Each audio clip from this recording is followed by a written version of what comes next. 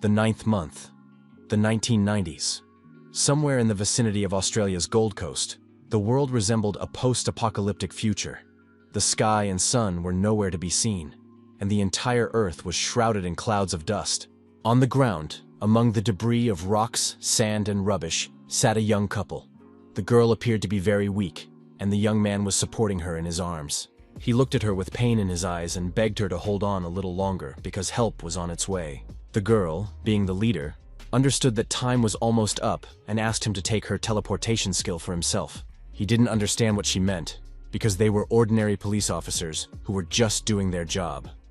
What teleportation skill? The girl confessed that she had known the whole truth for a long time. She knew who the guy really was. The young man did not allow her to say his name. He did not want it to be spoken aloud, because it was much easier to remain an ordinary person to everyone. The girl accepted this and agreed to his request, hoping that with her teleportation skill, he would be able to do many more useful things not only for himself, but also for others. After these words, strength and life left the fragile girl's body, leaving the guy alone and not giving him a chance to change anything. The young man was so shocked by the girl's death that he couldn't hold back and began to vent his emotions with a piercing scream. With this cry, he not only said goodbye to his deceased partner, but also absorbed her ability to teleport. New abilities filled his body, making the young man more mobile and invulnerable. Who knows? Perhaps a great destiny now awaited him. After the process of absorbing the skill was complete, he sat for a long time over the lifeless body of his partner, remembering the past, thinking about the future, and hoping that he could be useful to all of humanity. The last conversations he had with her came to mind. She admitted that she knew everything about his past, but then why did she pretend that nothing was happening?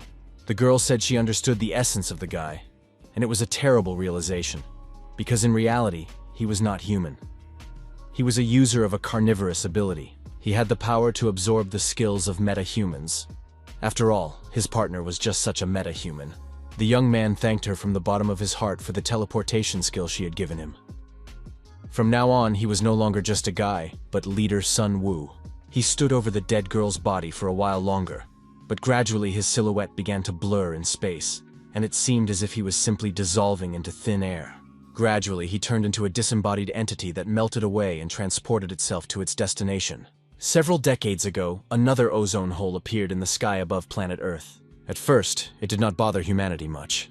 Ozone holes had surrounded the planet since the mid-20th century, but this time, things went differently. A multitude of creatures burst into the human world from this hole. These creatures did not bring anything good to the population of Earth.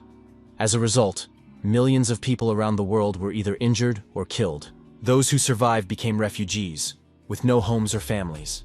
They wandered the planet and gathered in small groups. At the very beginning of this intervention by cosmic creatures, many highly developed and powerful countries tried to deal with the situation using their military force. They deployed rocket and space forces, sea and river ships, aircraft, fleets, and tank divisions. Everything humanity had at its disposal at the time. However, these weapons and all the military might proved insufficient to protect themselves and drive the invaders from the planet. It all ended in a global apocalypse. Cities were destroyed and burned, fields and forests were scorched, crops were destroyed, people were driven from their homes and deprived of the basic necessities of life, food and medicine. Humanity was completely powerless against the monsters that had taken over the planet. The beasts hunted people, not allowing them to stay in any one place. The survivors were forced to hide, avoiding encounters with the creatures and any contact. Hunger and fear reigned everywhere, and for the first time, people felt that the world was truly coming to an end. This continued for 3 long years, but soon mutant humans appeared, who were later called metahumans. They possessed superhuman physical and mental abilities and could kill special monsters that no one else could handle before. Moreover, their numbers were steadily growing. From that moment on, humanity's counterattack began. These people gradually cleared the Earth of the monsters that had arrived. The metahumans united to create safe zones, which came to be known as cities. The people who lived there could once again enjoy life, almost as they had before the monsters arrived. However, these cities remained relatively small areas, surrounded on all sides by deserts and dead territory. There were still many unsafe areas on the planet, called deserts. These territories were also inhabited by people who lived alongside monsters, continued to fight them, feared them, and awaited imminent death. The world was divided into safe and dangerous territories. One such dangerous zone was a desert near Seoul. A group of people was moving through this desert when a stranger appeared out of nowhere and joined them. He said he was an ordinary man named Kim Seong-woo. The guy asked to be taken along because traveling alone was extremely dangerous. He promised to help the group reach their destination. At one point, the group asked how much further they had to go. Instead of answering, the young man suggested that everyone look up and look carefully. The entire ceiling of the cave was covered with the feces of some creatures. The young man said that they had entered the territory of the copper spiders. He explained to the people that 19th rank copper spiders were relatively easy targets for hunting. First, they needed to chop off all the limbs, then cut off the head and take only the body. He further clarified that they should start with the front 2 legs, because that is what the spiders use to attack. Then he warned that they should be extremely careful with the white web that comes out of the copper spiders' mouths during an attack. One strike from such a spider could instantly decapitate a person if they were not careful enough. People didn't really want to listen to the young stranger. They said he shouldn't act like a metahuman.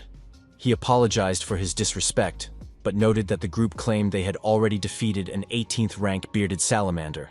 Suddenly, fiery eyes flashed in the darkness, and a stream of poisonous saliva mixed with white web was directed straight at the crowd. One of the speakers was instantly killed by this web, and Sun Woo almost suffered the same fate. He immediately got his bearings and tried to lead the group of people, giving orders for everyone to run and retreat. The people were not very quick, giving the impression that they had never encountered copper spiders before and could not oppose them. The team formed a circle and held up their weapons, swords and spears. The spider, its giant eyes gleaming, watched them from the height of the cave. The people looked at the monstrous spider in fear, unable to believe their eyes that this creature was only of the 19th rank. This spider was a real monster. 3 pairs of eyes glowed in the dark, sharp teeth covered even sharper fangs, and in front of them stood a pair of giant deadly claws. The people froze in wild terror and could not even move. Sun Woo realized that these warriors were not warriors at all. At that moment, the monstrous spider opened its huge mouth, filled with sharp teeth, and spat out a portion of poisonous white web. In an instant, this web took the head of one of the men. The others watched in horror. The head of the slain man rolled across the cave floor, causing panic and paralysis among his comrades. Kim Sun-woo shouted at the top of his lungs, trying to organize the survivors and get them to defend themselves. The words of the task distributor flashed through the young man's mind. She claimed that this squad had defeated the salamander. They promised to pay a lot of money for escorting them. But apparently, the skill level of this squad was too low. The boy guessed that it was a lie. She said that they were a trained assault squad, but that was far from the truth. The spider moved to another part of the cave and prepared for a new attack. He also realized that what he had before him was just ordinary food. A new batch of poisonous white web splashed onto the group of people. One of the men finally gathered his courage, drew his sword, and tried to fight the monstrous spider. He wanted to defeat the monster with his bare hands, but the moment he touched the web, his body was paralyzed. The spider, paying no attention to anything, continued to attack, killing people one by one. The young man watched the monster's attacks and realized that these people were indeed capable of using electricity. At least in this respect, he had not been deceived. They were meta-humans. The electric shock slowed the spider's attack slightly. At that moment, the leader of the group raised his sword and called on his surviving comrades to attack the monster while it was paralyzed by the electric shock. The survivors as one got to their feet and attacked the spider. They surrounded it on all sides. The spider was still immobilized by the electricity. The humans seemed to have the upper hand, and for a moment it seemed that they would defeat the monster. Kim Sung-woo shouted that they should cut off its legs first and only then attack its body. He had explained this just a moment ago. Finally, the electricity wore off. The spider lingered for a moment, but soon seemed to come to its senses. In an instant, it jumped to its feet and climbed onto the ceiling. The people stood in confusion, not understanding where it had disappeared to. In the next moment, another man was killed by the blow of its paws. The survivors were enraged by the death of their comrade. One of them, sword in hand, rushed straight at the spider. Facing the monster one-on-one, the man hoped to cut off its head and send the monster to the other world. But the spider was much quicker. In a split second, its claw pierced the man's body. No one even had time to scream when the warrior dropped his sword and life left his body. The spider was in no hurry to pull out its sharp claw, and the man, grabbing it with both hands, tried to inflict at least the slightest damage on the monster. He sent an electric shock through the spider one last time, hoping to disable it. However, the spider had now learned to resist electric shocks. The action proved useless. The man was knocked off his feet and thrown into the far corner of the cave. After flying a considerable distance, he collapsed unconscious. Kim Sung-woo looked at him alone. There was no one else alive nearby. The young man was upset and angry. He understood that now he would have to fight the spider himself. Left alone with the giant copper spider, the young man thought up a plan of action in his head.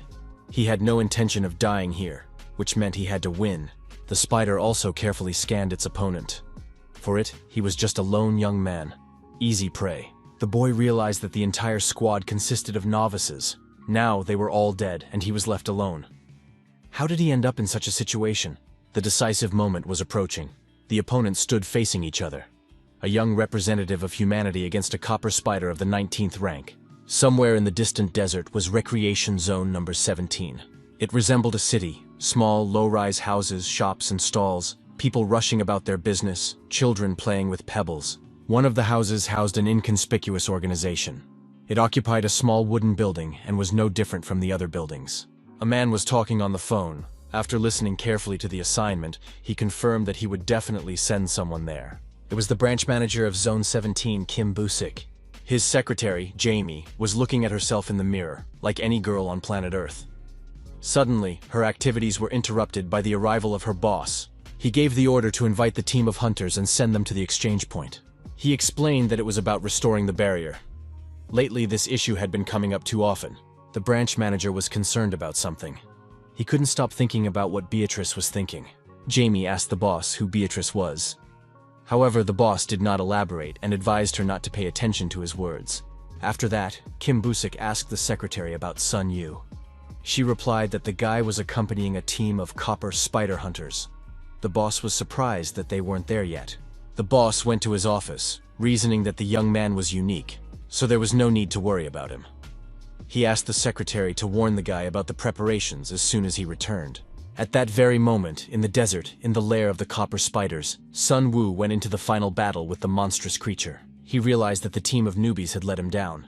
They were all dead, and he was completely alone. He couldn't understand how he had ended up in this situation.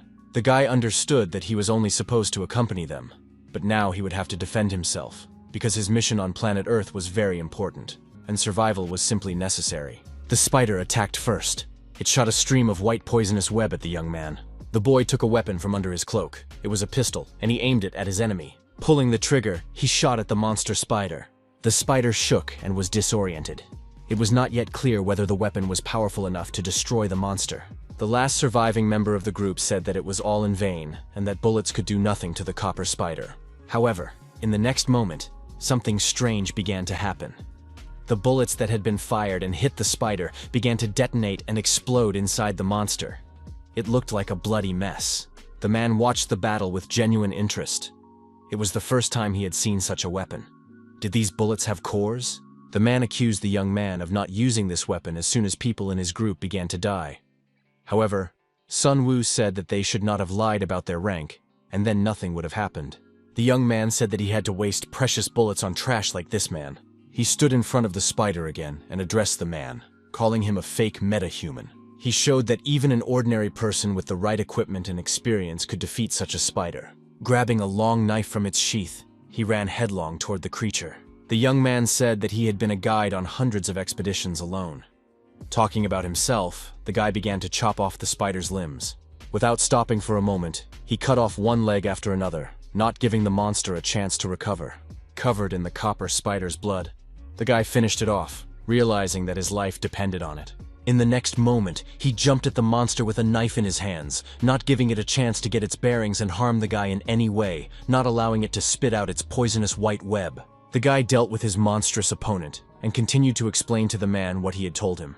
First cut off the legs, and then it was necessary to cut off the head, said the young man, raising his hands high, in which he held his very sharp and long knife. Lowering the weapon with all his might onto the monster's neck, he cut off its head in one motion.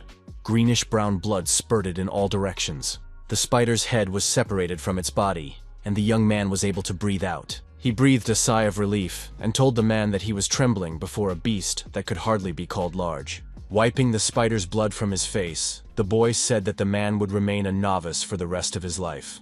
He realized that the rank given by the people at the exchange point was not real. An 18th rank salamander sheds its skin once a year. Why did you pretend to have defeated it, bringing the shed skin as proof? The man did not answer. He realized that there was no point in denying it. His consciousness was fading, and he could barely hear Sun Wu's words, who called the team quite brave for deceivers. After all, no one ran away when the others began to die, even when their stomachs were pierced. Sun Wu was amazed at how the man grabbed the spider by its sharp front leg and struck it back with an electric shock. Instead of forging rank documents, it would have been better to spend time training skills. However, now it didn't matter. The whole team was dead. The young man did not want to hear any excuses. He said it was none of his business. He was sure that these people had reasons for doing what they did. The young man asked if the dying man knew the price to be paid for deceiving Noda. The man replied that it was a criminal offense, but the young man had no right to kill him. Although he really wanted to do it right now, because the man and his group had put Sun Wu's life in danger. Suddenly, the young man heard a command in his head. Kill him, and take it. The man asked to be killed because he was dying anyway, and it would be difficult for him to wait for Noda to take revenge. The young man stood over the dying man's body and couldn't understand what voice he had just heard. That voice wanted him to kill the man. The young man continued to resist these thoughts. He remembered how he had been given the order to accompany the detachment and receive a lot of money. He strained with all his might to remember whose voice had given him the assignment, because it was now of fundamental importance to him. Finally, the name Jamie popped into his mind. Jamie, the branch manager's secretary. He teleported there immediately and appeared in front of the girl, demanding an explanation as to how she dared to send him on such a mission. Jamie was really scared. She tried to calm the young man down and told him not to get so worked up. He wouldn't let up, because she knew what a dangerous mission she had sent him on. The girl accused the branch manager of not being able to tell the difference between shed salamander skin and cut skin, and that she had also been deceived. That they had all been deceived. Sun Wu said that this time he would not pay her part of the money, and from now on he demanded to be informed of all the details about the clients he was to accompany. Jamie tried to say that in that case, they would be breaking Noda's rules.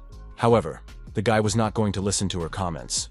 He demanded that she find a way to get around these restrictions. The girl apologized again and promised that it would not happen again. Sun Wu said he was very tired and that if it weren't for the branch manager, he would have severed all ties with Zone 17 long ago. Jamie reminded him that even if he didn't want to, these people were very sensitive about guides walking on their territory. It pissed him off that there were metahumans in every barrel. If you're going to die, what difference does it make whether it's at the hands of a monster or a hunter? He remembered how he had just lost his temper and killed one of the metahumans. The guy really wished he had abilities like those liars. He would have found a more effective use for them. The next moment, a flash of his rage lit up the whole room, and someone's powerful hand grabbed him by the throat with a pincer grip, causing asphyxiation. Seconds later, he was dangling high in the air, lifted with a slight movement of the hand, unable to fight off the attack, breathe, or defend himself in any way. "Here comes the metahuman for your soul," the guy's voice rang out. He asked if he should kill Sun Wu, as he wanted. The young man did not answer, burning his opponent with his gaze. He could not answer. The metaman's hand continued to squeeze his throat, barely allowing him to breathe. The metahuman noted that this young man had a very bold and insolent look in his eyes. Everyone associated with Nod is a representative of the guild and can use its name if necessary, the metaman reminded him. A girl approached him from behind and said that any actions aimed at harming a member of Nod would be interpreted as an attack on Nod itself. This girl was the hunter Park Yoon-jung, a meta-woman with enhanced vision of the 17th rank. After the end of the world, Nod was the only guild that continued to fight for the preservation of life in the lands called the deserts. This organization created safe places for humanity to survive and received assignments such as hunting demonic beasts. Park asked if the metahuman was afraid of being punished for killing a normal person. Hunter Kim Seong-ho did not answer her. The next moment, he unclenched his claw-like fingers, and the young man fell to the floor from a great height, bruising his entire back. It took him a long time to clear his throat and catch his breath, and Park asked if he was okay and if he needed help. Park didn't understand the point of behaving like Hunter Kim and making a scene with the young man. The next moment, a man appeared in the doorway. He asked if the young people had finished talking among themselves, and if they were ready to listen to something important. He said that the branch manager was waiting for everyone, and that Sun Wu was also invited to the meeting. The young man was speechless with surprise. He knew that he was standing before the leader himself, Zhang Changsu, and since all the members of the Marlin team were gathered here, it meant that something incredible had happened. The team representatives gathered in the office listened to the branch manager. He said that a request had been received from Kwang Muen to defend the barrier. Sung Woo said that it seemed she had lost consciousness again. Leader Zhong confirmed that this was the case. Until she recovered, the team had been asked to act as bait. Hunter Kim said that he himself had not yet participated in such missions, but had heard many stories about similar requests recently. It seemed like she was wearing herself out.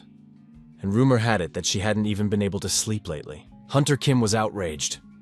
He said they were like slaves. Let these people defend their own lands. The branch manager confirmed that they were desperate, as evidenced by the current conditions offered for the team's services.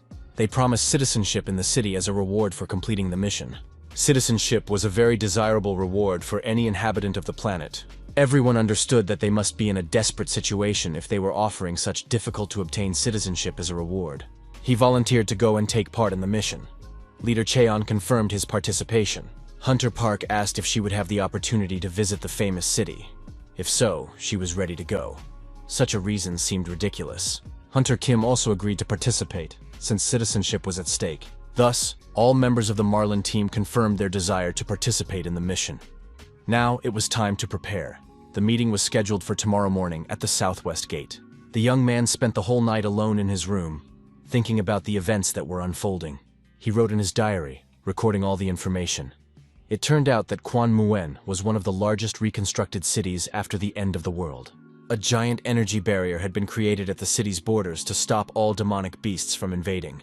This barrier had been maintained for several decades by a high-ranking hunter named Beatrice. However, she has recently had health problems, which have affected the quality of the barrier.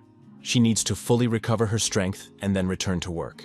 But if a beast attacks during this time, the city will be lost. The residents decided to change their strategy after the tragedies they had experienced. They turned to the people of the desert for help in saving the lives of their own population. The Marlin team settled in the vicinity of the city.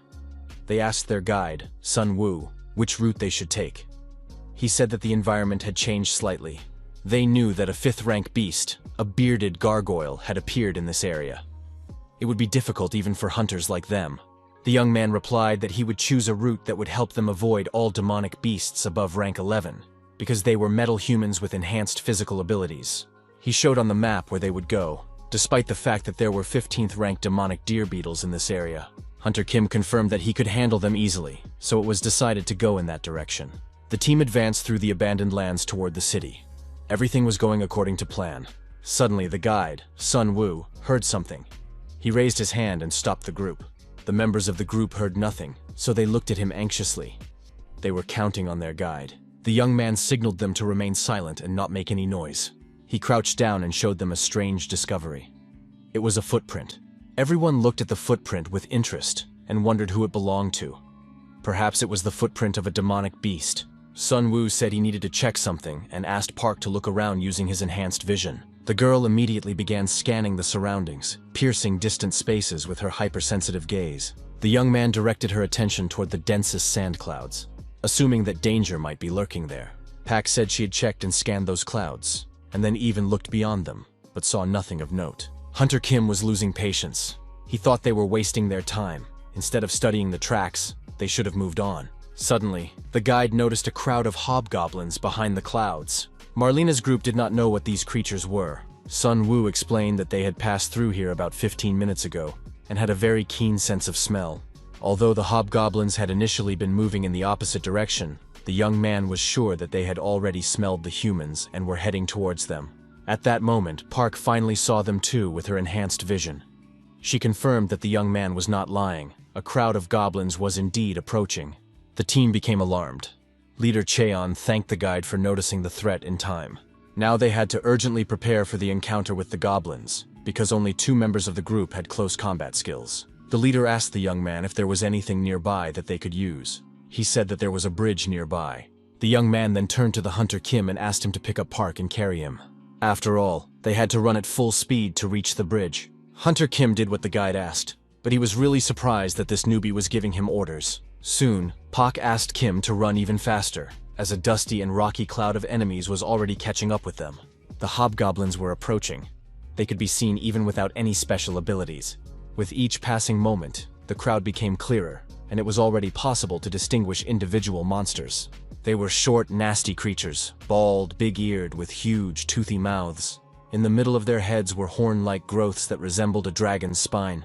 Hobgoblins were monsters of the 18th rank. They were weaker than copper spiders, but they had a strong sense of belonging. Thanks to this trait, goblins would unite at the slightest sign of danger, and a whole horde was already considered to be of a higher rank. Even experienced hunters had a hard time fighting them in open terrain. Assessing the composition of the team, the young man realized that there was only one melee specialist for every 2 warriors. Even leader Cheon, with his 10th rank, was not strong enough for such a situation. It all seemed too risky, but there was no choice. Finally, they reached a bridge 4 meters wide and about 6 meters long. If the leader and the hunter managed to repel the attack, it would ensure an easy victory, as the crowd of goblins simply would not be able to break through the bridge. However, there was still a problem.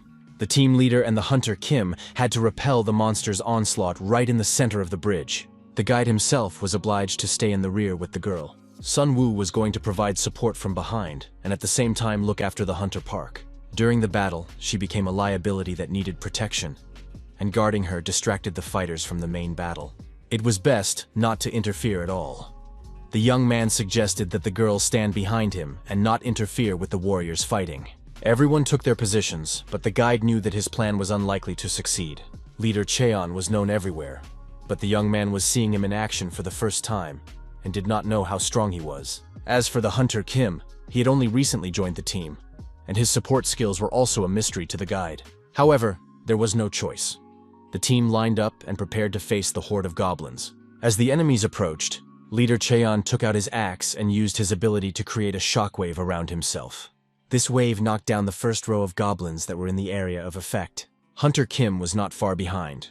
He cut the monsters in half with his sword. This was not a difficult task for him, as the young man possessed increased strength and easily dealt with such opponents. Of course, the goblins had the advantage in numbers, but that didn't stop the hunters.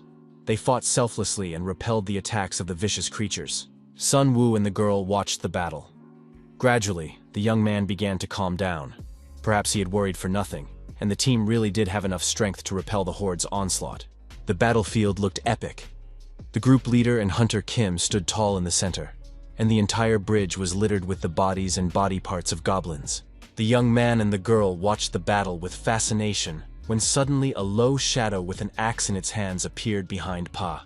The girl only had time to scream as the vile goblin grabbed her by the hair and threw her to the ground. Hunter Kim turned around at her scream. He asked the guide what had happened and why the girl was screaming, but at that moment, a horde of goblins closed in on him. The hunter was angry at the guy for just giving orders instead of protecting Pak. The situation was heating up. The nasty goblin raised his axe above the hunter's head. At the last moment, the girl jerked away, and the axe only cut off part of her hair. The young man rushed forward and shielded the girl from the enemy. The goblin watched the unexpected outcome of the fight with interest. Sun Woo realized that he couldn't count on the hunter's help. They were busy fighting a crowd of goblins. This meant that he would have to deal with the enemy on his own.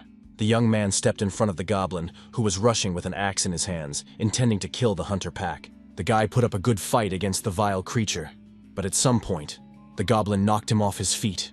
The young man fell and lost his weapon. He didn't have time to get up before the goblin was already hovering over his body, raising his axe to bring it down on the young man's neck. At that moment, the hunter pack did not lose her composure, ran up from behind and stabbed the enemy in the back with a sharp knife, thus saving the guide from certain death. The goblin let out a blood-curdling scream and collapsed, dead. The same fate befell most of the horde. The attack was successfully repelled. When the enemy army was defeated, the team members reunited. The hunters rushed to the young man and woman sitting in the middle of the bridge. Sun Woo was in shock. He was kneeling, holding his sword in his hands, unable to calm down after what had happened. He had nearly lost his life. Hunter Kim lashed out at him, saying that it was his job to protect the girl. Park defended the young man, saying that it was Hunter Kim who had missed the goblin. Kim reluctantly agreed, admitting that he had not expected the enemy to appear from the other side.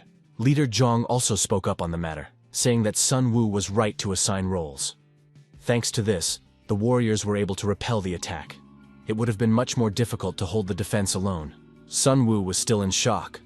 His hands were shaking, and he kept replaying what had happened in his head.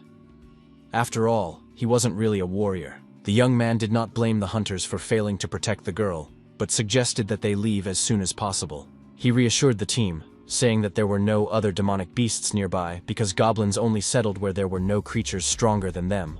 The group continued moving toward the city. Time passed, and they were still making their way through the deserted territory. At one point, the guide stopped and began to peer into the distance. The group leader asked if they had reached their destination, and when that would happen. Without answering the questions and complaints, the young man climbed onto a boulder that stood in their way. The fog and dust cleared, and the guy lowered a ladder for the team, inviting them to climb the wall. Hunter Kim continued to grumble. He didn't like that the journey was taking so long, that they had encountered goblins, and especially that some snot-nosed kid was giving orders. Climbing onto the platform, the team of hunters saw something unexpected and astonishing. Sunwoo explained that they were looking at the dome of the city of Kwangmuyong. They had almost reached their destination. A few hours later, they reached the dome itself. It was a majestic and unusual sight, truly magical. Not every inhabitant of planet Earth had the honor of seeing this wonderful dome up close. A barrier capable of protecting an entire city from monsters. Hunter Park stood, holding her breath, and looked at the dome. She wanted to touch it, but she was afraid of getting hurt.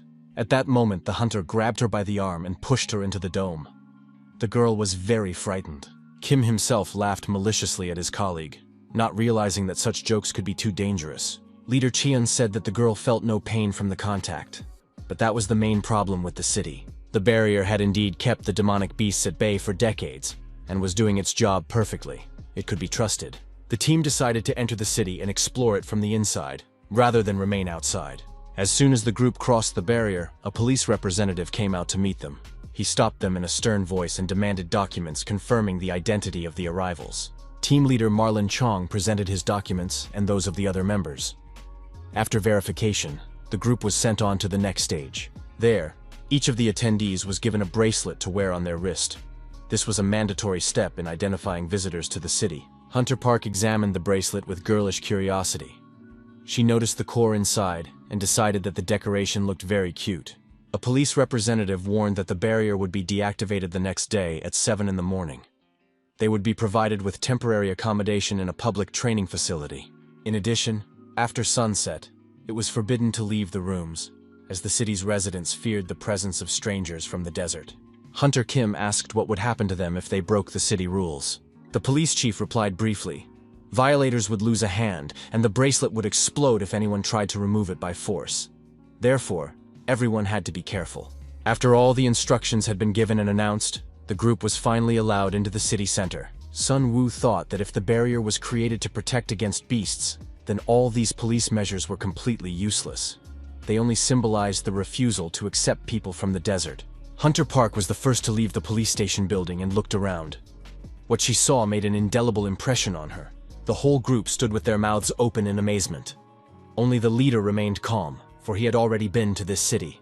"Welcome to the city," read the sign at the exit of the police station. Before them was a real city, one of millions that once existed on Earth. Everyone was fascinated by what they saw. They had walked only a few meters, and it was as if they had entered a completely different world. The leader confirmed that he had experienced the same feeling when he first visited here.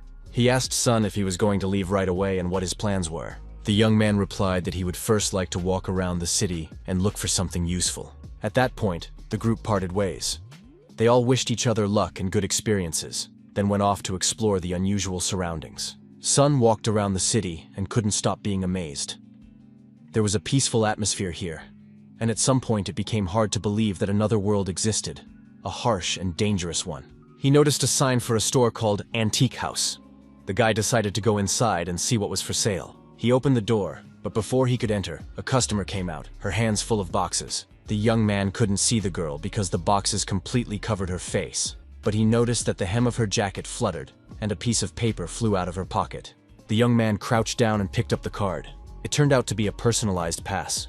While he was thinking about calling out to the girl and returning her lost item, she had already disappeared from view. After wandering around the store, the young man went to the cash register to pay for his purchases. In his basket were diving masks and snorkels. The salesperson looked at the selected items with surprise. He asked the young man what he needed the goggles for, but the guy did not go into details. Then the salesperson warned that the store only accepted payment in cores and did not accept metal money. At that moment, the young man's gaze fell on an unfamiliar object in the display case, and he asked the salesman what it was. The salesman explained that it was a magic bomb. If you pulled the pin, it would explode like a flashbang grenade. Sun Wu couldn't stop being amazed by this city. He was struck by the fact that such things were sold to the townspeople. The merchant explained that it was not a lethal device, so it was not considered a weapon, but if it exploded right next to a person, they could be blinded for a while. The young man asked where such a thing could be used. The salesman didn't know how to answer, but said that since there was demand for it, he sold it. At that moment, the shop doors flew open with a shout, and a disheveled woman appeared in the doorway. Her hair was sticking out in all directions. Sweat was streaming down her face. Her cheeks were red. Her glasses were crooked, and her clothes were untidy. The girl asked if anyone had seen her access card. At that moment, the young man realized that this was the girl he had met at the store entrance. He hadn't been able to see her face because of the boxes, but he was the one who had found the card. The girl rushed to the young man with sincere gratitude. She asked where he had found the card and showered her savior with words of thanks and admiration. When she calmed down a little, the girl introduced herself. Her name was Marie, from the Research and Development Department, and she was a senior researcher.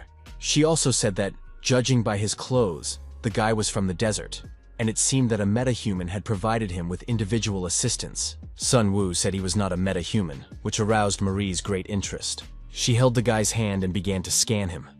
She checked his power type, visual type, and auditory type, but couldn't understand anything. The young man pulled his hand away from her grip. He didn't like any of this.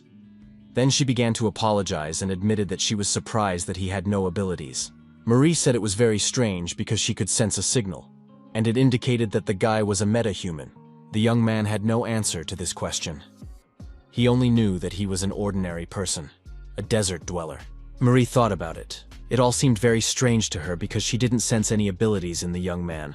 Suddenly, she remembered that she was late, apologized, said goodbye to everyone present, and ran away. Sun Wu was confused and bewildered after meeting the girl. There was no reason not to believe her words, but they sounded very strange. In the end, he was in a store in a beautiful magical city, so he added a magic grenade to his purchases. Lying in his room, he couldn't stop thinking about what Marie had told him.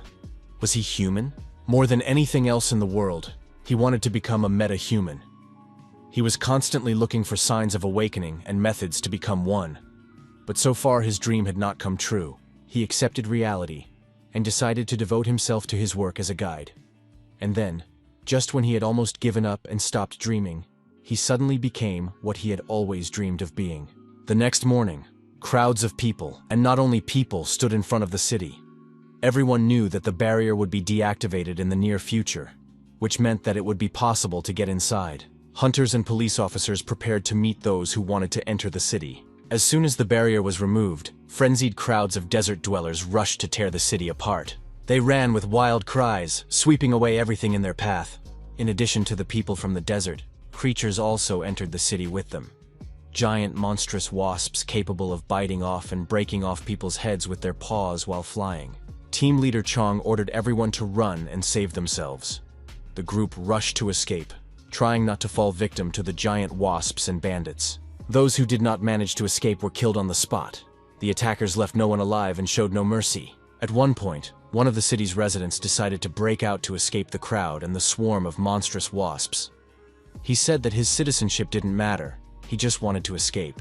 However, no matter how much he protested, the police did not let him leave the city. The next moment, he was killed by a monstrous wasp sting. The members of Marlin's group continued to run without looking back. Leader Cheon led his comrades, not allowing them to stop and think. At that moment, Sun Wu realized that they had not been called because the hunters in the city were weak, but so that they could be used as bait for the monsters.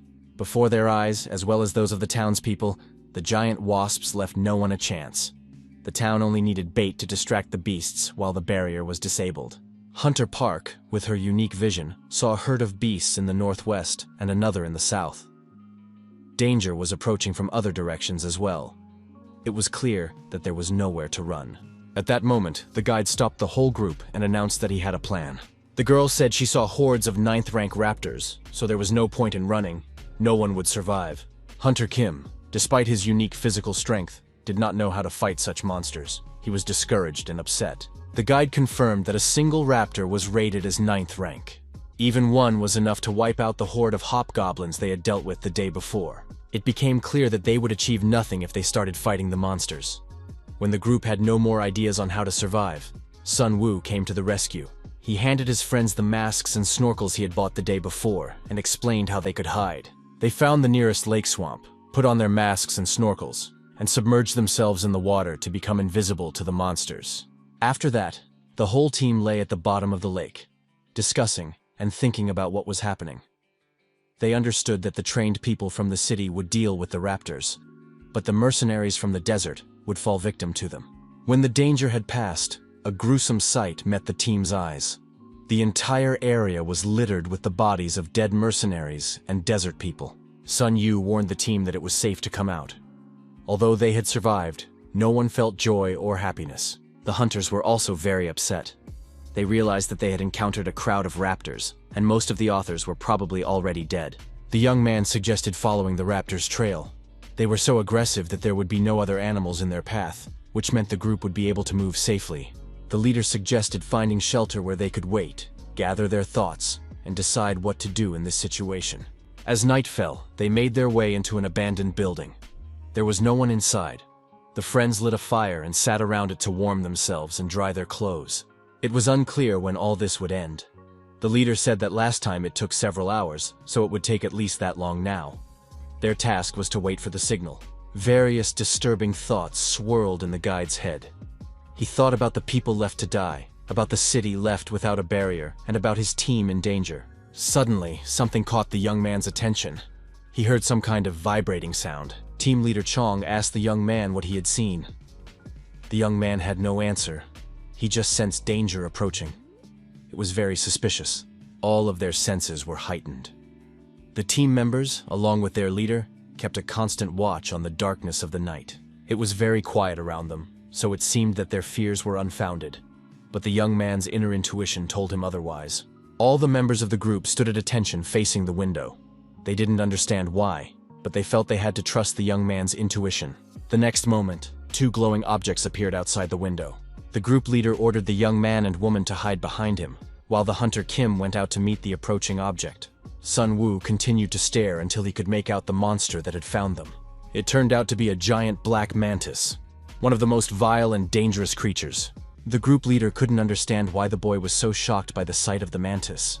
The young man replied that he wasn't entirely sure, but he knew of a flying demonic beast similar to a mantis, 2 meters tall and 4 meters long. However, the young man did not know the strengths and weaknesses of this monster and did not know how to destroy it. He did not even know the monster's rank, so he suggested that the group retreat. The leader said he would fight the mantis, and then its rank and abilities would become clear. However, the young man understood that an unknown rank did not mean weakness. The creature had entered the raptor's territory. This meant that the mantis was at least 9th rank. At that moment, the monster appeared before the group in all its glory. It noticed the people and began to move in their direction. Leader Cheon gave the order for everyone to take up combat positions and cover each other. The entire group took up combat positions, but it seemed completely useless in the current situation. Hunter Kim said that it was too dark here and he couldn't see the monster. He didn't know where the mantis would fly from. The group leader tried to calm the young man down and prevent him from panicking. Sun Wu asked the girl to look around and determine where the mantis was hiding and from which side it would attack. All sides were examined by Park's unique gaze. She searched everywhere but could not find the area where the mantis was hiding. It was very suspicious. The group froze in anticipation. At that moment, the guide heard a sound approaching. By tracing the source, it was possible to determine from which side the giant creature was approaching. If everyone stays calm and reacts in time, the young man thought, when the silhouette of a monstrous mantis appeared right behind him. It was unclear how the creature had gotten behind him, but the young man did not lose his composure. He managed to grab his sword and partially repel the monster's attack. However, he still didn't have enough strength to harm or repel the blow, so in the next moment he was thrown onto his back, losing his weapon. At that moment, the hunter pack also saw the mantis and tried to warn the young man. The boy was confused. He had just gotten up and couldn't find his sword in the dark when the giant mantis appeared above his head again. The group leader, Chong, also sprang into action. He had already seen the attacker and rushed into battle with it. The giant mantis's next blow struck leader Cheon's axe. The group commander put up a worthy fight against the monster. ordering the others to leave while he stayed behind to fight. In the next move, Leader Cheon repelled another attack from the monster. Sun Wu managed to escape from the scene of the battle. He no longer had a weapon, so only his legs could save him. He joined his comrades. The group was at a disadvantage. Unlike the monster, they couldn't see anything in the darkness. How they needed light. The young man watched anxiously as the group leader fought one-on-one with the monster. At that moment, he had an idea.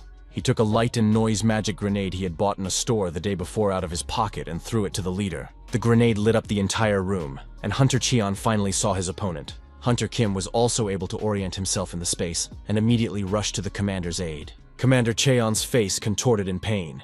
He shouted for the young man not to move or come closer. At the last moment, Hunter Kim stopped, and the group leader went out to fight the giant mantis one-on-one. The young man agreed that the leader was right. If they swung their weapons in a place with limited lighting and space, they could only do harm. In the current situation, it was the best decision. However, the leader could have problems in the fight with the mantis. In fact, he couldn't even defeat the raptor, and the black mantis was stronger, most likely by a lot. But even worse was that the mantis was very intelligent. While the young man was thinking about this, Leader Cheon took a stance and prepared to fight the monstrous creature. The mantis was also ready. It raised all its legs as high as possible and prepared to attack. After waiting a little longer, both opponents rushed towards each other. Until the very end, it was unclear who would win. In the first minutes of the fight, it seemed that Leader Cheon was doing an excellent job and was blocking all of the mantis's attacks. However, as we remember, the monster was not only strong, but also very intelligent. The mantis distracted its opponent by making extraneous noise and took advantage of the moment to strike. Leader Cheon was able to take advantage of the situation, stood over the monster, and raised his weapon, intending to send it to hell. However, he failed to carry out his intention because the cunning and intelligent mantis blocked his attack. Hunter Kim saw that the captain was losing ground. Before the eyes of the team, their leader was losing the battle. The captain himself understood that unless something supernatural happened, and he managed to come up with some kind of trick, the battle would be lost, and the mantis would deal with the entire team in a matter of moments. Hunter Kim was not known for his composure, patience, or intelligence, so without hesitation, he rushed forward and put his weapon in front of him, trying to protect the captain. Strength alone was not enough to overcome such a cunning and powerful opponent as the black mantis. He easily threw the young man to the far side of the room, after which Kim knocked him out, losing consciousness. Having neutralized one of his opponents, the mantis strengthened his position and continued the fight with the group's leader, Chon. The predator's next blow struck the captain. The beast's sharp claw pierced the shoulder of the man, who had already lost much of his strength in the fight. Without noticing how it happened, the captain found himself impaled on the mantis's paw, like a kebab on a skewer, practically losing consciousness in such an unequal battle. Leader Chon agreed that the battle was uneven, and that the opponents could not fight each other on equal terms. The mantis, without losing speed, knocked out the two strongest and most capable warriors of the group, without losing any of its strength and power. Guide Sun Wu and Hunter Park were left alone with the monster. They were not capable of close combat, untrained and untested for such a task. The young man realized that there were no options left. Now it was their turn to face the mantis on the battlefield. Based on what he had seen, the young man realized that it was at least a 5th-rank beast, and he had no hope of defeating such a predator. Clutching his blade in his hand, the young man continued to analyze his opponent.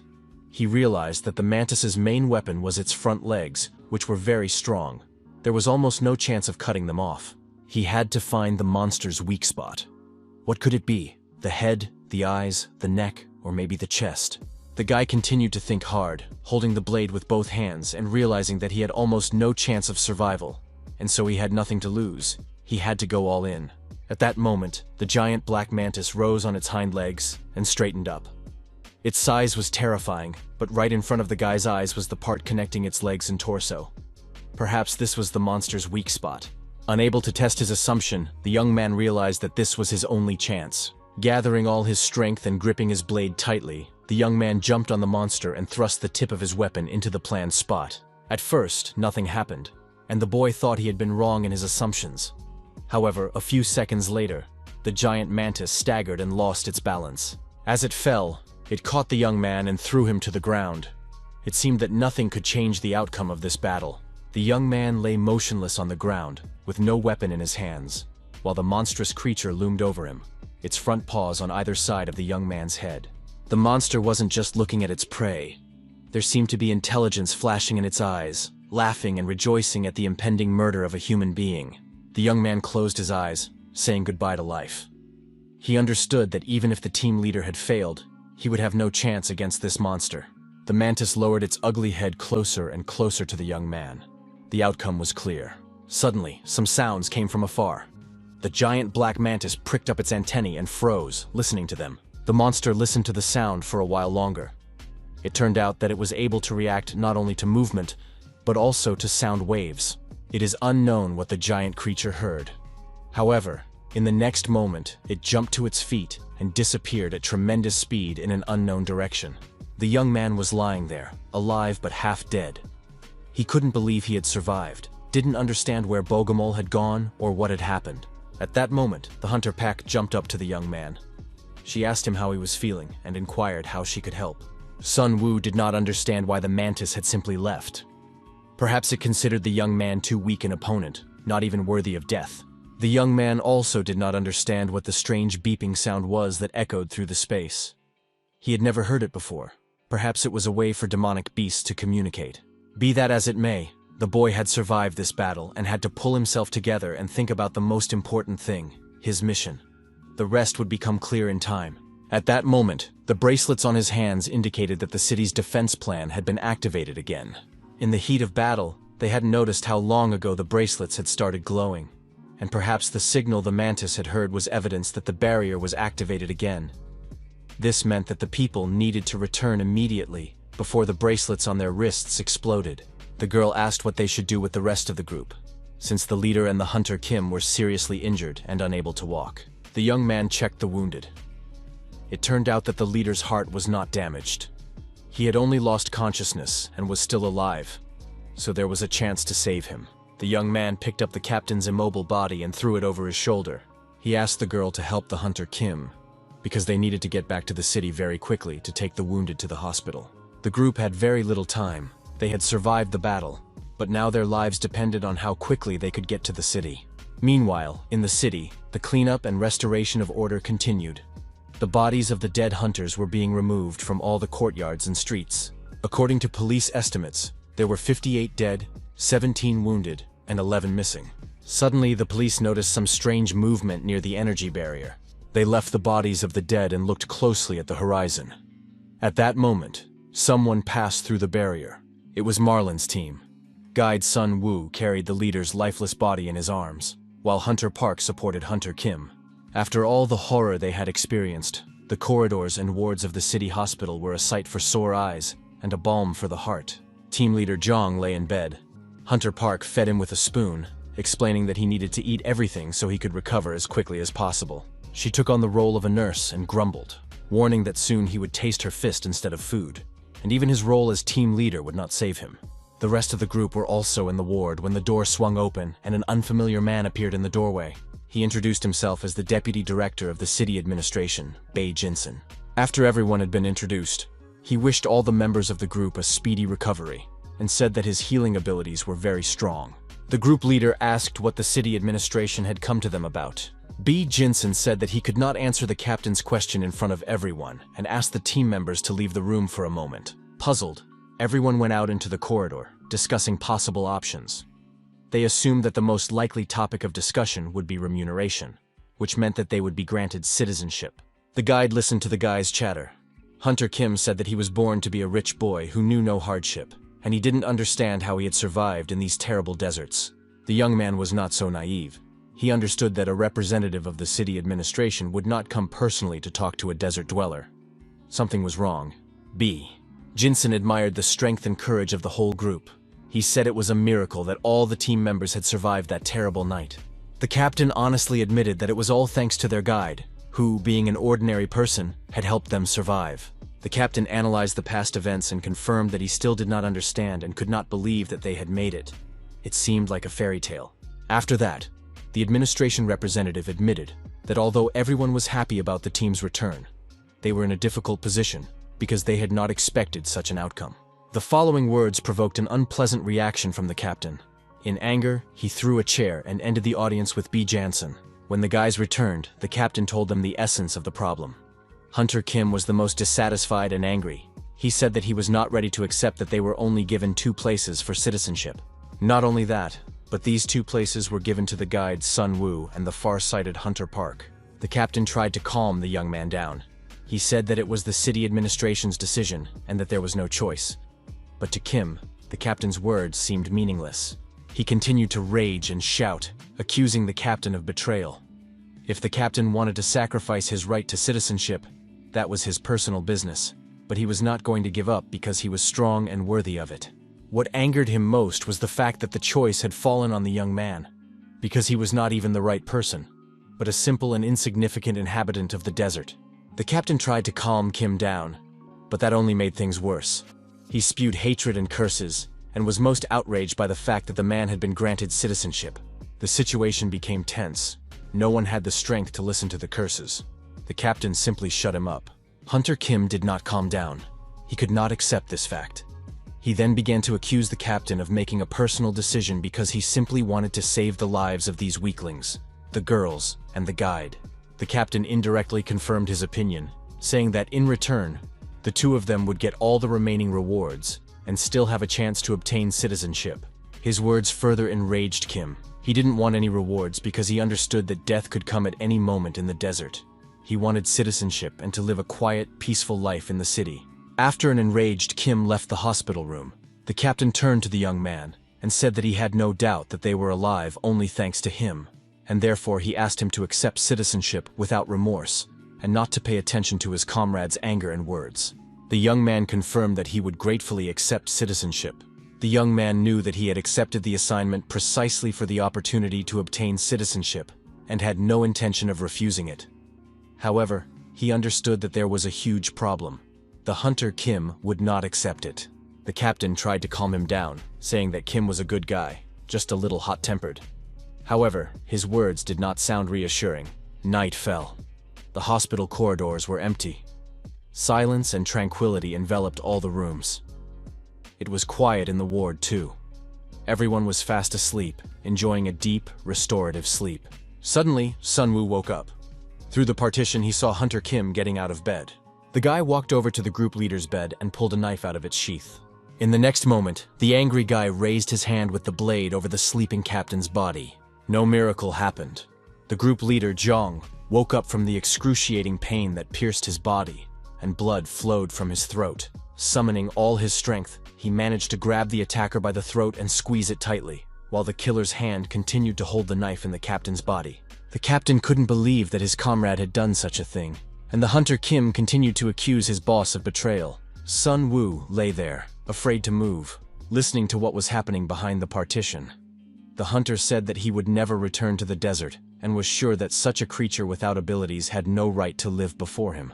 At some point, the hunter realized that his actions had awakened the others. He approached the guide's bed and decided to deal with him as he deserved. Pulling back the blanket, the killer realized that the young man had escaped. At that moment, a magic grenade flew to his feet. There was an explosion, and the light and sound wave knocked the villain out for a while. Bleeding profusely, he stood crouched and could not open his eyes because he was blinded and deafened by the explosion. Sun Woo knew that this was his only chance. Gathering all his strength, he rushed at his opponent. With a knife in his hands, he jumped on the hunter from behind, pinning his head between his knees. In the next moment, the knife pierced the guy's neck and sank in so deep that blood began to flow from the enemy. Suddenly, voices rang out in the young man's head. They told him to kill and take the abilities. Kill and take. The boy froze in surprise. He heard the voice that had sounded in the desert again, which meant that he hadn't imagined it last time. The hunter Kim took advantage of the young man's confusion and slammed him against the wall with all his might. Using his enhanced physical abilities, Kim was going to break the insolent man's neck. He couldn't stand this insolent upstart who had taken away his right to citizenship. However, the wound inflicted by the young man proved fatal. Blood pulsed and flowed from the hunter's neck. Both participants in the fight realized that the wound was fatal. Hunter Kim continued to bleed and rage, calling the young man a loser with no abilities. In the grand scheme of things, his words were irrelevant, because a few seconds later he fell dead in the middle of the room, having lost a huge amount of blood. Sun Woo watched what was happening. He couldn't believe his eyes. It turned out that he had killed a meta-human. Suddenly, his body was affected by some kind of force.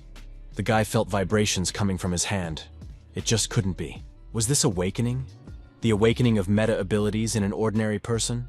The young man understood that he couldn't stay in the room because it would be proof of his involvement in the death of his colleagues.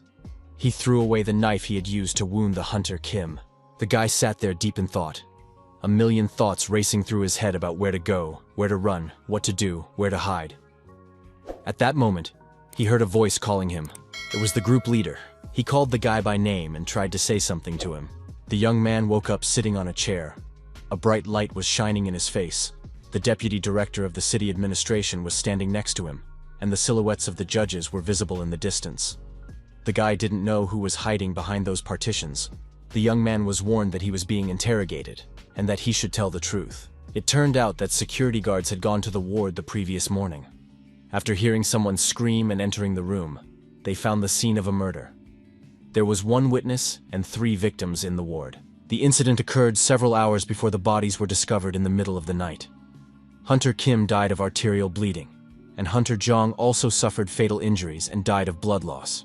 The only witness, Hunter Park, was ruled out as a suspect after her alibi and evidence were checked. Mr. Song-woo was found unconscious with bruises and contusions all over his body. He was the only one who could testify. The young man had been the team's guide for 3 years and had twice been called upon to defend the city as a person without abilities. B. Jinsen asked the young man if he agreed with all this information. The young man confirmed that this was indeed the case. This was followed by questions about what had happened that night, and he was asked to tell the truth. The young man said that in the middle of the night, an intruder broke into the ward. Unfortunately, it was very dark, and the young man was under the influence of medication, so he was unable to see the attacker who broke into the ward and killed the hunters. This information did not quite match the picture, so B. Jinsen doubted the young man's honesty. One of the participants in the trial, a senator, said that this incident was related to people from the desert, and there was no need to make a mountain out of a molehill. Why didn't this version suit him? The senator suggested that the deputy director of the city administration leave the unknown attacker as the culprit and increase patrols in the city. However, B. Jinsen was not satisfied. He found it strange that despite the huge amount of blood in the room, there were absolutely no traces in the corridor, and the killer should have left traces at the scene of the crime. This cast doubt on the story told by the young man. In this regard, the deputy director believed that the young man had given false testimony to cover up his crime. The young man had no choice. He had to defend himself, so he asked to speak since he was now a suspect. The boy said that he was indeed just a city dweller with no abilities, and he agreed that he was not strong enough to fight 2 metahumans with physical enhancements. Moreover, the young man had only just received his citizenship the day before, so he clearly couldn't risk his life foolishly against 2 people. B. Jinsen confirmed that his words sounded logical. Marlin's team was an assault squad, and it was unlikely that they could be easily killed. Perhaps this action was committed by another metahuman who wanted to become a citizen. In addition, traces of a fierce struggle were found, and if Sun Woo was a criminal, he should have had much more serious injuries inflicted on him by the hunters in response. Scenes from the night flashed through the young man's mind. He had indeed been severely beaten. His body would not have been able to withstand it if he had not survived the awakening. The senator clarified. If that was the case, why wouldn't the deputy director of the city administration close the case right now? He replied that it was all true, unless Sun Woo was a metahuman. Therefore, B. Jinsen wanted to check something. A witness was invited. The young man couldn't understand or imagine who it could be, because apart from Marlin's team, there was no one else in the hospital ward. The door swung open, and an unknown person appeared in the doorway. The deputy director of the city administration asked him to introduce himself. It turned out to be a researcher from the city's research and development department, Marie. She said that she determines the characteristics of metahumans' powers when she assigns them tasks. She had the ability to determine whether a person belonged to the metahumans. She was called in because of her abilities to confirm the words of the young man who claimed he was not a metahuman. The young man confirmed that he was an ordinary guy and did not possess any of the abilities or qualities of a metahuman. The deputy director of administration asked Marie to stand in front of the young man. B. Jinsen said that there were known cases when a metahuman awakened during their lifetime, despite initially being an ordinary person. If it turned out that the young man had recently acquired abilities, then he would become a suspect. Marie stood in front of the boy sitting on the chair, looked at him, and began to assess him. The young man remembered how Marie had once offered to help a guy in a store, thinking he was a metahuman. He also remembered how surprised she was when he told her he was an ordinary person from the desert. Even then, she didn't understand how that could be. In order to determine the young man's status, she needed to confirm or refute her assumption. She stretched out her hands and froze in anticipation. Taking the guy by the hands, the girl began the process of energetically scanning her partner. She entered his consciousness and saw the events of the previous night. The leader had summoned the young man to him. Dying from blood loss, the group commander told the young man to run away before the hunter Kim killed him. The young man was shocked that the commander did not realize that the hunter was already dead and was trying to help the guy survive this state. After life left the leader's body, the young man rushed sincerely to him to try to revive him. However, at that moment, something incomprehensible happened. Some kind of energy entered his consciousness. The young man felt a strong pulsation in his head, just like when he woke up in the desert. The young man felt very ill. His head was splitting, his eyes could not see anything, his body was aching. It was something different and very strong. In the next moment, some kind of energy explosion occurred inside the guy, causing him to lose consciousness. After that, he remembered nothing, because he was lying, like his dead comrades, on the floor of the ward amid blood and the aftermath of the fight. Marie read all this in the guy's mind with horror. She moved away from him and announced that she had finished the scan. The deputy director of administration asked her to announce the result. The girl, addressing everyone present, witnesses and judges, announced that Sun Woo was not a metahuman. These words greatly surprised B. Jinsen. Marie confidently confirmed that he was definitely an ordinary person. The young man understood that Marie was well aware that he was awakened. He did not understand why she had defended him and lied under oath. The judges were eager to end the interrogation. They suggested releasing Marie, as the results of her work were clear to everyone. The girl said goodbye to those present and left the room. The judges proposed to consider this case as one in which someone who had not obtained citizenship had attempted to kill those who had. The judge suggested that all metahumans who had not obtained citizenship be classified as suspects and investigated. The deputy director of the administration asked what the judges had decided to do with Sun Woo. In turn, the young man said that he was renouncing his citizenship and would return to the desert. The city administration did not insist on this, so the young man's decision seemed strange. He said that from the very beginning, he believed that Leader Zhang and Hunter Park were worthy of citizenship. The surprised judges asked the young man why he was giving up his right to residency, since he had gone through serious trials, and it was unknown when he would next have the opportunity to obtain it. The young man replied that if everything had happened because of citizenship, he would remain a suspect in the murder of his comrades, with whom he had spent 3 years side by side. Moreover, he did not want to receive something that had exposed him to danger from an unknown criminal. Therefore, it was logical to renounce his citizenship, so as not to attract the attention of either the police or the criminals. The hearing was adjourned, and after a while he was released from the courtroom. He warmly said goodbye to the Hunter Park, wishing her all the best in her new life. The young man himself set off in an unknown direction. Soon he heard someone calling his name. It was Marie. The girl said she was very happy for the young man, and that the judges had not realized he was a metahuman, so now he could leave the city in peace. Sun Woo thought she knew the truth about him, but he still couldn't understand what her plans were and why she hadn't told the tribunal anything. He confessed to the girl that he believed he had awakened because of that incident. He was referring to the murder in the hospital ward. The girl said she didn't think he had deliberately killed his comrades, but rather that it had been impossible to do otherwise. Marie continued to surprise the guy, so he asked her directly why she hadn't told the judges the truth if she knew it. It turned out that the research assistant was interested in his abilities. She leaned toward the guy, as if sniffing him, and said that what she sensed from him was something new and exciting. She believed that the young man was emitting completely different signals than other metahumans. It turns out that people are divided into 6 categories. Most people fall into one of 6 categories: physical enhancement, supernatural powers, magical technology, evil taming, psychopathy, and magic. But there are also individuals who are not like everyone else. Senator Beatrice from the city of Kwanmuon was one of them. These metahumans cannot be classified, and they give off different signals. The young man asked if the senator really had no supernatural powers. Marie said that her ability to create a barrier around the city was her superpower, but Senator Beatrice was the only one who could maintain a barrier several kilometers in size. Marie asked the young man if he had experienced any strange sensations during his awakening. Images of what had happened to him flashed before his eyes, when he didn't understand where he was or how he had performed certain actions. Sleep admitted that he periodically heard an unfamiliar voice in his head. Marie reassured him, saying that metahumans often hear commands in their heads. She asked the guy what the voice said. However, he did not tell her because he did not fully trust her. Although she behaved in a friendly manner, it was unclear what she had in mind. The girl did not press him, although she noted that it was strange and could not be so, but immediately confirmed that she sensed a certain feeling from the guy. He seemed to be emitting a different signal, not like that of other metal people. Senator Beatrice had the same signal. The young man couldn't understand whether this was good or bad.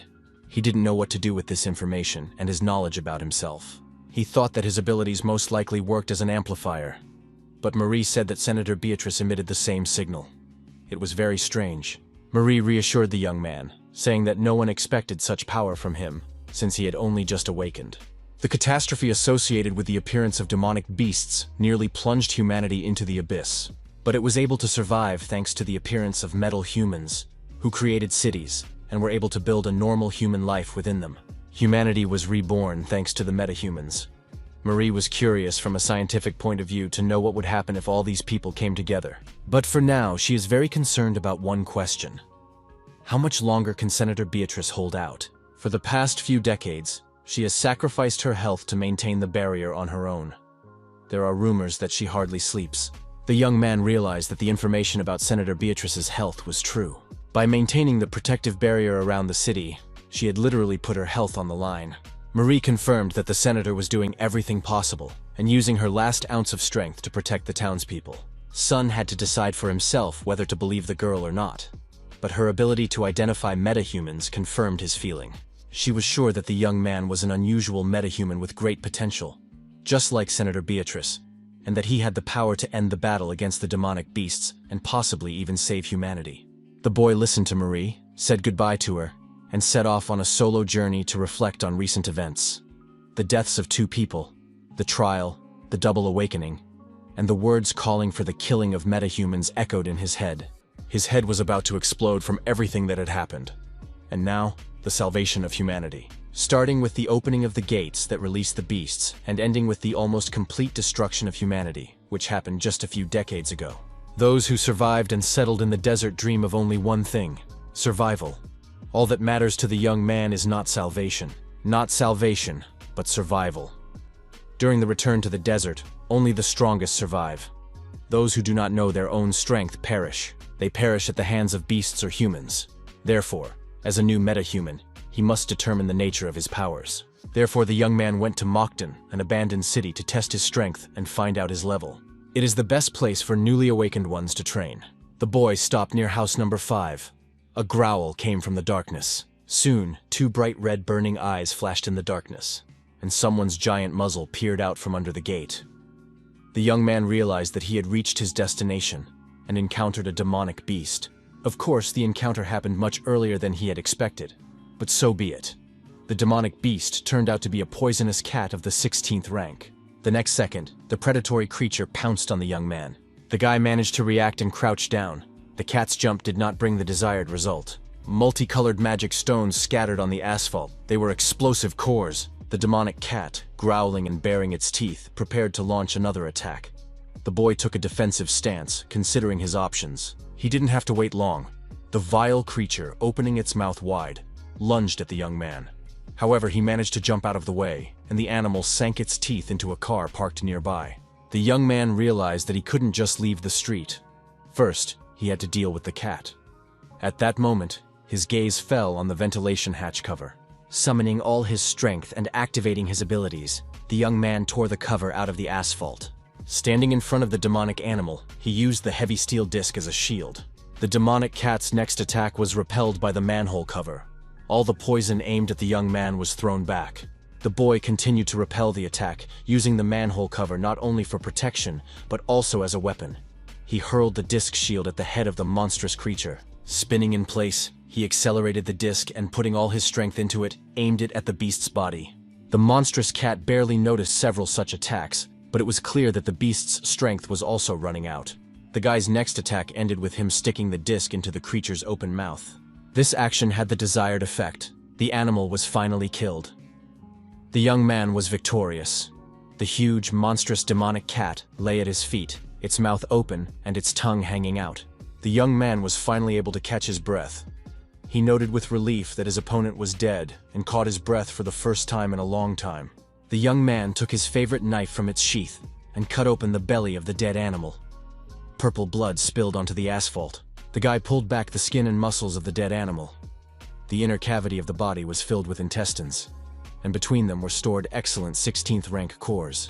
Taking one of the cores, the young man examined it, turned it around, assessed its strength and power, and was very pleased with its quality. After that, he gutted the demonic cat, tied a knot like a bag, and stuffed the cores inside the intestines.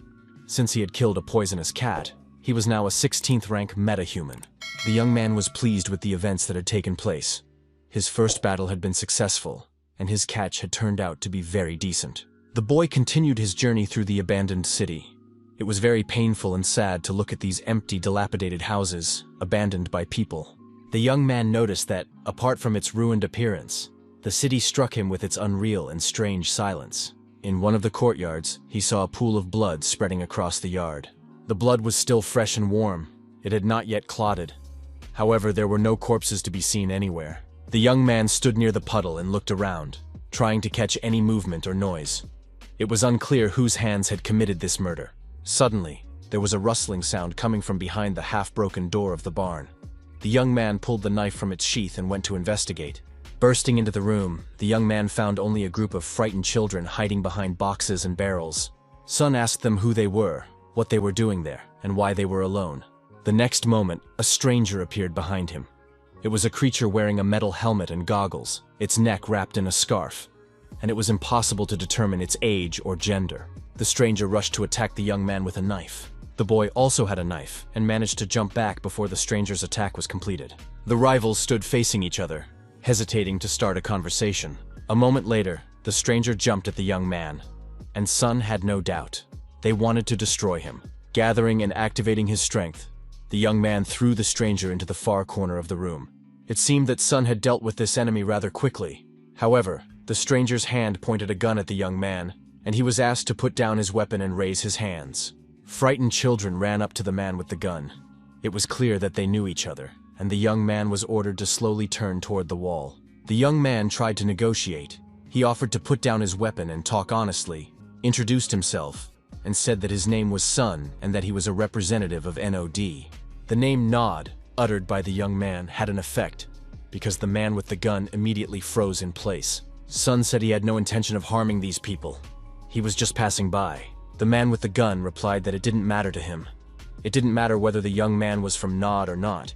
He ordered him to put everything he had on the ground and leave. The guy tried to psychologically pressure the man. He asked if he was really going to rob a metahuman from NOD. The man with the gun doubted that the guy was really a metahuman, but the young man suggested they test it out. The next moment, he simply struck the wall next to him with all his might, leaving a huge hole where he had hit it. The man with the gun knew that NOD was the last law of the desert, and this would seriously harm one of its representatives. The guy went on to explain that NOD doesn't rob or take jobs for a reasonable price. He tried to convince the guy with the gun of his good intentions.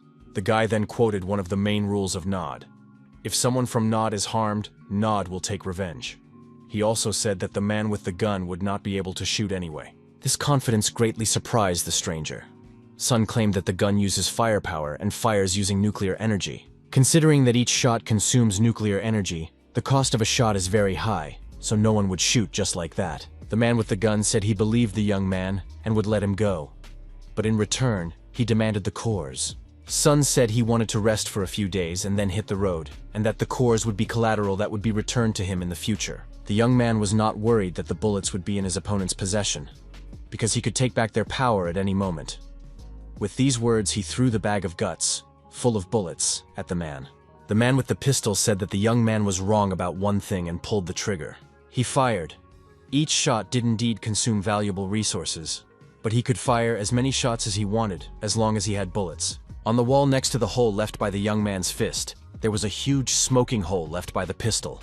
The young man agreed that the technology that increases the efficiency of the core's energy allows it to be used multiple times.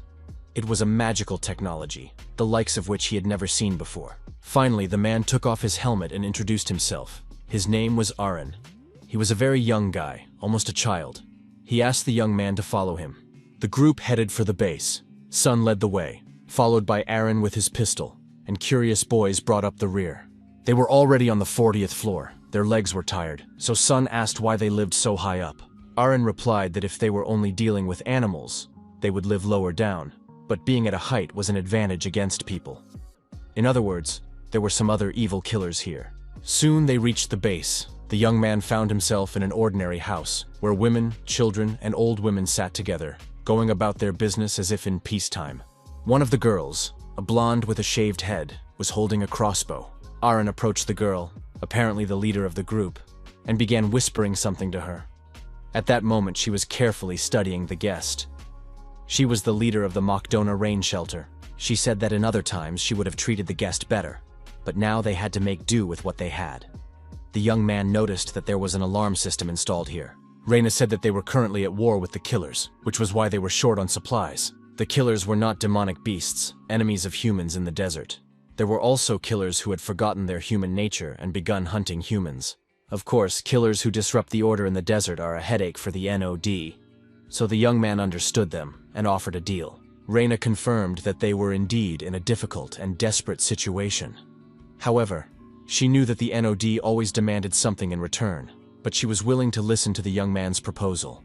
He said that he would like to understand the situation first and then discuss the details of the deal. He was interested in where the killers lived and how many of them there were. He was told that the killers were located in the center of the driver's license testing center. There were about 10 of them, which wasn't that many. Sun was surprised that only 10 people posed a problem for them. Besides, they had an alarm system in place. The leader of the shelter confirmed that they had already killed many, but had also lost many supporters. The guy was surprised that there were so many killers.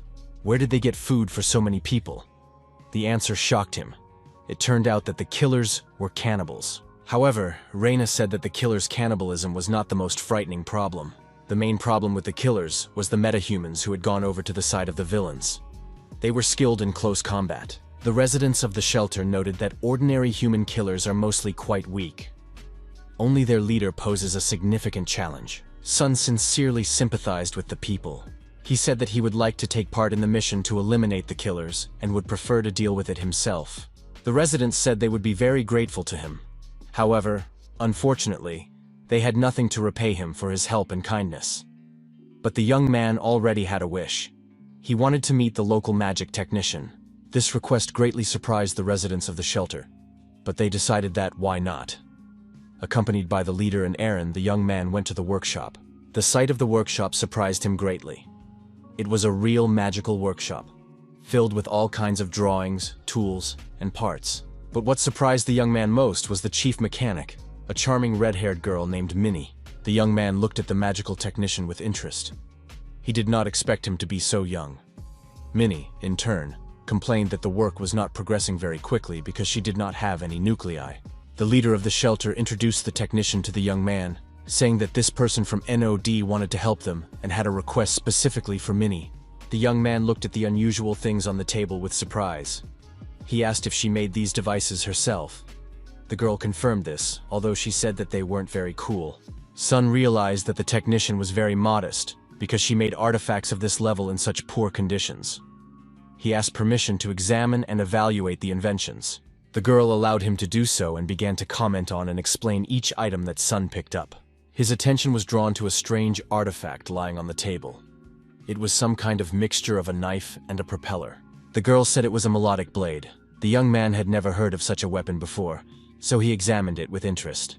Minnie admitted that there was a small problem with it. To increase its power and heat, she had attached a core to the sword for protection. To achieve the desired power, she needed more cores than expected. But if she used more cores, the balance would be disrupted. The young man thought it would be nice to use it simply as a sword, but its cutting properties were not even as good as a kitchen knife, the girl replied. However, the guy stood his ground. He said that he really liked this artifact, the melodic sword, and asked the technician to sell him the weapon. Technician Minnie did not want to sell failed products. She allowed him to simply take the melodious sword and use it if he could manage to do so at all. At that moment, the young man took the cores out of the bag and said that he was going to take the artifact as payment for the deal. However, seeing the perfection of this sword, he did not want to just take it. The technician, the leader of the shelter, and Aaron could barely keep their jaws from dropping at the sight of so many wonderful multicolored cores. He said he was impressed by the technician's talent and asked the girl not to stop experimenting with these cores. Minnie couldn't agree to accept such a huge amount of precious stones from a stranger. However, he convinced her.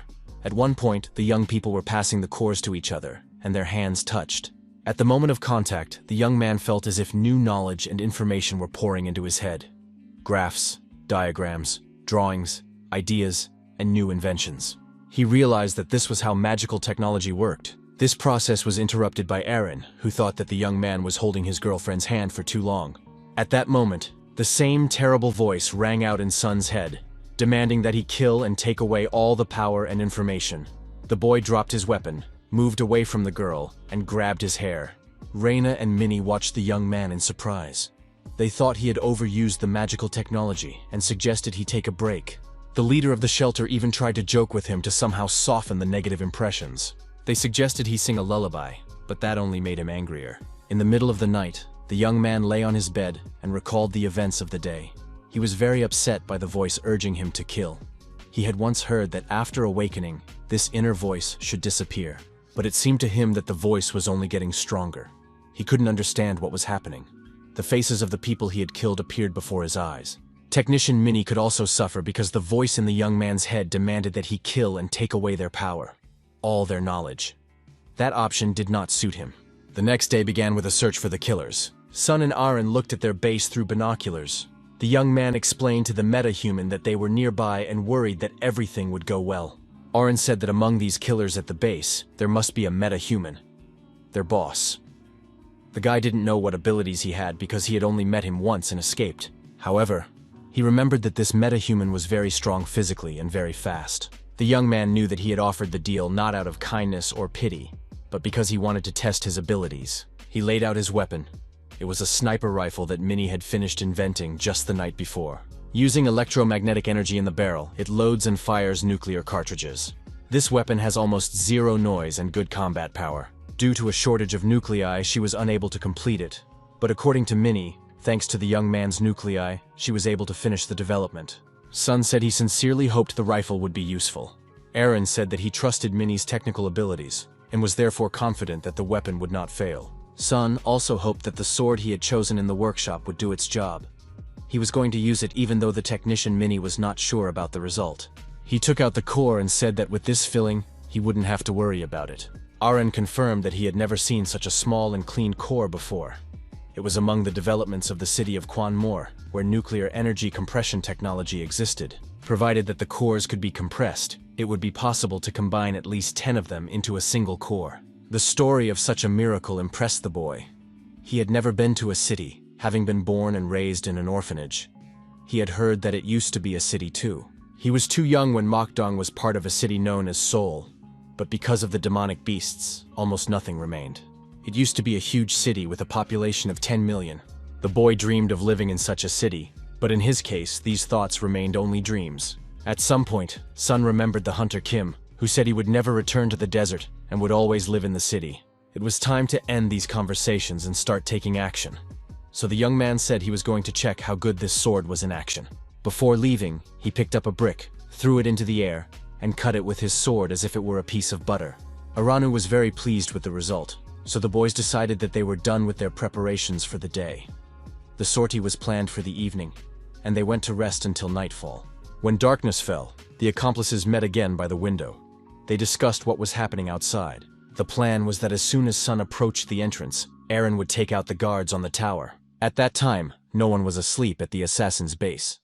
2 guards stood on guard in the courtyard, and 1 was in the tower with a spotlight. Despite their vigilance, Sun was able to get close to one of the assassins and hold his knife to his throat, warning him not to make a sound.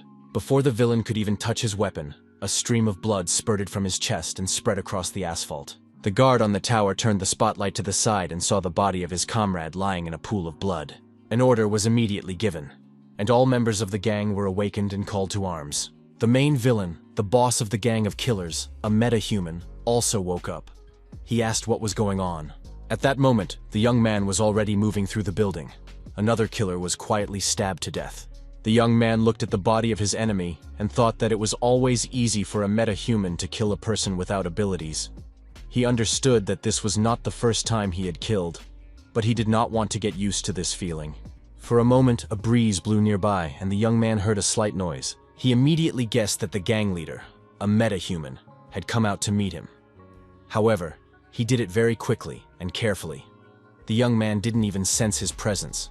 The boy remembered Aaron's warning that the boss was very fast. However, this did not help him at all, because he did not even have time to take a defensive stance before he was thrown back by his opponent and landed on his back. The huge, strong metahuman stood over the young man and asked who he was.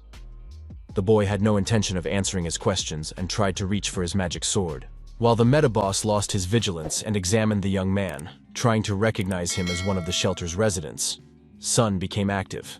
Gathering his strength, he threw the villain hanging over him with all his might, and the villain flew across the corridor, hitting the opposite wall. After that, the villain realized that he was also dealing with a metahuman. He was very curious to see how it would all end, so he suggested going outside and not holding back. Going outside turned out to be quite simple. With a slight movement of his hand, he threw Sun out of the window of the house. Binoculars watched the events unfold. He saw that the young man was not yet winning. The next second, a huge megaboss jumped out of the window of the same house and attacked the young man. However, the young man had enough speed and reaction time to move aside and avoid being crushed by the powerful force at that moment. By this time, the remaining members of the gang had run out into the yard and rushed to help their boss. Sun activated all his inner abilities and prepared to fight like a true metahuman. Aaron realized that his moment of glory had come and fired. The villains scattered, but remained unharmed. They were too fast, and the young man was unable to hit them. The boss of the killers said that the sniper was in the building to the west and ordered his subordinates to go there and deal with him. Aaron saw a crowd of assassins approaching him. They were meta, albeit weak, but it was becoming difficult for him. The fight between Sun and the meta boss was in full swing. Both opponents were using their inner powers without restraint. The assassin boss laughed at the young man because he thought he was too slow. He picked up a tire with his foot and threw it at the guy. The young man had enough strength and speed to cut the tire in midair. However, in the next moment, the boss of the killers flew at him. The mega monster flipped in the air at lightning speed and managed to kick the young man in the stomach. The guy realized that he could not yet fully use his powers. The villain guessed that he had only recently awakened. The boss of the assassins offered the young man to join the gang, and then he would teach him how to fight. The young man said he didn't want to rob people in the desert. At that moment, voices reappeared in his head, begging him to kill the young man right then and there. The young man's words did not upset the boss in the least. He just laughed and said that they would have very tasty meat for dinner today. In the next second, both rivals rushed at each other with all their might. There was a powerful collision, and the winner was unknown. The remaining bandits had already reached the building where Aaron was hiding. They were climbing the stairs pretty quickly, getting ready to deal with their easy prey, when one of the gangsters' feet caught on a wire stretched across the steps. It was young Aaron's trap. He had tried so hard to set it up that he really hoped the bandits would fall for it and activate all the traps. The killer boss continued to strike, his speed so high that the young man did not even have time to react. The young man managed to run to the side, gather all his energy, and prepare to defend himself. He understood that he needed to calm down, because his opponent was extremely experienced in combat. In addition, the young man had very little experience in battles with metahumans, although he had previously encountered a huge number of demonic beasts. Looking into the face of the approaching killer, Sunu thought that he could be imagined not as a human, but as a demonic creature. He decided to classify his opponent as a demonic beast in human form and calmly analyze his behavior. He just had to discard all his preconceptions about how people usually behave, because there was very little left of the human in the boss. Aaron climbed onto the roof of the skyscraper and prepared to shoot. He barricaded the attic door with boards, using the optical sight on his sniper rifle. The young man watched the battle between the metahumans, waiting for the boss to appear from behind the wall. At the scene of the fight, everything was going as usual.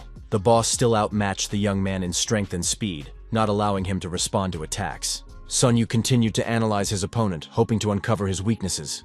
His strengths were obvious: speed and power. The opponent once again destroyed the wall behind which the young man was trying to hide, and this did not cause the villain any difficulty. The young man noted that the boss's distinctive features were his speed and powerful kicks. But were his legs the only thing he was strong at? The young man decided to test a sudden thought. What if he closed the distance? As absurd as it seemed, by closing the distance the guy was able to dodge the next blow. At this stage of the fight, it didn't help much because the blows were coming at tremendous speed.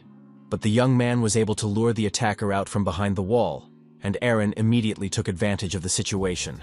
He opened fire with his sniper rifle at the killer boss, even though there was no question of hitting the target yet. However, it turned out that the shooter was able to wound the villain. He clamped his hand over the wound, and stopping the bleeding, thought about his next move. The boss assassin understood that in this situation, his main weapon was speed. He jumped out of cover and ran. The boss assassin decided to interrupt his fight with Sun Yu and deal with the shooter, postponing the main course until later so he could have a snack first. Aaron saw the fleeing enemy and opened fire on him. The metaboss had good reason for his increased speed. He managed to dodge the bullets simply by running away from them. Aaron realized that his firing speed and power were insufficient, and the core's energy was running out. At that moment, the killer boss got ready, accelerated, and made a swift and dizzying climb up the wall of the building. He literally flew into the air and landed on the roof of the skyscraper right in front of his opponent. The boy was shocked by his enemy's physical abilities. He did not expect him to be able to jump to him. There was no time left to shoot, so he covered himself with his rifle as a shield. The killer boss kicked the rifle out of the young man's hands and threw him aside. However, the boy did not give up. Flying over the roof, he grabbed a crossbow from behind his back and prepared to shoot. The boss assassin showed no sign of fear. On the contrary, he spoke to the boy and asked him which orphanage he was from. Continuing to question the young man, the meta assassin easily and playfully tilted his head, and the crossbow bolt flew past. This happened repeatedly. All the bolts fired by the boy flew past because his opponent was faster. At one point, their fight reached the point of absurdity. The boss came up close to the archer and, continuing to smile, looked him in the eyes. The young man shot at point-blank range, but that didn't help either. The arrow was caught by hand a few centimeters from the villain's face. The boss easily and playfully broke the fingers of the metal crossbow bolt, saying that such a toy was powerless against him. The boy was stunned, but he was not lacking in courage and bravery. He struck his opponent in the face with all the strength of his childish hands. The meta-killer approached the young man, grabbed him, and threw him face down on the ground. Ignoring the boy's screams, cries, and insults, the boss began to cut the clothes on his back with a crossbow bolt. The villain gloated and enjoyed himself. He liked the cries of his victim. He said that a good dinner is not complete without pleasant music. The boy continued to insult and beg him to just kill him, but the villain confirmed that he was not going to kill him right away. He wanted his food to stay fresh for a long time. The louder the boy screamed and insulted him, the more the cannibal anticipated a delicious dinner. Suddenly, his attention was distracted by the noise and rumbling coming from behind the closed attic door. Something was clearly happening there. The next moment, the door gave way and swung open, and Sun Yu appeared in the doorway. The boy quickly glanced at what was happening, noticed that Aaron was still alive and resisting, and realized that their lives depended on his actions. He reassured the boy, saying he would save him, and prepared the magic sword he had received from the technician Minnie the day before. When asked where he had been for so long, the young man replied that it had taken him a little longer to climb because of obstacles that had suddenly appeared on the stairs. These obstacles and the debris scattered across the steps turned out to be the killer boss's associates. He was not at all upset about the loss of his subordinates, considering them to be idiots who were easy to find, and he did not intend to miss them. At that moment, Aaron attacked him from behind and stabbed him in the neck with a knife. These actions were akin to a mosquito bite, but the element of surprise worked. The boy was so angry and ready for battle that he was almost unaware of what was happening and did not have time to fully comprehend the situation and become frightened. Sun Yu took advantage of this. He activated all his abilities and rushed at his opponent at full speed, remembering that the boss preferred to keep his distance. Approaching the killer, the young man cut his opponent's leg with a magic sword. The sword was very sharp, and the cannibal's leg flew off to the side, causing him unbearable pain. Sun Yu had no intention of pitying his enemy or stopping. He laughed, saying that he was very sorry that his boss's beloved leg was no longer with him. In the next moment, the magic sword went to work again. This time, the body of the killer boss was cut in half by the magic sword. There was no longer any need to fear the villain. At that moment, a voice sounded in the young man's head again. Kill the metahuman and take his power. Waves of power and strength pierced the young man's body, and he could no longer control himself. When he woke up, the young man found himself in an unfamiliar place. He had no idea what had happened before that. He had lost consciousness again after killing the metahuman. Aaron approached him and greeted him, saying that when the young man suddenly passed out, it scared him very much. He took him off the roof and brought him with him. Sun Yu watched the boy with interest. He understood that he had a lot of energy, despite his weak appearance. After all, he had carried him from the roof. Aaron said that they were at the assassin's base, and that he had found many useful things that could be used at the shelter. food, gasoline, weapons. He loaded all of this into a truck that he had also found at the assassin's base. It turned out that Aaron knew how to drive a car because he had already had to do it several times. Fortunately, the car started, and the young man, beaming with delight, looked like a child who had been given a New Year's present. His friends started the car and even managed to turn on the radio.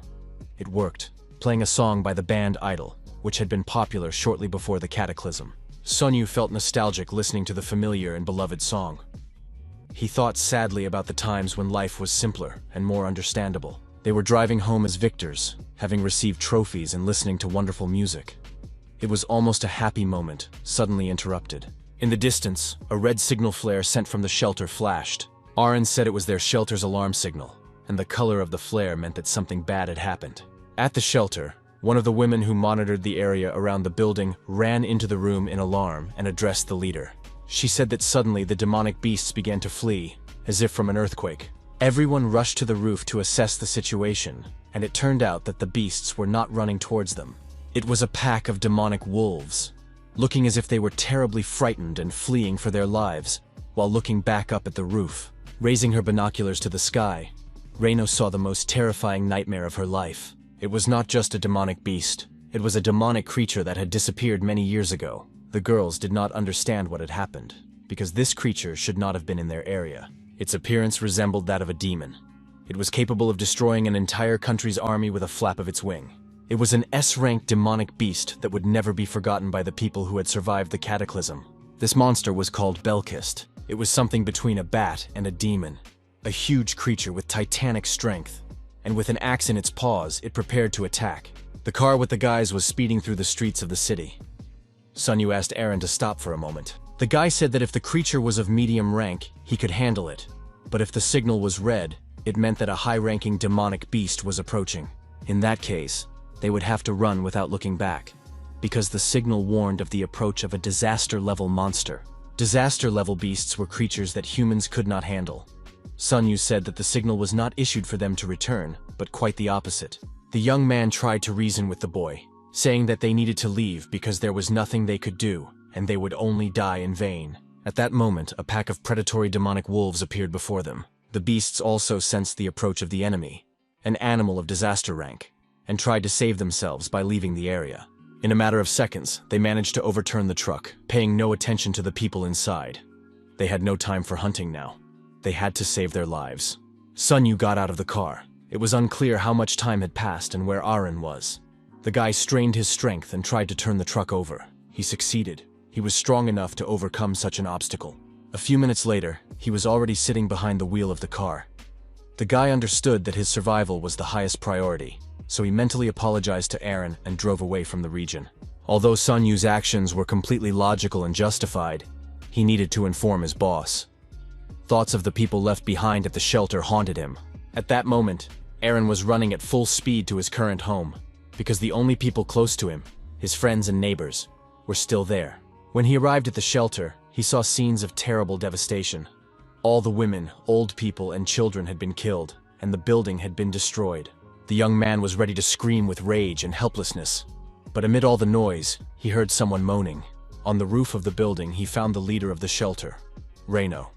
She was lying there, bleeding to death, living out her last moments. The boy rushed to her, crying out, begging her not to die and promising to bring help and save her life. As he tried to stop Reino's bleeding, cheer her up, and come up with a plan, a huge shadow loomed over the young man. Turning around, he saw Belkist, a huge demon, powerful and muscular. His body looked demonic, with huge muscular legs, powerful arms, and a head with glowing eyes. Wings were attached to his arms, and his limbs ended in sharp claws. The creature looked at the boy, radiating vibrations, feeling neither pity for the human being nor any other feelings. The boy was spellbound. He looked humbly at the demon and barely managed to whisper the word, salvation. It was clear that the young man was living his last seconds. The monster leaned almost close to him, when suddenly a signal sounded. This signal instantly caught Belkist's attention. He jumped away from the boy and rushed to the hole. A few seconds later, the flying devil disappeared over the horizon, taking advantage of the hole in the sky. Aaron burst into tears, overwhelmed by shock, not understanding what had happened or why he had survived. After that, he rushed to Reino, but her strength had already left her. and she died. The young man closed her eyes and said goodbye to one of his most beloved people. He was very bitter that he had not been able to defeat the villain and avenge the deaths of all the inhabitants of the orphanage.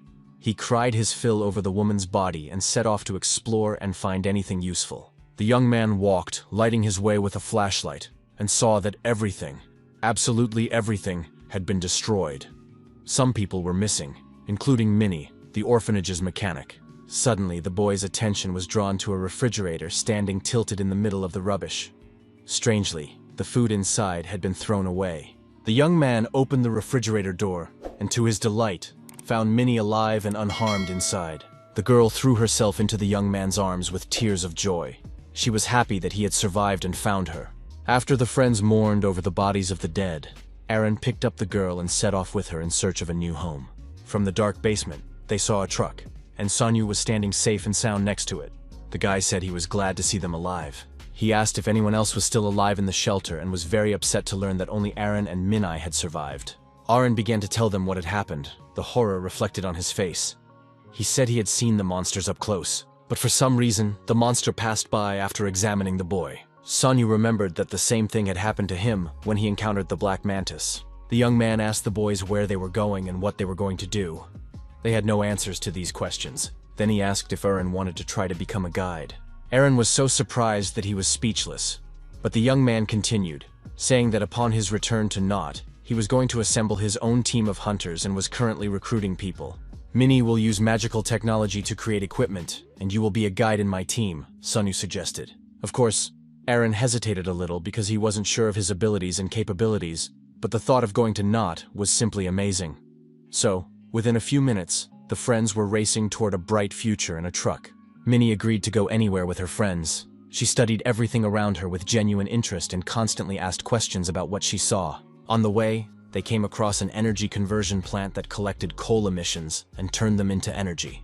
Minnie asked them to explain things in simple terms because she was little and didn't understand everything. She was amazed at how cool it was to convert waste into energy, and asked to stay there to look around. She was like a little kid. Sonyu agreed to stop and show the kids around. Zone 17 was very close by, so he decided to distract the children a little from the horror they had been living in before. Soon, the whole group was standing in front of a model of the dome, with Minnie spraying words of admiration and delight. The next moment, she put her hands on the device and was flooded with information. Sonyu guessed that she was able to understand the principles of mechanical processes in an instant. It was a wonderful skill of magical technology. He explained that this place had been abandoned because it had fallen into ruin, and the branch manager had planted wild grass and restored the field to its original state. Suddenly, Aaron interrupted the young man's story, saying that he heard something strange. It turned out to be an ordinary wild deer walking across the field. The young man immediately took out his crossbow and shot at the animal to get dinner. Unfortunately, the shot missed. The boy was upset, like a real child. He said that the arrow had been deflected by the wind and now they would be left without food. Then Sonyu took matters into his own hands. He activated his powers and rushed towards the animal with a knife in his hands. In less than a second, his knife pierced the deer's body. He hoisted the huge carcass onto his shoulders and went to his friends. The guys were simply amazed at such speed. They couldn't understand how he managed to kill the animal so quickly. Aaron thought for a moment. His friend's lightning-fast movement reminded him of something. Sonyu put his hand on the boy's head and asked him not to worry. He promised to explain everything when the opportunity arose, but asked the boy to keep it a secret. The young man understood that the boy had probably guessed. The killer's ability to run faster now belonged to him too. Finally, the guy understood what his ability was. He absorbed other people's skills and made them his own, a truly absurd skill. At that moment, Minnie's attention was drawn to the windmills. She saw such a marvel of technology for the first time and was genuinely amazed by it. Sonyu realized how talented she was and how lucky it was that Minnie had survived. The girl immediately asked if she could meet the person in charge of the windmills. He decided it was time to end the tour, promised to introduce the girl to all the people she was interested in, and suggested they hurry to Zone 17. Soon the group arrived at a huge abandoned stadium. Sonyu said they had arrived. He told the kids that before the disaster, there had been a stadium here where sporting events were held. Before settling in, they had to stop by the reception desk. They were greeted by the same cheerful Jane, the branch manager's secretary. She greeted the guide and asked who the children he had brought with him were. Jane then called her boss and reported that Sunwoo had returned with 2 children. At least he had returned safe and sound. Jane said that Park, the hunter, had called and told them everything that had happened, and they were already aware of the team's misfortune. She confirmed that the branch manager was in shock after hearing the news of the leader's death. Jane also said that the murder weapon had been found, but no fingerprints were found on it, so the criminal had yet to be caught. The young man was covered in sweat from the tension. He understood that if no fingerprints were found, it meant that Marie had a hand in it. Jane continued to press the young man. She said that if he had left the city of Kwangmuen so long ago, it was unclear where he had been, so they assumed that he had also been killed. Sun Woo said that he had some business to attend to, and that he had met the children involved in these events. After that, the guy suggested that Jane go to another room to discuss something. Jane was angry with the young man because she thought he was pretending that nothing had happened and that everything was fine. The guy didn't understand what she wanted from him. He was alive, and the others had done their job. Jane was indignant and said that he must have some important information if he was so impenetrable. Finally, they were alone, and the girl demanded that he tell her the truth and explain his behavior. The guy asked her if she knew about the McDonagh shelter. He said it had been destroyed, and all the survivors there had been killed. The girl cynically replied that such shelters were constantly being destroyed. There was nothing important about it. However, the young man's next words made an impression on her. He said that Belkist had destroyed the shelter. She couldn't believe what she was hearing, because Belkist had never been seen on the Korean peninsula since the disaster. Her disbelief and skepticism literally enraged the young man. He shouted that he was absolutely certain. Except for him and those two children, all the people had died and been killed. Jane continued to clarify. Of course, the NODS were annoying groups of killers, but it turned out that Belkist had eaten them in the end. Although in reality this was not the case. He slightly adjusted the truth, but continued to stick to his line and said that Belkist disappeared into the portal after the shelter was destroyed. Jane agreed that the people from the shelter were unlucky, but on the other hand, it was good that even more people hadn't died. The young man continued. He had information about Belkist's behavior patterns, which was very valuable because even hypotheses from survivors of encounters with the beast were highly prized. The guy said that Belkist uses body temperature to track people's locations. Jane demanded evidence to support this theory. The young man said that the children had hidden in the refrigerator, which is how they survived. Jane confirmed that this was extremely useful information for fighting Belkist in the future, and Sunwoo demanded a good price for it. It is known that information of this kind is worth at least. The young man replied that instead of nukes, he would like to receive information. He wants to find a solo metahuman capable of leading a team. Jane wondered why he wasn't trying to find a new team that needed a guide. The young man tried not to tell the whole truth and simply get the necessary information from the secretary. But to stop further arguments, he simply admitted that he had awakened. He said he had become a metahuman, and only she and the branch manager knew about it. This news literally stunned Jane. She congratulated the guy. After that, she tried to find out what his ability was. The young man replied that he was able to strengthen his body to about the 15th rank. The girl congratulated the young man on becoming a metahuman, but she realized that they had lost their best guide. Finally, she understood why he wanted to create a team with her. The young man confirmed her guess and said that he was going to take the children with him. Jane was shocked. First, the branch's best team had died, and now the guide had returned alive and awakened, and he wanted to become the leader of the new team. Well, there was hope that the branch manager would finally be relieved of some of his burden. At that moment, he himself appeared, Kim Busik. He confirmed that the world was indeed changing rapidly, and even friends who seemed to be together forever were now apart. However, he could not be happy that one of the youngest members of his team had finally grown up. Kim Busik joked that he would ask the young man not to cause him any trouble. But seriously, he was genuinely happy for the guy that he had returned safe and sound, and moreover, awakened. Manager Kim asked if the young man wanted to continue hiding his identity and not reveal that he had become a metahuman. The young man confirmed his desire. The attitude towards metahumans at the head office was very loyal, so the boss did not understand why he wanted to keep this information secret from NOD. The branch manager asked if the young man intended to remain loyal to NOD. The young man replied that NOD had never been his idol. He had always admired the manager's intelligence and professional qualities above all else. Kim Busik asked him to tell him about the two children, what he was going to do with them, and what he needed them for. The young man said that he wanted them to become part of his team. He would train one of them to be a guide and a fighter. The boy was very talented, but the young girl, who looks just like a child, is a completely different case. She would work as a magic technician. The branch manager was delighted. He hadn't hoped that anyone would be able to find such a person.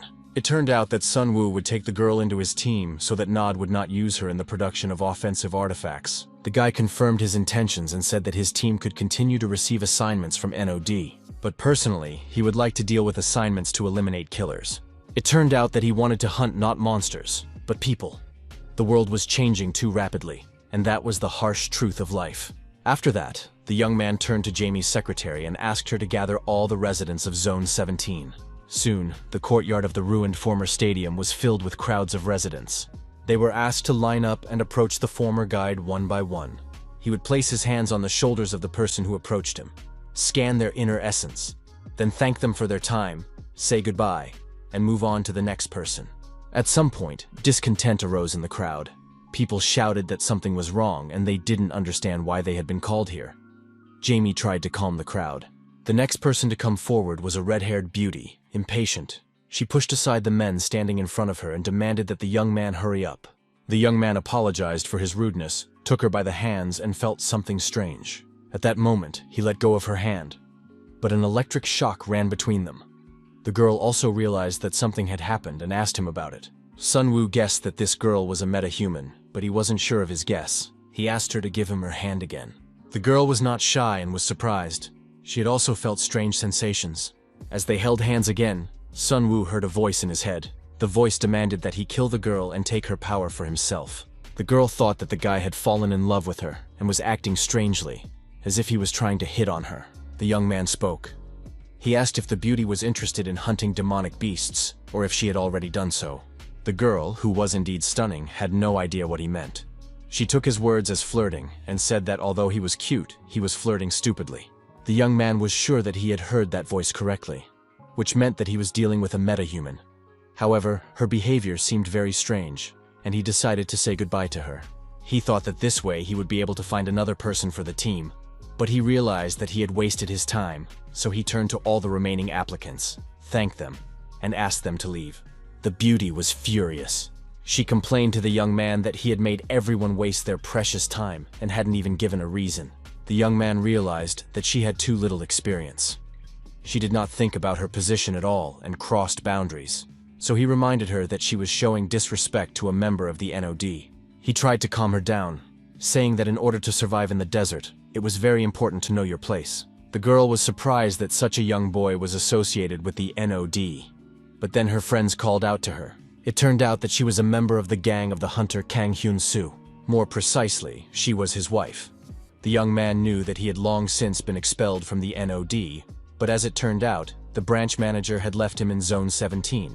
The boy complained about his boss's unwarranted mercy, while the group continued to make demands. One of the gangsters began to aggressively confront the young man. He grabbed him by his clothes and demanded an explanation about their sister. The young man was upset.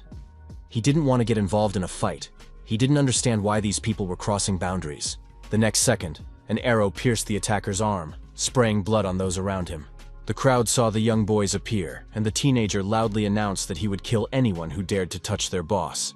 Alarmed, Sun Woo and Secretary Jamie looked at the children in surprise. The crowd also saw that they were just little brats and demanded that they be brought down immediately and dealt with. Two muscle men rushed after the boys, but at the last moment, an arrow stuck in the asphalt blocked their path. They realized that it was not just an arrow, but an arrow with a poison tip, and chose to run away. They returned to the redhead, pretending to be wounded. However, she did not believe them and said it was just a toy. The gang demanded an explanation with profanity and threats. Even if the children really did have arrows with heads, it was unlikely that they would fire them in the very center of the settlement. The children looked at each other and did not admit where they had gotten such strange weapons. The gang stood with their mouths open, trying to make sense of what they had seen. The next moment, the children continued to have fun.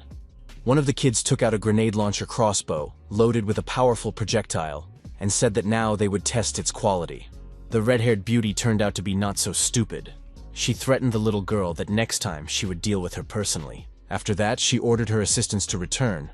The group retreated, and the girl was indignant that she didn't understand what she would get if she beat up these uneducated desert idiots. Secretary Jamie realized that the redhead seemed to know that she was not just a desert dweller. At that moment, smiling and happy children greeted Sun Woo. The guy realized that a difficult path lay ahead of him. He had no idea that these little ones would cause so many problems. Secretary Jamie told her boss about the incident and asked for his opinion. What was the young man really trying to find? Kim Busik replied that he was most likely looking for useful metahumans to join his team. The girl confirmed that he had also asked her about such people. She didn't understand how he could tell metahumans apart from ordinary people. The boss said that such people could sense each other, and Sun Woo had come up with the idea of using his ability to identify the people he needed. Jamie said that they shouldn't have invited the red-haired Shin Yoon-hee. The thing is, she has a nasty personality and lives outside of battles. Kim Busik said that everyone has their own path, and perhaps she never had a chance to realize her talent, or perhaps she is hiding her incredible skills. The branch manager concluded the conversation by saying that since Song Woo had returned as a meta-human, he should be helped and begin preparing for the next stage. After some time, the newly appointed boss, Sun Woo, along with his team, Aaron and Min, went out into the desert. He asked the girl if she had prepared the flag. The young man hoped they wouldn't have to use it, but asked the girl not to hesitate if it was suddenly needed.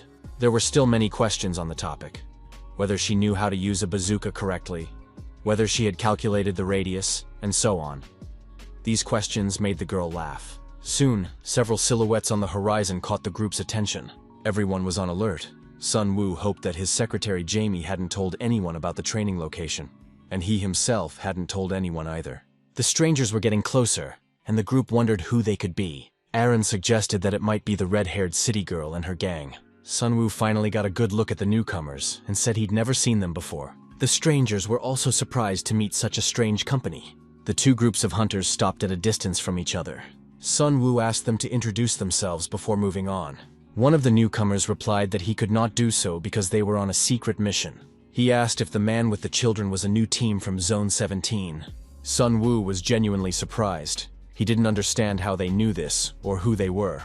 The strangers continued to mock the group, saying that he was very tense. At that moment, Aaron stepped forward and asked them to hold their tongues and watch their words. Otherwise, he would rip them out of the strangers' mouths in the next second. It was very comical to hear such threats from such a young boy. The stranger began to examine his opponent and noticed that he had very unusual arrowheads. He had never seen such technology before. Aaron held out his hand with the knife and warned that if the man tried to touch someone else's weapon, he would be punished. His threat sounded quite solid, albeit funny, so the stranger retreated and suggested continuing the discussion amicably. Sun Woo understood that he was losing because his subordinates were very young and weak in combat skills. He continued to study the strangers and noticed that the girl looked like the leader. That meant she was stronger than the big guy with the huge swords behind him. It was clear that these were unusual people. At that moment, one of the strangers spoke up. He suggested that, judging by the team's reaction, Kim Busik had not told them anything. He said that they were a hidden team from Zone 17.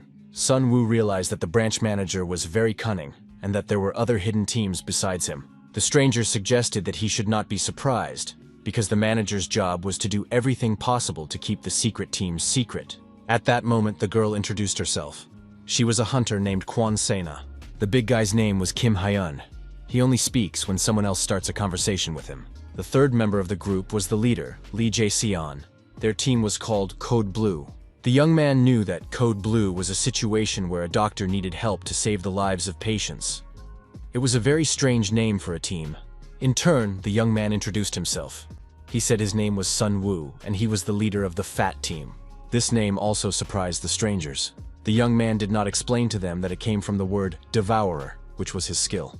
After that, the team members discussed each other a little more and decided not to quarrel. The leader and the bully laughed at their name, because it was even a medical term.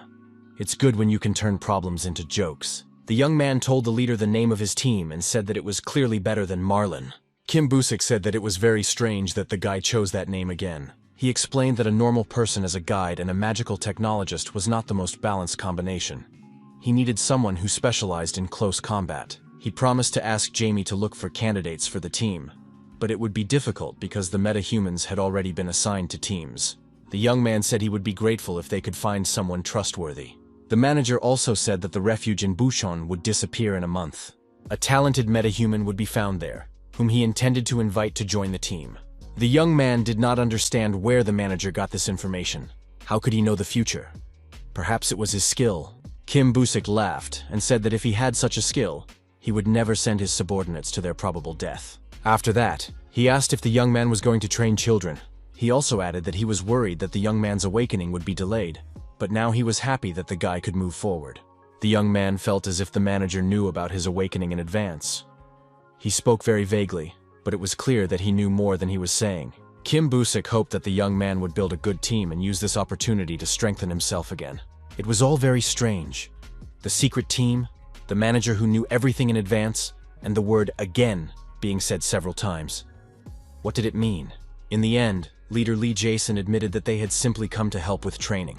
But if they didn't convince them that the team was capable within a day, they would simply absorb them. Sun Woo didn't quite understand what the manager was planning, but decided not to give up on his intentions and took advantage of his rare ability. The guys realized that there would be a real fight between them now, so they decided to discuss the punishment that would follow in case of defeat. When all the rules were laid out, the young man suggested that the Blue Code group evaluate the skills that the guys had already managed to train. Aaron took a small bottle out of his pocket and poured a pink liquid onto the ground. A terrible stench spread around. The Code Blue team held their noses. Aaron was surprised that they reacted to the smell of the demonic beast's rotting flesh, as if they had never smelled it before. After that, the observers stepped aside, and the pauser team got ready. A few seconds later, it felt as if the ground was shaking from within, and particles of sand and stones appeared in the air. The Posier team took up a fighting stance. They realized that it was approaching. The observers still did not understand what was happening. They thought someone was chasing the group. Sun Woo took up a defensive position and activated his hidden inner abilities. In the next second, the ground opened up where the pink slime had been spilled, and it appeared before the stunned spectators. It was a giant demonic worm of enormous length and thickness, its head crowned with a mouth with many tentacles.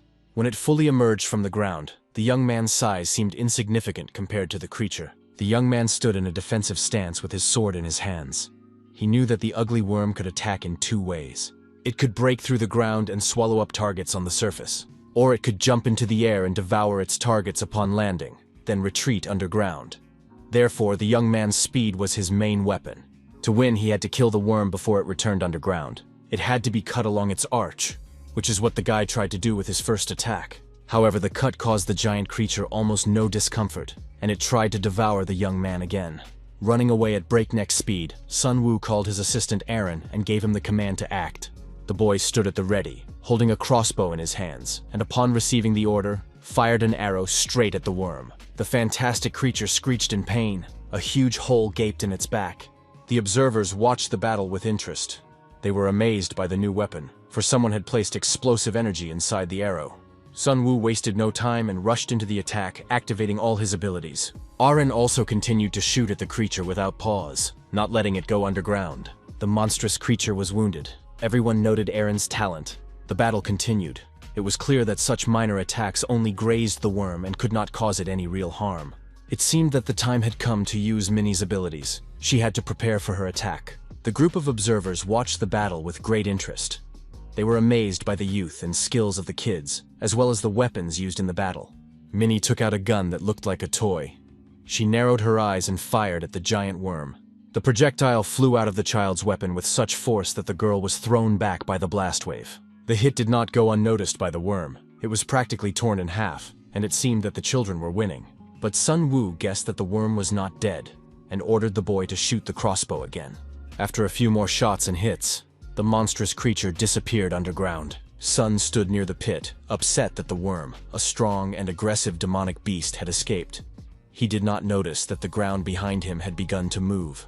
At the last moment, he sensed the creature's approach with his abilities and managed to warn the children. However, the worm changed direction and attacked Minnie. The girl was sitting on the ground and did not have time to react. At that moment, Sun Yu ran up and literally knocked her down with a shockwave. The angry worm, having failed to catch its prey, rose above the ground again to its full gigantic height. When it rose completely, it turned out that there was a bomb inside the creature, which Minnie had left on the ground instead of herself. The girl waited a moment and pressed the detonator. There was a powerful explosion that tore the giant worm's body into many pieces. The observers were amazed. They couldn't stop wondering where the young guys got such powerful weapons. He leaped toward the dying creature with his sword at tremendous speed. He plunged his magic sword into its body and began to cut, not understanding why the worm was still alive. But then the huge monster began to writhe in death throes, and it became clear to everyone that it would take the young man with it. Horror was reflected on everyone's faces. The boys were frightened and in tears, and the Blue Code team was also very worried about the young man. So, completely by accident, Sun Woo found himself inside the giant worm. He understood that the creature was dying, as its entire body was covered in wounds, and these were its last movements before death. However, the young man could go to the other world with it. In the next second, he managed to activate the power in his leg. After that, the young man's entire body gained strength and increased his physical abilities many times over. Leader Lee tried to save the young man. He asked everyone to stop just watching and crying and help him find Sun Woo's body under the rubble. Hunter Quan said that children did not possess strengthening abilities. They could not help him. It was clear that if the worm dragged the boy deep underground, he would suffocate there. They had to dig through the soft earth where the worm was moving and try to find their friend. Suddenly, little Minnie saw some slight movement in the ground in the distance. Everyone rushed to that spot, and the leader, Lee, was able to pull the barely alive Sun Woo out from under the ground by his hand. He came to his senses from coughing and thanked everyone for their help. Before his eyes was the skill he had activated underground. If not for that, he would not have survived. The young man's sensations were quite unusual. Nothing like this had ever happened to his body before. He was unable to analyze the situation properly because the Hunter Quan rushed at him recklessly, accusing him of making everyone nervous. The young man apologized, and as an apology, showed her his trophies, the core he had taken from the worm. Aaron was very happy because today they managed to stock up on energy cores. The leader of the Blue Code group continued to be indignant. With their weak power, they had to choose a demonic beast of the appropriate caliber. Otherwise, they would simply die in the next training session. After that, he began to find out where these guys got such strange artifacts. They had to admit that the little girl Minnie, among other things, was also a magical technologist. Sun Woo said that he didn't want others to know about the magical technologist, and he hoped that Leader Lee wouldn't tell anyone. Leader Lee, in turn, understood that since magical technologists were rare, NOD would try to take him away. After that, Aaron was introduced. He is an archer and a very good one at that. Next came questions directly to Sun Woo himself, but he could not answer them because he did not want to reveal his abilities. Leader Lee said that one of the skills was very similar to the abilities of the deceased Commander Cheon. There was some truth in this. Speed and power were also borrowed from the boss of the assassins, and this made up Sun Woo's abilities. The members of Team Code Blue did not know that there were people who possessed several skills at once. They had never heard of one body having many different abilities. The next second, another vibration interrupted the conversation. It was clear that this was another ugly worm. It was rapidly approaching the people underground. Perhaps this worm was from the same egg, and it too needed to be killed. Leader Lee did not expect Sun Woo to be ready to fight the worm again, as he had not yet regained his strength. Then the young man suggested that they fight together, because they would gratefully accept help from their new friends. Team Code Blue took up defensive positions and activated their abilities. The giant beast was approaching underground. The team leader called on all members to be ready for the attack. But to everyone's horror, this worm was even bigger than the previous one. It was about to dive into the ground before attacking. Sun Woo realized that now was the best time to attack. He jumped at the giant worm and cut it with his sword. Leader Lee rushed to his aid. In his hands was not just a sword, but a moon-colored sword, the dream of any warrior. The monstrous creature was cut in half. The entire Posure team stood with their eyes wide open. They did not understand the power stored in the sword. Perhaps this artifact only looked like a sword, but was actually a gun, and it seemed as if the energy of the core had shot out of it. The young man knew that it all happened in a second, just like the skill he used. Neither his energy nor the sword's power were caused by a core similar to the one in that weapon. Most likely the power came from the meta-human himself, that is, the leader Lee. The worm, though cut in half, was still causing trouble. The bruiser tried to prevent it from going underground with his swords. The bruiser continued to hold the creature down, while the others tried to extract the precious cores from it. In the next moment, Leader Lee used his powers again with his sword. The explosive sword did its job. The worm's body shattered into many pieces. The young man realized that Leader Lee was on a completely different level compared to him. Satisfied with his work, he walked toward the group, holding his weapon on his shoulder. The worm continued to explode, and at one point, a huge mass of green slime burst out of it and hit Leader Lee. He fell to the ground, threw down his sword, and began to scream hysterically and cry for help. Sun Woo and Aaron rushed to him. These were parasites of the ugly worm. They had to be removed as soon as possible before they devoured the man. The young man, stunned, looked at Leader. He had killed the huge worm like a true professional, but had made a rookie mistake. All hunters are always told that before killing an ugly worm, you must get rid of its parasites. Sun Woo began to call on the other team members to help him. However, the big guy refused, saying that he didn't like small bugs. Leader Lee was already practically poisoned by these parasites, but his team made a strange impression. Hunter Sina was also in no hurry to help her commander. The next moment, Leader Lee turned to Sina and said that he would leave them to her. The girl did not agree, so he promised to double her special meals. Sina said that the meals were not suitable for her. If she ate a lot, she would gain weight. The situation was taking an increasingly strange turn. The bargaining between the members of the Code Blue team continued. The girl remained adamant, while Leader Lee shouted and begged for help. Finally, Sena took pity on the commander and asked everyone to step aside. After everyone had dispersed, she stretched out her arms and began to create some kind of energy ring around herself. It was directed at her sick comrade. Sun Woo realized that the girl was a metahuman with healing abilities. What's more, she could use her powers from a distance. He had never heard of such a team before. Soon, her actions had an effect, and all the parasites left the commander's body.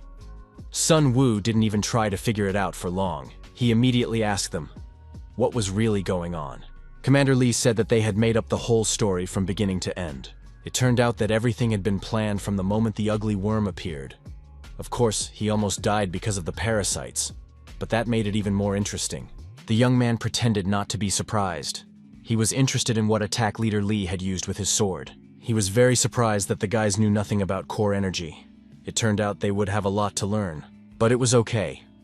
Even though things didn't go according to plan, they passed the test, and from now on would be students of the Code Blue group. Sun Woo was very happy to learn something new, so he said he was ready to listen to their instructions. First, they decided to explain the theory. It turned out that there was no one in the world who could defeat Sen in controlling core energy. Since the boy is not a meta-human, high-level training would be useless for him, and it is too early for a magical engineer to learn such things. But if Sun Woo wants to participate in real battles, he needs basic close combat skills. Once he has acquired these skills, he will be able to move on. But the girl doesn't need to be taught combat. Leader Lee immediately began the lessons. He said that all metahumans are divided into categories. There are 6 categories: physical enhancement, supernatural powers, magic, magical technology, psychopathy, and evil taming. These are the most common categories of metahuman abilities. They are called internal traits. The core energy that every metahuman possesses varies depending on their unique characteristics. Therefore, some people receive physical enhancement, while others receive, for example, fire abilities.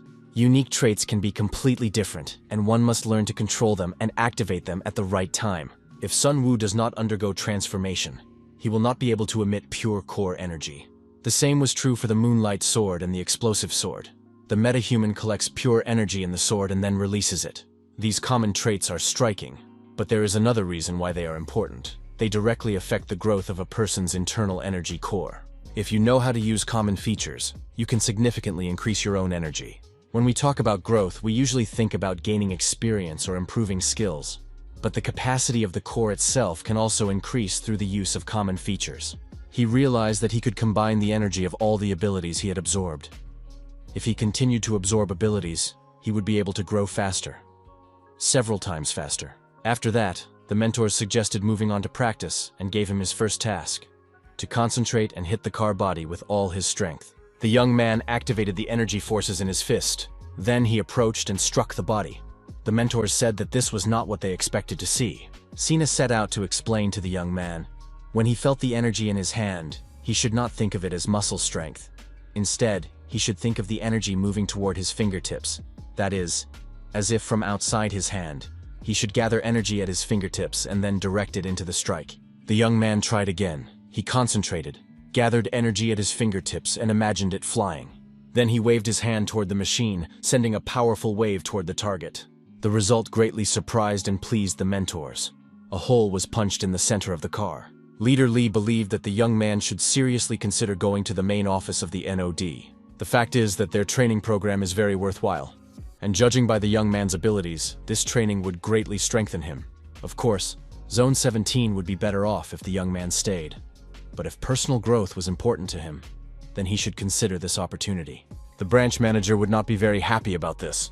The thing is, he also despises the head office. After that, it was decided to stop talking and move on to the next step. Sun Woo found himself alone in the abandoned city.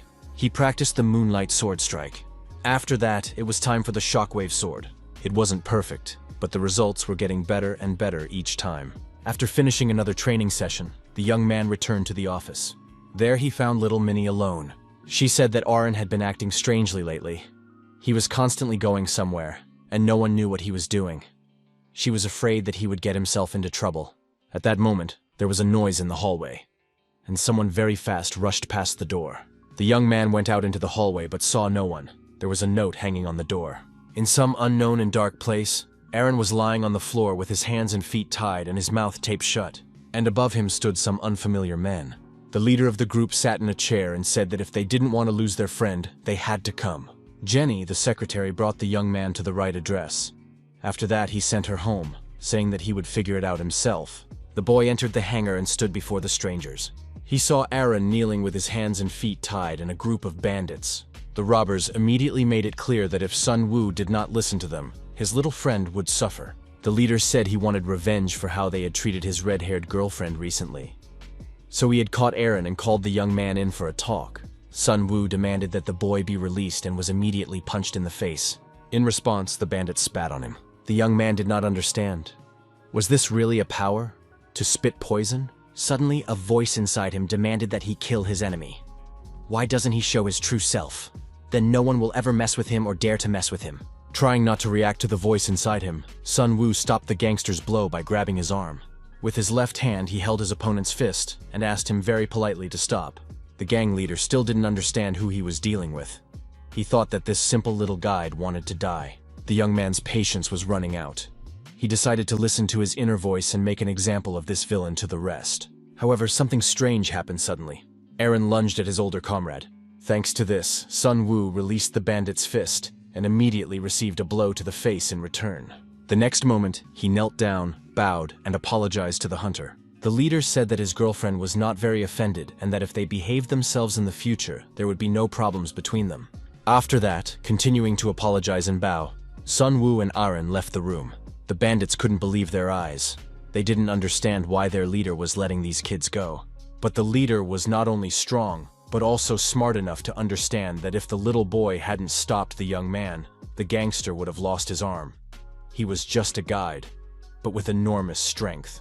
Sun Woo sincerely thanked the boy for stopping him. Otherwise, he would have caused trouble. Aaron thanked the young man and said that he had taught him to make rational decisions in any situation. They went home, and Sun Woo asked how it happened that the gangsters had captured him. The boy said that he had accidentally wandered into their territory because he was the only member of the Pojir team who had no special abilities, so he was worried that he would soon be kicked out. Sun Woo reassured him, saying that he just needed to develop his abilities. But the boy disagreed. He understood that such a metahuman did not need ballast, and after they met even stronger ones, they would not need him. He understood that Sun Woo was hiding his abilities from the others, but Aaron had no special abilities. He had to learn to play different roles. Aaron did not know that Sun Woo had been an ordinary person until recently. He really wanted to share this with the boy and reassure him. But he remembered Leader Lee's warning, don't trust anyone, because no one is who they seem to be. The boys returned to the office, continuing to discuss ordinary people and metahumans. Sun Woo wanted to talk to the branch manager and ask him to get rid of Hyung Soo. At that moment, he saw the hunter Gromila Hyun. He didn't expect to see him at all. Wasn't he on a mission? And where were the rest of his team? Gromila Hyun said that something had happened. The guy said that they had been attacked while carrying out their tasks. Sun Woo was very surprised because this team's rank was very high.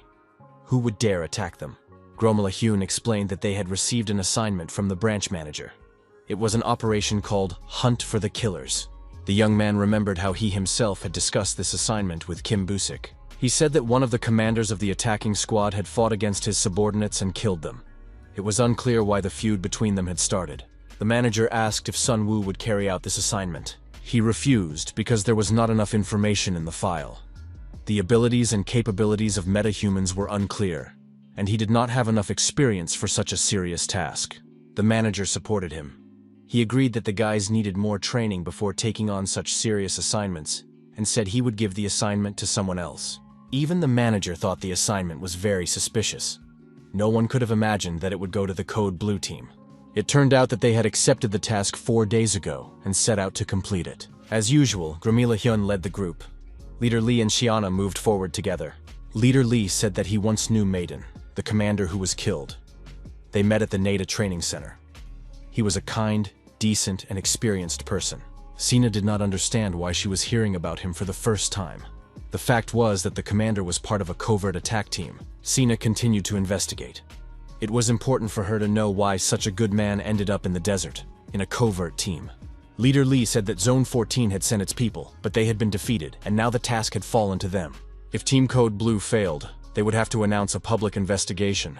But they wanted to turn a blind eye to the metahumans' activities until the very last moment. Because every manager hides their warriors in order to secretly assemble an attack squad away from others. Sina realized that if the regional authorities found out about the dead squad, they would be accused of treason. At that moment, Gromila Hyun gave a signal. He had found traces of the killers. It was decided to go to the tallest building to observe the surroundings from there. They spent almost 4 days in this ruined house. The killers did not appear during this time. But as soon as Sina began to complain that no one had shown up for a long time, a shadow was spotted. Finally, one of the killers appeared on the streets of the city. The squad moved down from the roof of the house and lay in wait. Leader Lee suggested that they first study the strangers and choose the right moment to attack. They tracked the hooded man for some time. When the moment seemed right, they attacked him and took him prisoner. The team took the prisoner to one of the rooms, sat him on a table, tied his hands and feet, and began interrogating him. Gromila Hyun stood guard while Leader Lee and Sina asked questions. Lee threatened the stranger with a knife and said that if he screamed or misbehaved, he would be punished. Then he asked the stranger where their hideout was. There was no answer. Instead, the stranger asked, "Did they come from the NOD headquarters?" Commander Lee was very surprised by this behavior. After that, he asked why they had betrayed Maiden.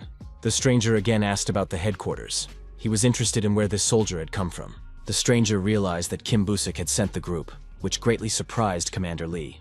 The stranger knew too much. The prisoner asked another question about who he was and why he was asking stupid questions. And then something strange happened. The stranger began to scan Lee, staring at him intently. After that, the commander turned around and looked like a different person. Gromila Hyun immediately understood everything. He shouted at the top of his lungs for Sina to leave. But it was too late. Commander Lee stabbed the girl in the stomach with a knife. Gromila Hyun said that Leader Lee's eyes looked strange. They were lifeless and unfocused, and they emitted a strange glow. He also said that, in addition to this, he had a strange feeling, like a premonition. He warned Sion of the danger, and after that, Leader Lee stabbed her with his sword. In the next moment, the commander jumped at Hyun. However, Hyun was strong enough to parry this first blow. After that, Leader Lee attacked his partner again with his sword in his hands. Gromila realized that this was not his friend, so he prepared for a real fight. While Leader Lee stood with his sword in his hand, the big guy jumped up to the ceiling with all his might.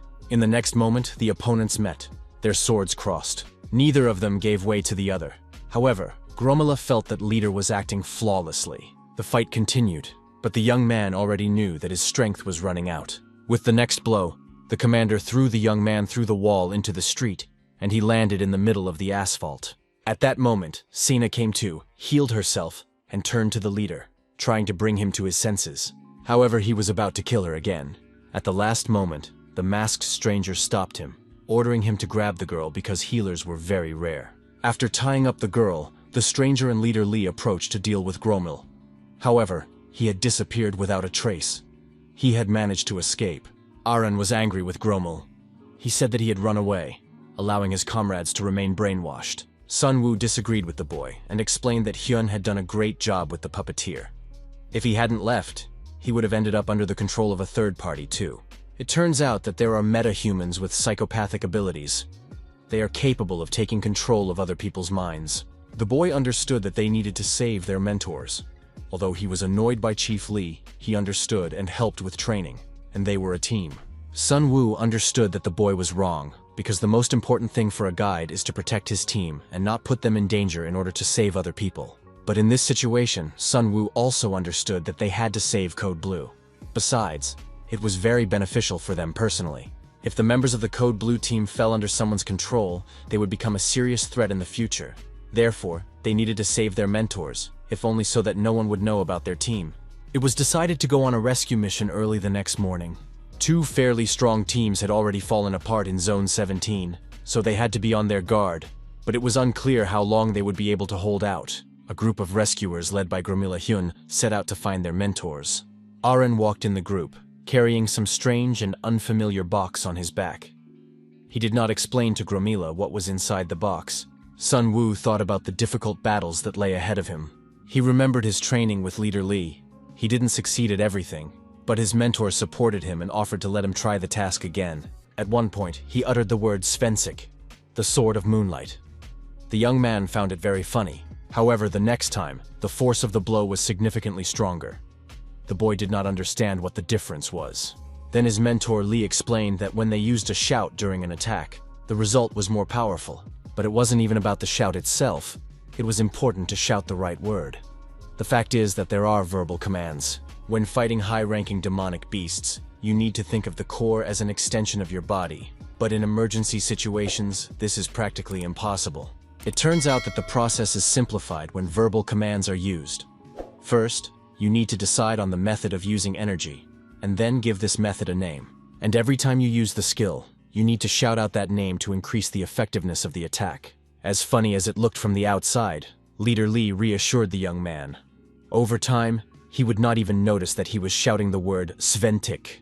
Such thoughts and memories filled the young man's head as he walked to take part in another very difficult task. Besides, he understood that Leader Li was necessary for him because he could help him develop. Instead of handing him over to the killers, it was better to keep him among his mentors. At that moment, Gromila Hyun gave a signal. Soon they arrived at their destination. The hall where the events described earlier had unfolded. The comrades searched the entire room for clues, but of course found nothing except a couple of drops of blood. It seemed that the time had come to open the box. Aaron dabbed the dried blood with a stick. He let the contents of his box smell the stick, then opened it and let it out. It turned out to be a 20th-ranked demonic striped rat. Sun Wu said that he and the hunter Hyun would follow the rat, while Minnie and the boy would follow quietly behind them. The demonic rat caught the scent and rushed through the streets of the ruined city. Hyun and Sun Wu were now worried about losing sight of it and ran after it headlong. After a few minutes, the rat stopped. The young man put his hand on the wall of the building and tried to listen. He wasn't sure, but usually a black striped mouse doesn't lose its prey. This demonic beast is used for tracking.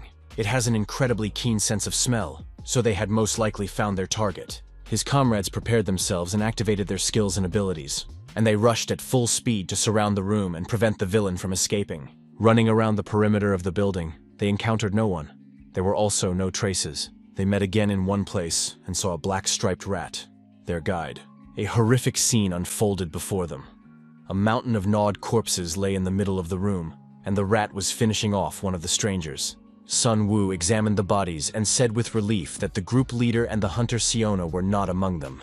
Gromila Hyun checked the bodies and made sure that these were the very people who had captured his comrades. Gromila said that the puppeteer was not among the bodies, and that they had been torn apart by a demonic beast. The young man looked at the bloodstains and realized that this was not the work of a demonic beast. The traces were very clean, left by first-class killers. Who could have done such a thing? Gromila Hyun looked at the bodies of the dead and couldn't understand who could have done such a thing. Most likely it was high-ranking metahumans. He added that the manager, in addition to the task of capturing the killers, had given them another assignment. They had to find a metahuman named Lexi, a blonde, and bring her back alive. This information greatly surprised Sun Wu. Not only were different zones playing a double game with the help of hidden groups, but the manager was also asking them to bring in a person about whom practically nothing was known. It seemed that the puppeteer had fled, deciding that he couldn't cope with his new pursuers. But since the blood was fresh, he couldn't have gone far. Hyun suggested checking suspicious places. The group consisting of Hyun, Sun Wu, and the children searched the city. Their attention was drawn to the subway entrance. If the subway was deep, it was likely full of demonic beasts. However, Aaron managed to notice human footprints there, which seemed suspicious. A place where pursuers would not go had to be both dangerous and safe. Despite the chase, the puppeteer had to take this into account. Gromila Hyun immediately decided to go there because his main task was to save the team members, Senu and Leader Li. Sun Wu didn't want to rush. He suggested surveying the place and trying to lure out the puppeteer. After that, he turned to Min and asked if she was ready. The girl was happy that her moment of glory had finally arrived. After rummaging through her bags for a while, she assembled a powerful bazooka that looked very reliable. However, the question remained. Would it be powerful enough? Aaron suggested firing it to attract the puppeteer's attention with the noise. But the girl reassured her companions, saying that if it were a normal magic projectile, she would be worried. But the projectile she had created would react to the signal and explode into a multitude of magical charges. No matter how deep the enemy was hiding, he would not be able to escape. The team approved Minnie's plan, and everyone got ready. A powerful explosion lit up the surroundings. The projectile flew into the subway entrance at tremendous speed. All that remained was to wait. Sun Woo and Hyun got ready. Now it was up to them. The plan worked, and a man appeared on the subway steps. He was stunned and did not understand what was happening. Hyun recognized him as the puppeteer. The guys rushed to attack. Sun Woo activated his abilities and rushed at full speed toward the enemy. The puppeteer came to his senses and activated his magnetic gaze. But the young man was ready. Without opening his eyes to avoid being affected, the young man knocked out his opponent. The puppeteer did not understand what had happened. His eyes were blinded. Sun Woo stood next to him with his sword. Then the young man cut his hamstrings so that his opponent could not move. His comrades realized that the puppeteer had been neutralized. He could not control minds, nor could he move. They left him with the children so that they could watch over him and destroy him immediately if necessary. After that, Sun Woo and Hyun rushed into the subway to find their friends as quickly as possible. Running in, they slowed down because a stranger came towards them. He was very physically strong, and his eyes were covered by dark glasses. Behind him stood a very aggressive-looking girl with a huge sword. Black glasses also hid her eyes. The strangers immediately realized that the boys had come to free their friends. The body of Sina was slung over the shoulder of another warrior. Soon, the fourth member of the group appeared. She immediately recognized the attackers as the boys from the 17th zone. Thus, the young man was faced with the entire team of rivals who were holding their friends captive. Sun Woo immediately noticed that the strangers knew them personally. It remained to be seen what was really going on. It was too risky to start a fight with these opponents. Absolutely nothing was known about them. Perhaps they were the ones who had destroyed the killers, which meant they were quite strong, and it would not be easy. Sun Woo holstered his weapon and said that they were hunters from Zone 17, and that there must have been some kind of mistake. The red-haired girl was indignant that several teams should not be sent on the same mission.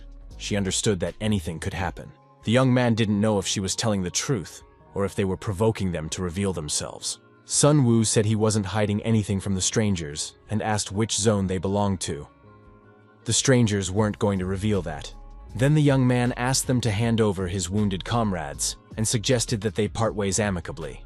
They replied that he still did not seem to understand the situation he was in. The redhead added that they would take Sun Woo's leader, mission, and comrades. Hyun continued to insist that they return his team members. At that moment, Leader Lee, barely able to stand, also asked the strangers to release Sion. Apparently this wasn't the first time he had done this, and he had simply worn them down. Hunter Hyun couldn't take it anymore and rushed at his opponents. Sun Woo realized that there was no way to resolve the situation peacefully. He also pulled a sword from behind his back and called his young assistants for support. They reacted instantly and took up attacking positions, preparing their weapons. In the next moment, 2 volleys were fired, but the result was disappointing. The strangers were able to create a field around themselves, without even trying very hard. The young man realized that it would not be easy. He activated his powers and rushed at the strangers with his sword. But at that moment his leg was tied with a rope. The red-haired stranger held a whip in her hands, which she used to knock the young man off his feet. He freed himself from the rope and activated his sword, using the spell Svensic Sword Crescent. This also proved to be futile, because in the next second, the stranger's whip knocked the sword out of the young man's hands. The boy was left without a weapon, and the children immediately came to his aid, firing their weapons. Protective fields formed over the strangers again and did not harm them. However, the unfamiliar team still noticed that these children were using weapons made from nuclear warheads. In addition, they were distracted, and the guide had disappeared somewhere. Sun Woo took advantage of the situation and got close to one of the strangers holding Sion in his arms. The young man activated his arm and slammed it into the stranger's face with all his might. The stranger realized that he really wanted to take the girl away. The next moment, he threw Sion in the direction of the young man. Sun Woo caught his colleague. The stranger activated his core shield to block further attacks. The children, standing aside from the battle, continued to help their mentor as best they could. Minnie used her device once again. The force of the explosion was so strong that the subway was blown to pieces. At the last moment, Yu managed to create a protective shield, and covering Sina with his body, kept her and himself alive. The rivals suffered minor injuries from the flying debris. The situation reached a stalemate. The red-haired opponent, brushing off dust and stones, took off her glasses, and the young man recognized her. She had participated in his selection of metahumans. It was Shin Yoon-hee. He remembered how he had tested her and the scandal that had erupted as a result. The girl laughed at him for taking so long to recognize her. The next moment, another explosion distracted the strangers, and Song-woo vanished into thin air. He was rushing at tremendous speed with the lifeless Sina on his shoulders, wondering what was going on. Why was Shin Yoon-hee here? Of course, they weren't going to let him leave just like that. It was very difficult to fight while carrying another person in his arms. The one-eyed stranger caught up with the guy and knocked him out with a powerful blow. The young man and his burden were immobilized. Next in line were the children, who were also caught. Hyun was still fighting, but it was clear that the situation was hopeless. Sun-woo was trying to analyze the situation when he noticed Leader Lee's sword. He lunged forward, grabbed it, and activated it, but was unable to use it. The red-haired hunter was surprised that he still did not understand what was happening. He needed to think about his situation. After all, he was smart enough to know that to survive in the desert, you had to observe what was going on around you, not rush headlong into danger. The guy realized she was right and raised his hands, announcing that he was giving up. The big guy Hyun also joined his friend. At that moment, the one-eyed hunter arrived with the immobilized children. It was unclear how he had managed to capture them. Sun-woo said that they had no intention of attacking an unfamiliar group.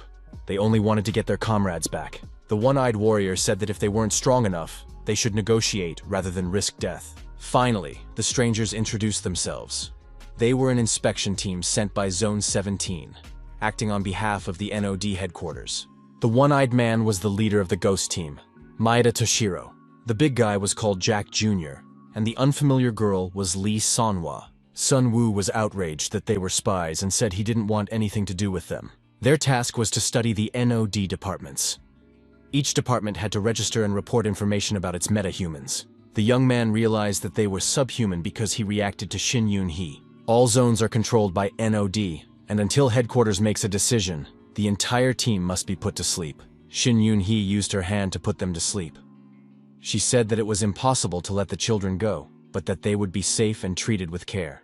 As he fell asleep, the young man remembered how Leader Lee had warned him not to trust NOD under any circumstances. They select talented young children from the desert, train them, and force them to chase away demonic beasts. The young man did not understand why they did this, since they themselves were capable of dealing with all the beasts in the desert. Leader Lee said that more people awaken in dangerous conditions, so the government deliberately does not create safe zones in the desert so that young talents can awaken.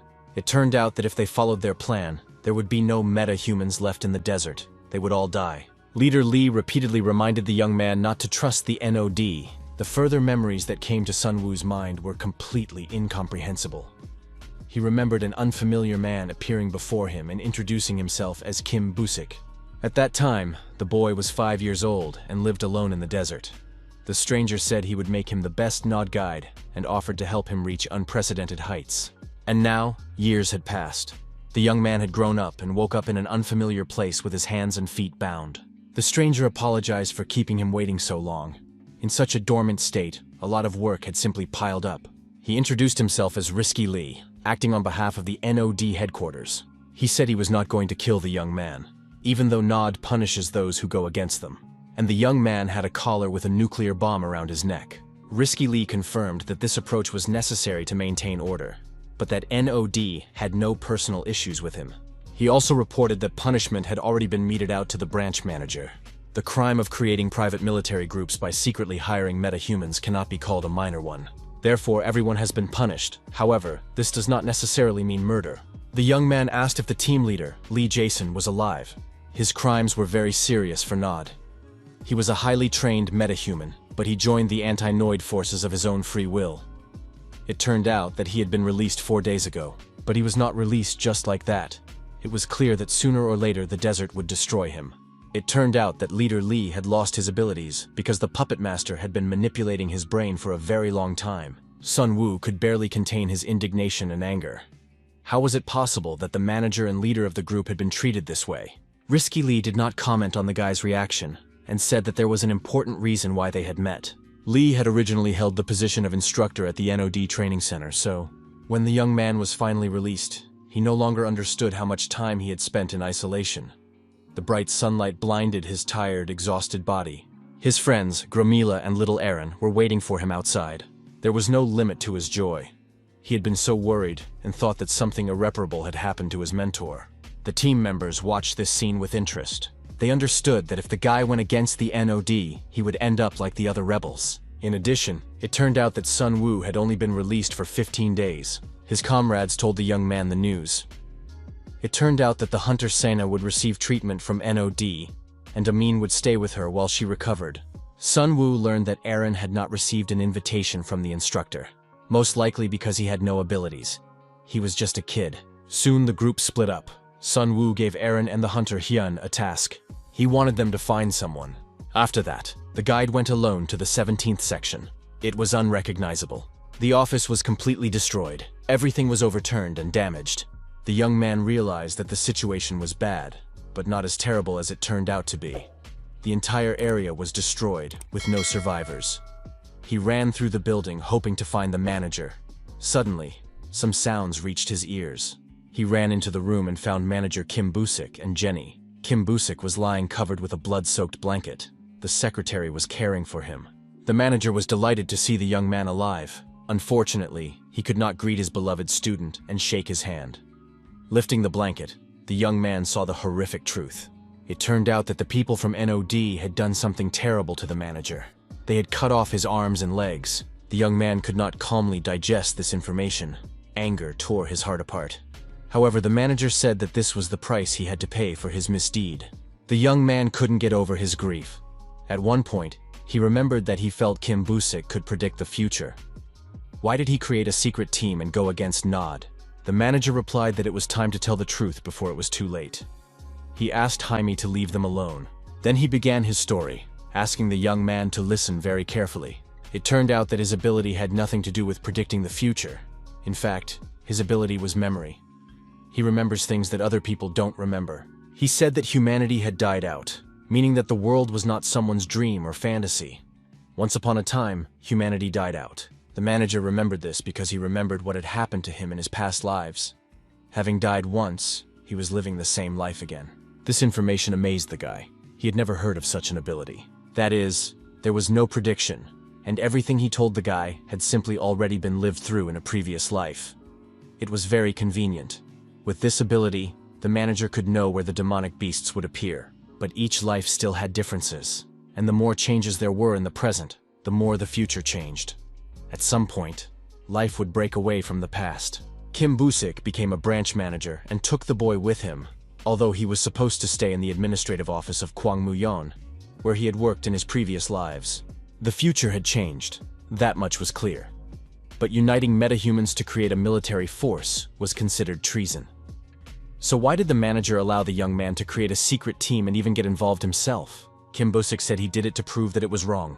In his past life, he rose to high positions thanks to his ability, lived a prosperous life, and did not think about the desert at all. He wanted to believe that life in the city would be the same as it was before the disaster, which, according to his memories, was supposed to happen in 5 years.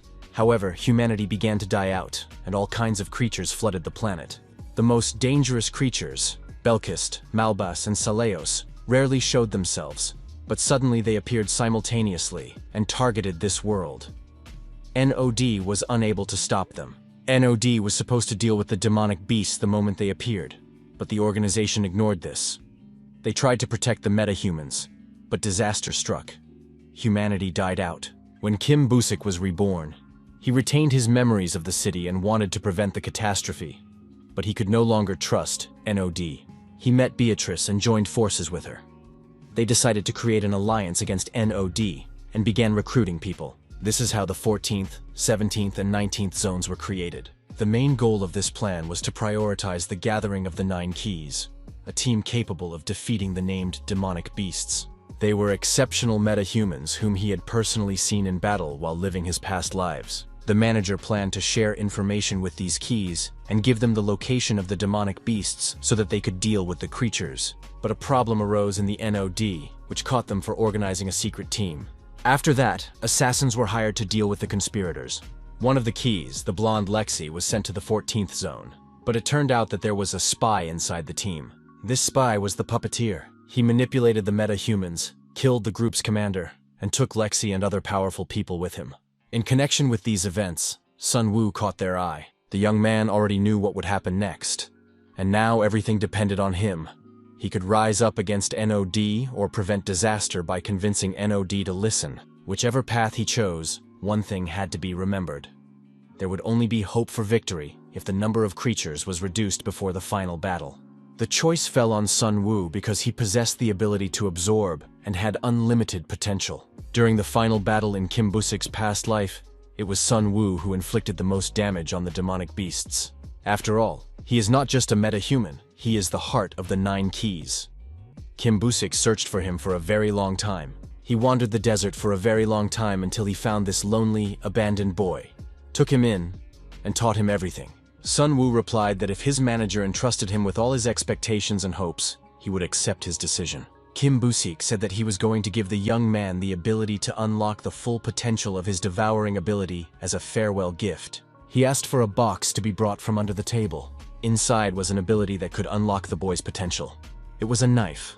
The manager asked him to swallow his ability and all the information about his past and present life. It was the best way for them to survive the final battle. The young man was furious. The manager was asking him to kill the person closest to him on this planet. The manager said that the keys he had already found were Beatrice, Sina, Lexi, and Gevel. While there were 5 of them, he had to find the remaining keys using the manager's memory and become stronger. A voice appeared inside the young man's head, urging him to kill the manager and take his power. He really didn't want to do it, but he understood that there was no way out. The manager did not want to go through life again and experience pain, bitterness, and disappointment every time. He asked the boy to spare him and end this horror. Images of their life together flashed before his eyes when the young Kim Busik helped the boy's son. After that, he lowered the knife. The young man stood for a while longer next to the lifeless body of his older friend. The absorption was successful, and the manager's abilities were transferred to the young man. When the young man regained consciousness after losing it, it was as if Kim Busik had taken up residence in his head. But soon he remembered everything, thanked Kim on behalf of all humanity, and set off to carry out his mission. An unpleasant surprise awaited him on the street. His secretary Ginny had been captured by a gang of local hooligans. Gromila, whom the young man had already dealt with once, stepped forward. It was the hunter Kang Hyun-soo. He offered the young man to join their gang and work together, attacking people. His gang decided to take control of Zone 17 and offer Nod a deal. After removing Kim Busik, Kang Hyun-soo would set up a new exchange center there. If they were going to survive in the desert, they needed a good guide, so he promised that they would treat the young man well. After Song Woo rejected the offer, the blackmail began. He was told that Jenny would be released if he helped. Sung Woo agreed and asked Jenny to wait for him inside. The gangsters then said they had a little surprise for the young man, an NOD. This surprise turned out to be a man crucified on a cross. The gangsters were going to use him as a bargaining chip to give to NOD. It was Lee Ji-sung. The gangsters were sure that Lee Ji-seong's head would make them all their past crimes forgiven. NOD might forgive them, but Sun Woo had no intention of forgiving them. He knew that while other superhumans were protecting humanity and fighting monsters, the gang was doing disgusting things. The bandit grabbed the young man by the chest and began shaking him, threatening that soon there would be nothing left of him. Soon, Sun Woo felt something that amused him greatly. It turned out that the branch manager had not told him the whole truth. It turned out that he could absorb the abilities not only of the dead, but also. The young man looked at his opponent and thanked him for his kindness. In the next moment, tension flared between them, and the young man began the process of absorbing the ability. The young man did not let go of him and took everything that could be useful to him. The guy stated that it was just a 15th rank enhancement and nothing special. The bandit realized that something strange had just happened to him, but he decided to teach this young upstart a lesson. Pulling his sword from its sheath, he swung, but at that moment his legs buckled and he fell. The young man informed his opponent that he had lost his abilities and now found it difficult to lift the sword he held in his hands due to his enhanced physical form. The villain did not believe it. He raised his sword again and swung it once more, but in the next moment he received a blow to the jaw from Sun Yu. As a result of this blow, the leader was completely knocked out. His friends were stunned by what they saw, and they decided to avenge their boss and surrounded the young man. Their leader was defeated, but they still did not understand the situation they were in. However, now the young man could take advantage of this. He tried to summon his past abilities, if only out of curiosity. He succeeded, and as a result, all the energy inside him came together. However, the young man noticed that there was a strange black aura around him. He had never heard of such a thing. A few moments later, he realized that these were tentacles. The group that appeared nearby became a good training ground for the young man. However, as a result, he felt that he had expended too much energy. This skill was extremely energy-intensive and could not be used often. This time, the leader woke up.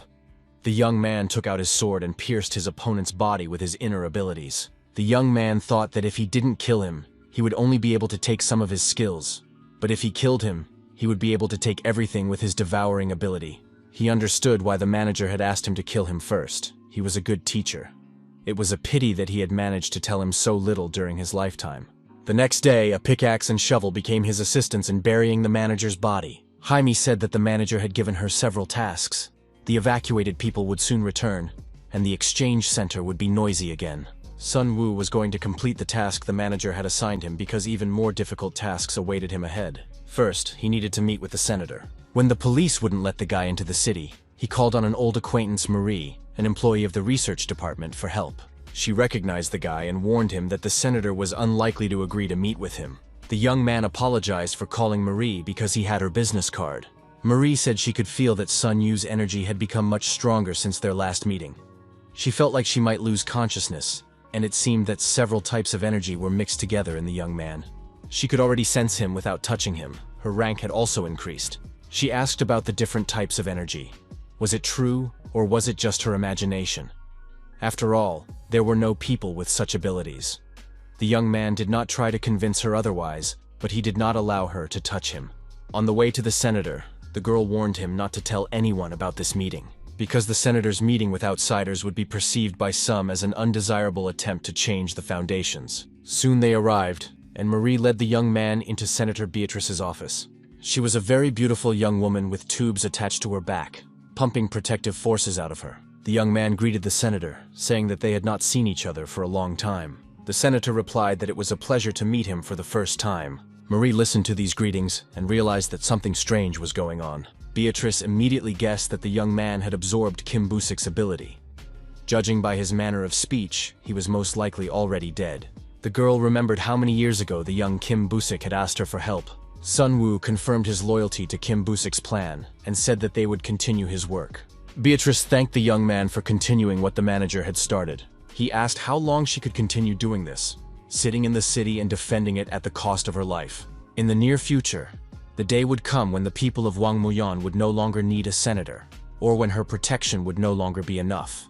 The young man did not understand whether she was referring to the past battle, or the time when he would join her in the Keys, and until then she would continue her work.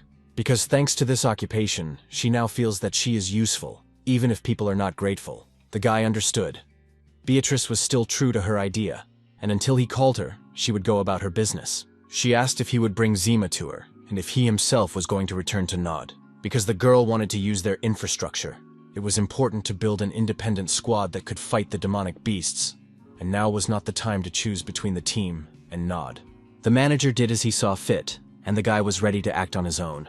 If necessary, he would gladly become either a pig or a loyal dog of Nod, but he would suck them dry. He also advised the girl to get more rest, sleep, and eat well, so that she would have enough strength to wait for the final battle. After visiting Senator Beatrice, the young man returned to his friends. Gromila Hyun passed the time with Aron. They thought about what the future held for them without the branch manager or Lee. Gromila Hyun was in a state of shock. Lee was his teacher and friend, but he was dead, and a bleak future lay ahead. That's it. He said that Nod had made him an offer. They were interested in recruiting metal people from the desert into their army. He confirmed that he was going to join their headquarters. Sun Wu said that for his own purposes, he was also ready to join them, but was still thinking about what to do. The thing was, he was worried about Aaron, who was not a metahuman and could not join Nod's army. Simply leaving him in the desert would be a huge loss. In addition, he was constantly thinking about what Posier's team should do at the critical moment to win. The guide did not reveal the essence of the task entrusted to him by the manager, but made it clear to Hyuk that he would do anything to ensure its successful completion. Gromila Hyuk said that Leader Lee believed that if Hunter's son continued to grow at the same pace, he would most likely live up to the branch manager's expectations.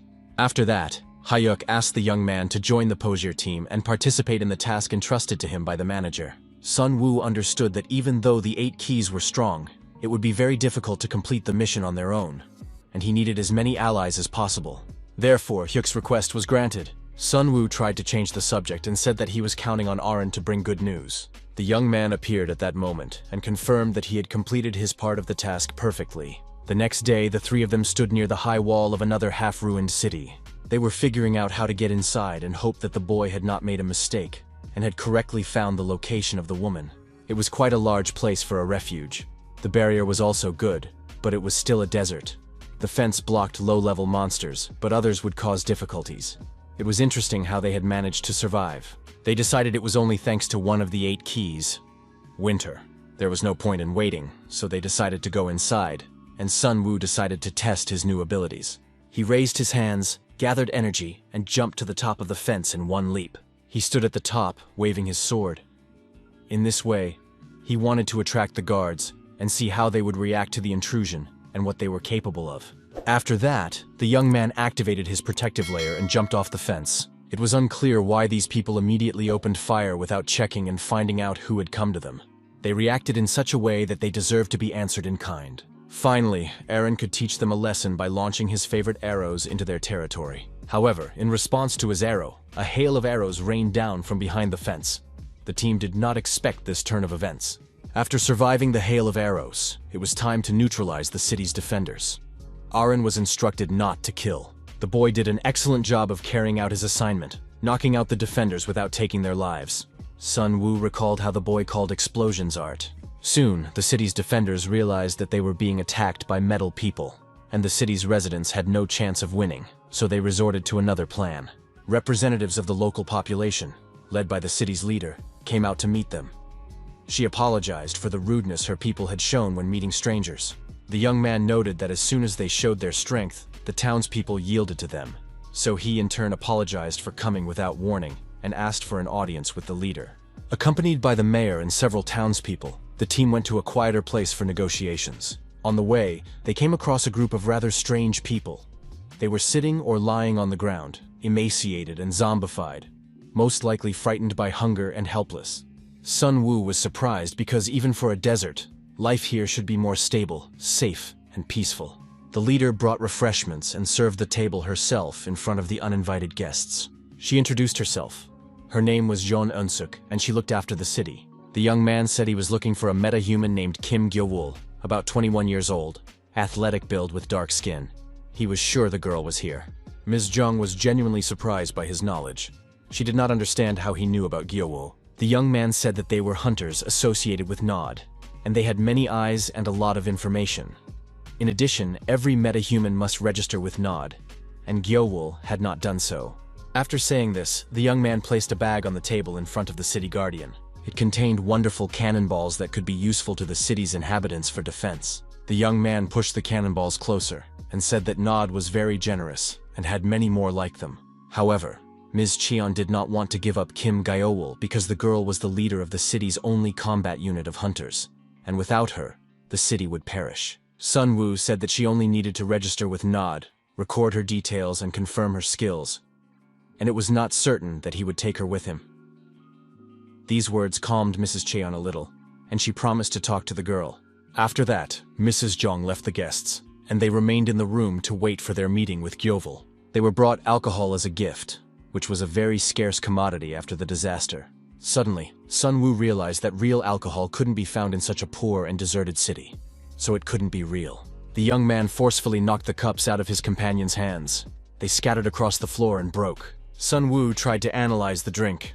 It was not poison, but dog blood. The well-known creature called a garg is an animal similar to a dog. Its blood is very toxic and causes hallucinations. The blood is taken from the garg, filtered, and fermented to produce a drink similar to alcohol. But it cannot be drunk like ordinary alcohol, because over time the poison will accumulate in the body and the dose will become lethal. The young man realized that the atmosphere in the shelter was strange. The half-dead people at the entrance had probably been drinking dog blood.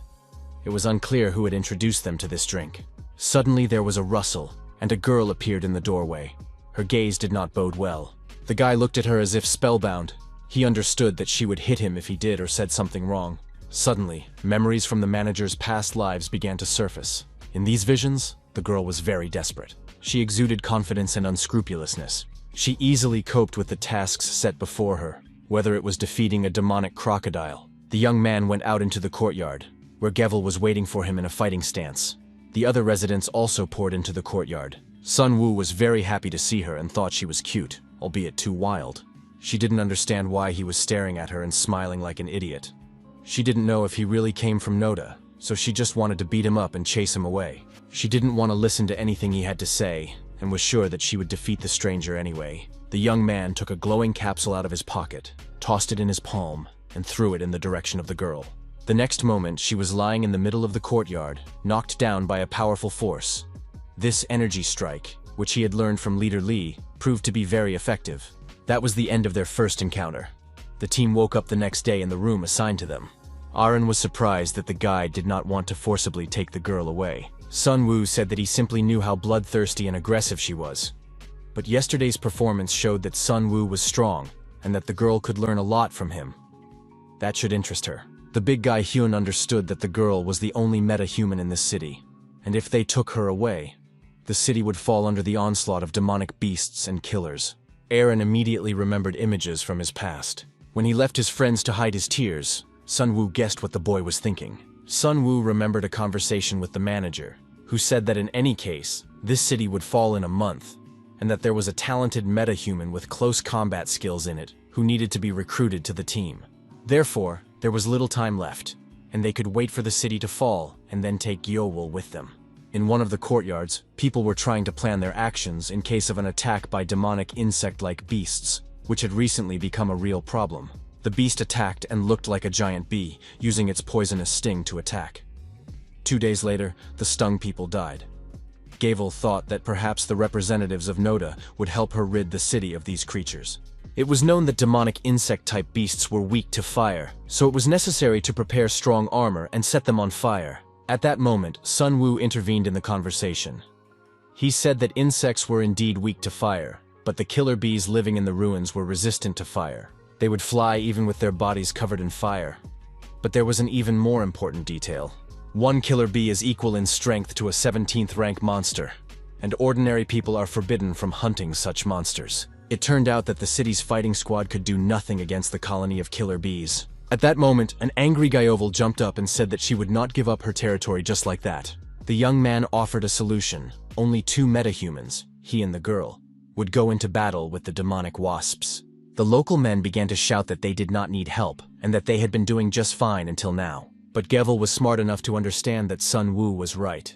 She disbanded the entire squad and agreed to the stranger's proposal. After the proposal was accepted, the girl demanded that they stop talking and go into battle immediately. She believed that in return for his help, she would not have to leave with him. When everything was settled, the 2 metahumans went hunting. Sun Wu said that a group of demonic beasts usually consists of several thousand individuals, but killer bees live only in nests of 100 bees. They had to attack where the wings attached to the body, because the rest of the body was as strong as steel. If a metahuman was stung 3 times, they would die. After that, the guy said they needed to drink some alcohol to knock the bees out. The bees secrete a poison that is almost like real alcohol, and then the poison's strength weakens. The girl was delighted that they would have a feast later. Talking like this, the partners soon arrived at their destination. Before their eyes stood a huge nest of killer bees. It was taller than a 3-story building. Only 2 bees were on guard. The rest seemed to be resting, and it seemed that the best opportunity for an attack had arrived. The guy said he would strike them with a powerful blow to reduce their numbers, and then Gyeowol would join in. Summoning all his strength, Sun Wu cut the huge nest in half with a sword strike. It shattered into pieces, and bees flew in all directions along with their eggs. These demonic creatures looked monstrous, huge in size, with stingers, claws, antennae, and large wings. Their buzzing created such a roar that it seemed as if their eardrums were about to burst. Having provoked the creatures in this way, the pair of metahumans prepared for a battle that promised to be difficult. The plan was to chop the flying creatures left and right. Gyeowol instinctively surrounded herself with energy as soon as the battle began. Her energy took the form of a lioness, which was always very mesmerizing. Like Beatrice's barrier and the Devourer's skill, the girl's skill was unique and defied classification. Using the wild beast's power, she soared upward. She grabbed the flying creature by the waist and broke its body. The remains of the bees flew down, and the next bee fell victim in the next few minutes. Sun Wu watched the battle with genuine interest. He understood that with her current skills, the girl must be about the same rank as Leader Cheon, or even stronger. The young man left the girl to deal with the bees and flew off to see what was happening inside. Suddenly, the young man realized that he was surrounded on all sides by vile creatures. There was nothing left to do but activate his tentacle mode. As always, this option worked perfectly, but the guy lost a lot of energy. Once again, he was convinced that he needed to use his abilities wisely. But now was not the time to worry about that. The young man had a magic sword in reserve. With the sword, the young man began to chop down the demonic creatures, and so far, everything was going well. The next moment he noticed that Gevel had a problem. A bee had almost eaten her hand. Gevel had been poisoned and felt her body becoming paralyzed. Sun Wu understood that she was not yet experienced enough to deal with the problem. He told her to activate her internal energy control. It turned out that she had never heard such words before, and knew nothing about internal energy. Following the young man's instructions, she simply pulled the bee's stinger out of her leg, cut open the wound, and poured the antidote into it. Sun Wu continued to watch the girl. He didn't know whether to take her to Nod or train her himself. The difference between them was that he had experience from his past life, and his body remembered the training. While Kim Gyeol only had her instincts, one thing was clear. She would not be able to fight high-ranking demonic beasts. He realized that at the moment, the girl was only participating in the battle in the process of healing. Therefore, he needed to attack all the bees at once. But the biggest problem was the queen bee. She was hiding in the darkness inside the cave, looking for an opportunity to attack. The young man understood that if he used his tentacles again, he would lose energy and would not be able to deal with the queen. However, he decided to think about this problem later. After dealing with the main swarm, Sun Wu made sure he had a third of his strength left, which should be enough against the queen. Gyeovul already admired the guy deep down. He had torn her leg and allowed the wound to heal. The girl felt that she was beginning to like the guy, and it annoyed her. Leaving Gyeowul to heal her wounds, the guy went deep into the cave to find the queen bee. The most dangerous thing was that he had little energy left, and he could still encounter a regular bee guarding the queen and waste his strength on it. The boy shot a beam of energy from his hand to illuminate the darkness and check if there were any ordinary bees left. It seemed that no one was left. He decided not to wait for their return and rushed to find the queen. Flying out of the dark corridor of the cave, the young man came upon honeycombs, and there before him was the queen bee. There were no soldiers around her. She was disgusting and huge. Seeing him, the queen bee began to spray her venom. In a matter of seconds, the young man used his energy shield, but it was useless. With his magic sword, the young man tried to attack the queen bee. He also used the verbal command, Svensik's Sword of the Half Moon. It seemed that the bee would not last long. After several attacks, it exploded. The young man released energy and launched it around himself. Now it was possible to say goodbye to all the bee eggs. They burned alive. Meanwhile, Sun Wu examined the queen bee's abdomen. There he found not only golden eggs and cores, but also something more interesting and useful. It was the crystal of the queen of killer bees. A real treasure. It could only be used once, but it instantly replenished energy reserves. The job was done. The city was saved. The killer bees were destroyed, including their queen and eggs. Therefore, the city's residents could expect safety in the near future. After the bees were dealt with, the young man helped Gevel. She felt like a failure because her skills did not match her talent. She even dared to ask him to share the trophy cores because she needed to take care of the townspeople. Sun Wu suggested taking everything and making alcohol. He didn't need anything himself. He wanted to hear the real reason why the girl couldn't leave this shelter.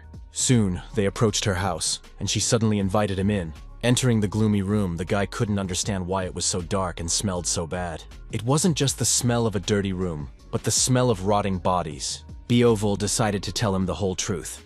It wasn't a secret, but she didn't want the other residents of the shelter to discuss it. On the bed, under the blanket, lay some kind of creature tied to the furniture with ropes. As it turned out, it was not a simple creature, or a zombie. It was Gavel's younger brother, addicted to gargoyle blood. It was because of him that the girl didn't want to leave the city. Sun Wu tried to calm her down, saying that she was giving up her future because of her sense of responsibility to her family, and that this was not entirely right. However, the truth was even more painful.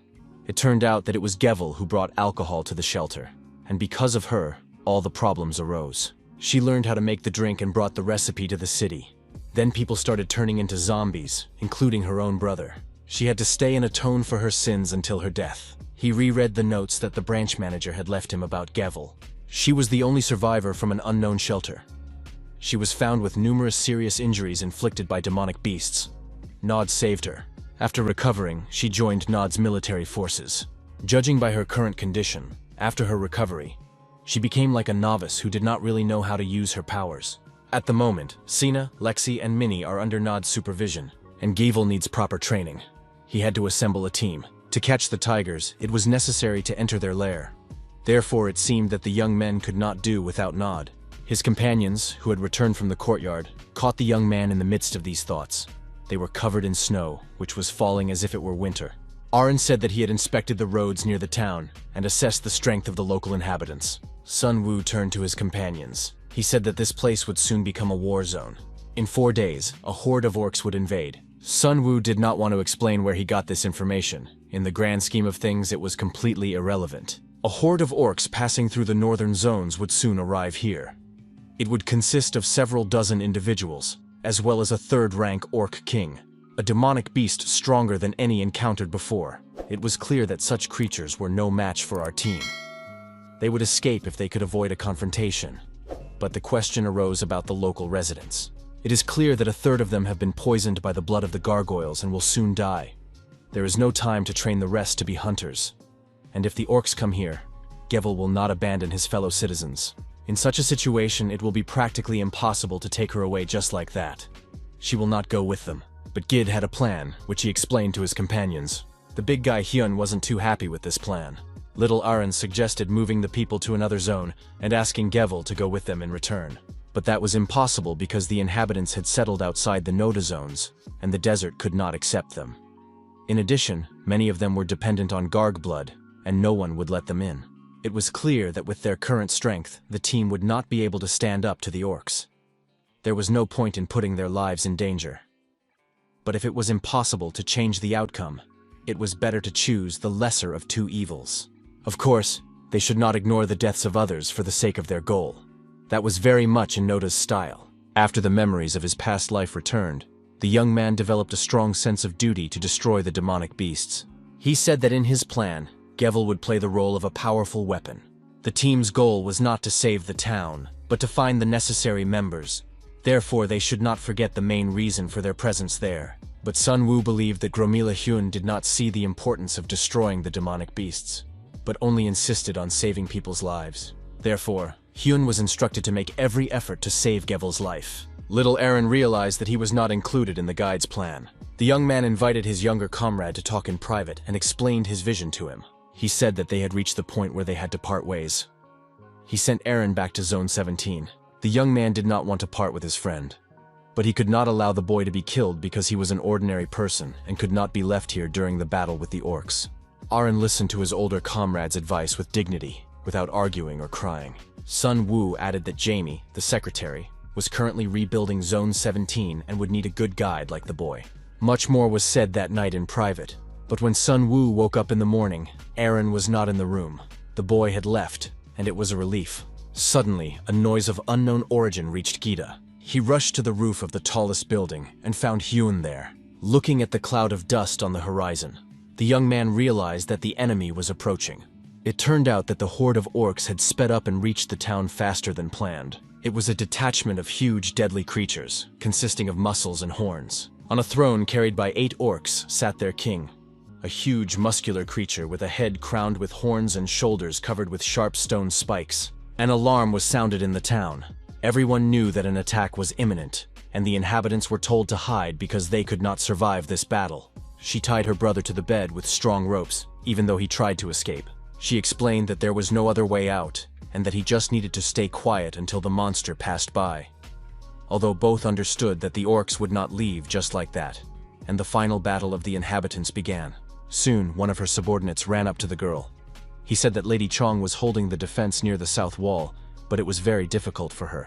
There were no guests in the rooms. They said they were from Noda, but at the moment when they were needed, they left the city. It was clear that 3 people, even if one of them was not a metahuman, could not stand against a horde of orcs, so there was no point in taking offense at the guests. They had finished their business when they killed the bees, so it was necessary to negotiate with them rather than throw a party. This conversation was overheard by Gromila Hyun, who, of course, did not leave the town, but simply stood ready to meet the enemies and carry out the actions planned.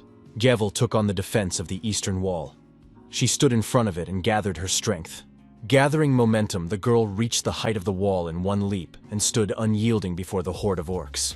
Sun Woo and Hyun watched the demonic beasts. They did not usually form hordes, but this did not apply to orcs. Both men were concerned about Aaron's fate. They hoped that he had managed to reach the 17th zone. Although they had spent little time together, the boy had learned a lot. Sun Woo dreamed that the boy would also awaken. He hoped that the boy was safe and would help the exchange center. But it was time to get to work. Sun Woo handed Hyun a vial of lethal pheromone from insect-like monsters. He had to spray the contents every 10 minutes to mask his scent and protect himself from them. Watching what was happening in the city through binoculars, the guys were convinced that their assumptions were correct. They saw the demonic creatures destroy the inhabitants of the shelter with a flick of their wrists. Soon, the same fate befell Ms. Jong and her other subordinates. Although the hunter Hyun wanted to rush to Ms. Cheon's aid, his main task was to save the key. Hyun watched as Yahello coped thanks to her skills and abilities. The eastern side was holding on somehow, but everyone else had already fallen. Demonic orcs were created by nature as killing machines. Without any emotions or feelings, they lived by killing everything around them. Yahello put up serious resistance, activating all her powers in the fight against the monsters. The girl struck these boulders with tremendous force, but they did not even seem to feel her presence. She threw herself at them, biting into their bodies, throwing stones and fire. It cannot be said that her actions were in vain. She was slowly advancing, but then the moment came when the king of the orcs appeared before her. Hyun noticed this and warned Gid via radio. It was time to move on to Plan B. Sun Woo jumped out of ambush, activated his abilities, and rushed onto the battlefield. Yahello tried to resist, but even she realized the futility of her actions. After receiving a huge number of blows from the Orc King, the girl found herself face to face with him. She lay on the ground, pinned down by another attack, while the huge demonic monster loomed over her. And just as the Orc King raised his weapon to finish off his opponent, Gromila Hyun appeared before him, shielding the girl with his body. According to the plan they had discussed the day before, Hyun was not supposed to let Yahello meet the Orc King. While Yahello fought the ordinary orcs, Hyun used pheromones to hide his presence, and then he had to drag the girl away from the scene as quickly as possible. He had to use his physical strength to prevent the orc soldiers from catching up with him. But if she met the Orc King, she could die, and that was the worst-case scenario. So Plan B was as follows. Hyun had to distract the Orc King for a minute, and during that time, Sun Woo would reach them using his leg strength. Sun Woo tried very hard to get there because, in the worst-case scenario, it would be very difficult to save the girl. Hyun, the big guy, thought it would be sad if they couldn't save the shelter's inhabitants. But it turned out that it was good if you survived yourself, rather than saving someone else. The Orc King was titanically strong. He hadn't landed a single blow yet, but he was barely standing. He knew that if his opponent's attack succeeded, he would die. At that moment, everything lit up, and Sun Woo arrived at the battlefield. He punched the Orc King with all his might, causing only a look of surprise on the creature's face. This was enough to distract the creature from Hyun and the girl, and Sun Woo gave the order to run. Now the young man was left alone with this killing machine. Sun Woo realized that the warm-up was over, and the real battle was about to begin.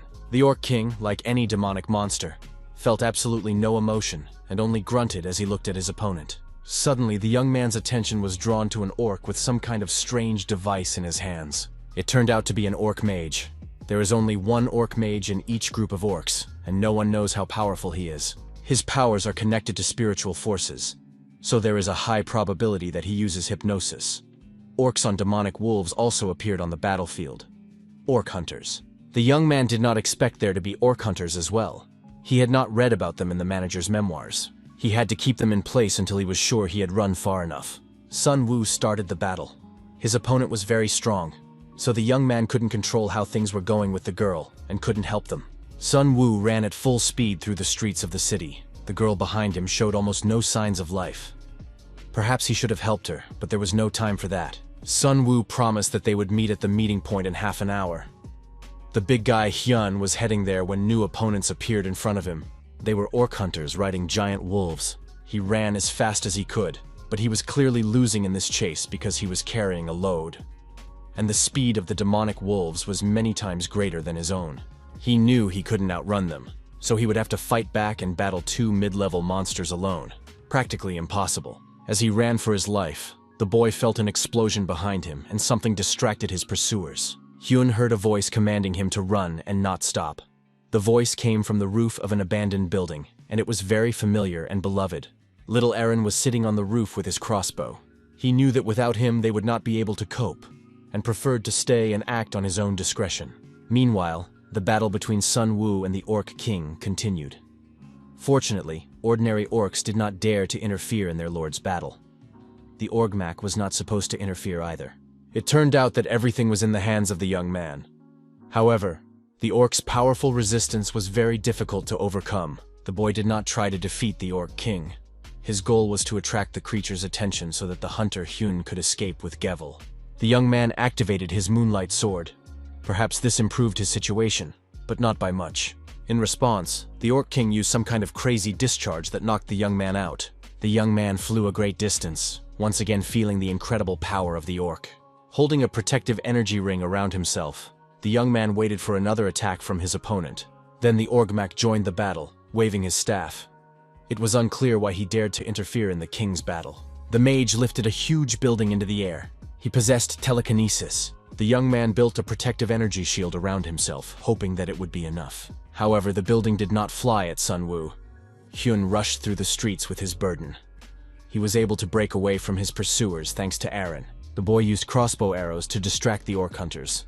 He hoped to remain unnoticed, but at the same time buy time for his comrades. Unfortunately, the orc hunters noticed the boy, and he was so busy with his task that he did not sense the approaching danger. The boy shot at the hunters, not understanding why they weren't rushing at him. Perhaps they were too stupid. The orcs saw him but did not attack. They seemed to be looking away and not approaching the boy. It was very strange. The young man looked up and realized where the orc hunter was looking. A house was falling on the boy from above. Could anyone have survived? But clearing his throat and dusting himself off, Eren realized he was alive. Little Minnie came to his aid. How did she get here? She explained that orcs are called orcs because they resemble the lowest-ranking monsters from popular children's games. Meanwhile, Sun Wu continued his battle with the Monster King. He fought his opponent, continuing to accuse him of weakness. The latter had attracted not only orc hunters, but also an orc mage. The young man used a new fighting technique. This technique was difficult to use even for the leader genes. He could only hope that Hyun would dodge part of the building. But all the attacks remained very weak, because the Orc King did not even feel their impact. However, the young man hoped to at least cut off the mage. The young man used a technique that maximized sensitivity in exchange for the power of an infinitely small sword. The next clash had no new consequences for the monster. The young man felt that he no longer needed to worry about the Orc Mage's interference. He had swallowed many cores, but it was clear that the Orc King was going to kill him. But from the very beginning, Sun Wu only wanted to buy time, and now he just needed to disappear. He needed to hide from sight right now. In response to another attack, which was supposed to simply occupy the Orc King, the young man used an explosive sword. This technique caused an explosion of flames right in front of the monster's face. The young man realized that this was his chance, and while the orc was blinded, he needed to escape. And just as the boy began to strengthen his legs, the orc grabbed him in the process. Caught in the middle of his body, Sun Wu couldn't use any of his skills. He pulled a sword from behind his back and tried to fend off the attack. In the next moment, the sword broke, and only a stump remained in the young man's hands. The guy didn't expect that. He stuck the sword into the orc's mouth, and that was supposed to conduct the concentrated energy of the core. If it connected with his internal energy, there would be an energy explosion. The explosion was powerful enough to knock the Orc King unconscious, at least for a while. The young man did not wait for his opponent to recover, but took advantage of the strength in his legs and ran away. At that moment, the other orcs, who had not dared to intervene in the battle, were given carte blanche and opened fire on the young man. He ran at full speed under a hail of arrows, using his protective energy shield. However, his strength was waning, and an arrow pierced the barrier. The young man's shoulder was torn apart by excruciating pain. Most likely, the arrow was poisoned. He knew he had to hurry and used his acceleration once again. Finally, having broken away from his pursuers, the young man slowed down. After catching his breath, he noticed the tracks of giant wolves. However, for some reason, the tracks split. Could it be that the orc hunters had decided to surround him from two sides? Sun Wu was gone, and he didn't remember Hyun using any cannonballs. Then, he saw the bodies of an orc and a demonic wolf. Fortunately, the hunters had taken care of them. Sun Wu stood in the middle of the street and called out to the hunter. The burly Hyun responded. It turned out that he was in the nearest building, and Gavel was lying unconscious. He tried all the items with healing properties, but the girl did not regain consciousness. Gromila himself was also injured. Sun Wu asked how Hyun managed to avoid the building that had fallen on him, and then Hyun realized that Aren had fallen victim to the orc mage. Aren did not return to the zone.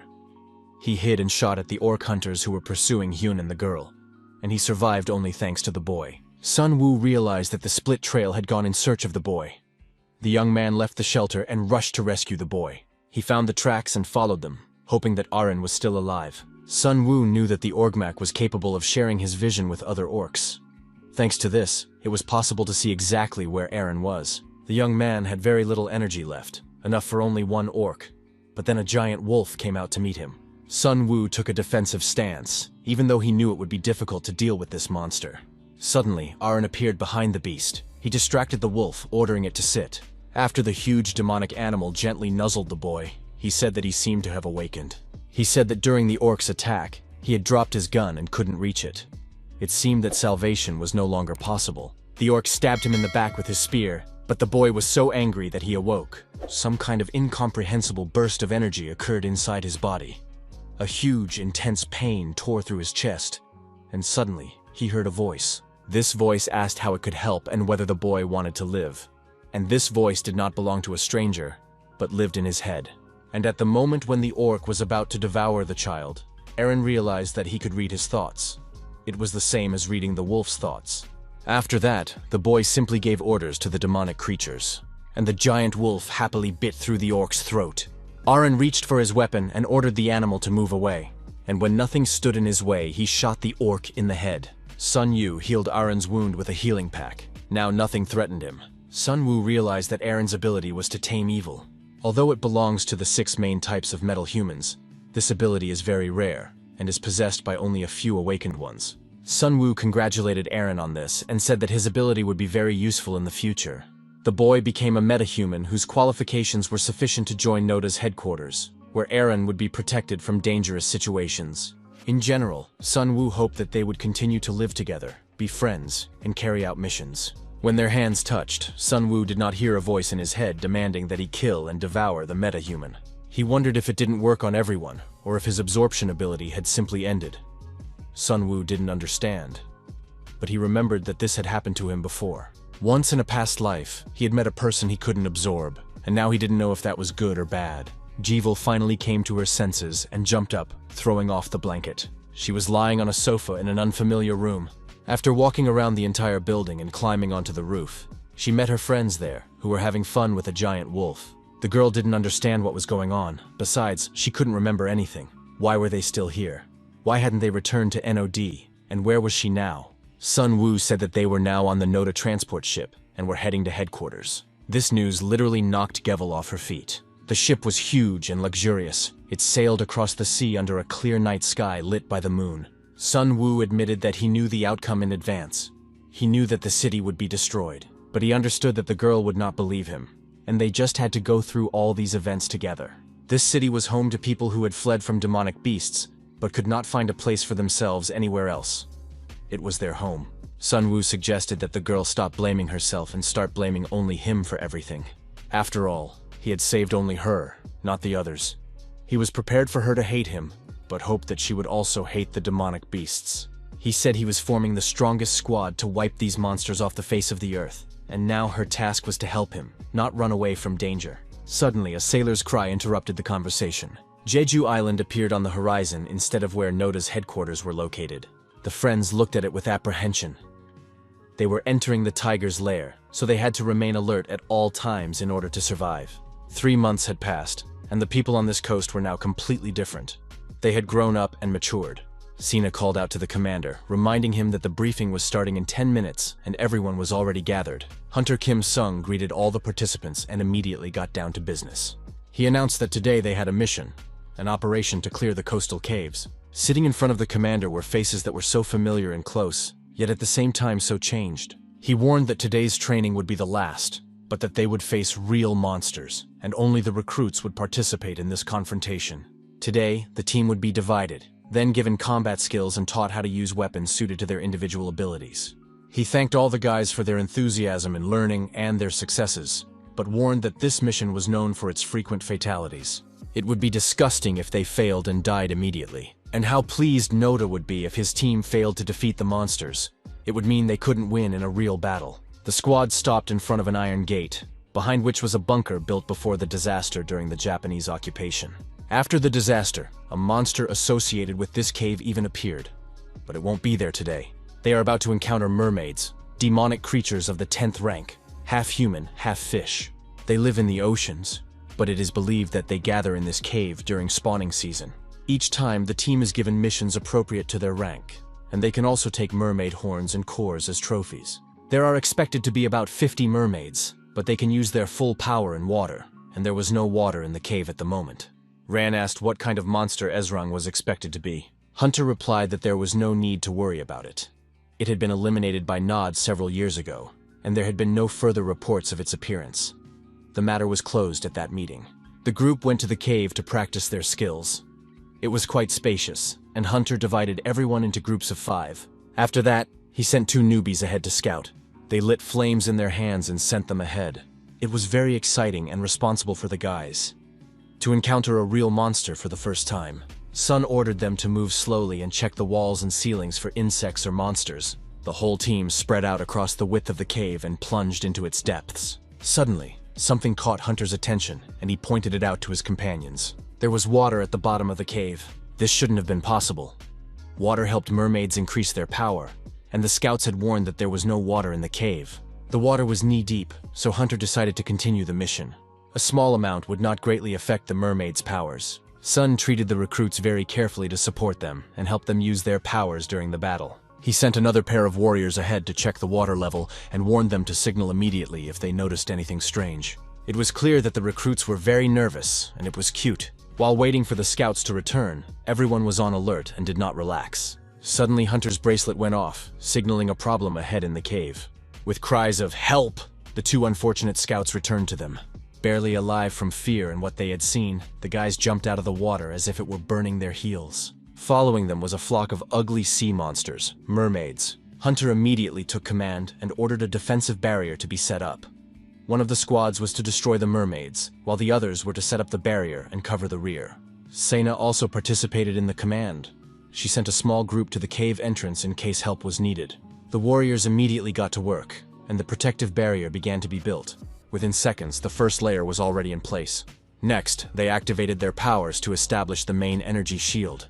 By the time the mermaids reached the soldiers, the protective shield was ready. The creatures tried to break through it. They banged, gnawed, and dug in with their teeth and claws. The energy shield was strong enough to keep them out. However, as they continued to attack, the boys' strength was depleted, and the number of mermaids was growing by the moment. It soon became clear that the strength of the shield was in question. Sun reminded the soldiers, as soon as they lost control, the shield would collapse. Soon this happened. The order was given to open fire. However, weapons could not be used in the cave to avoid collapses.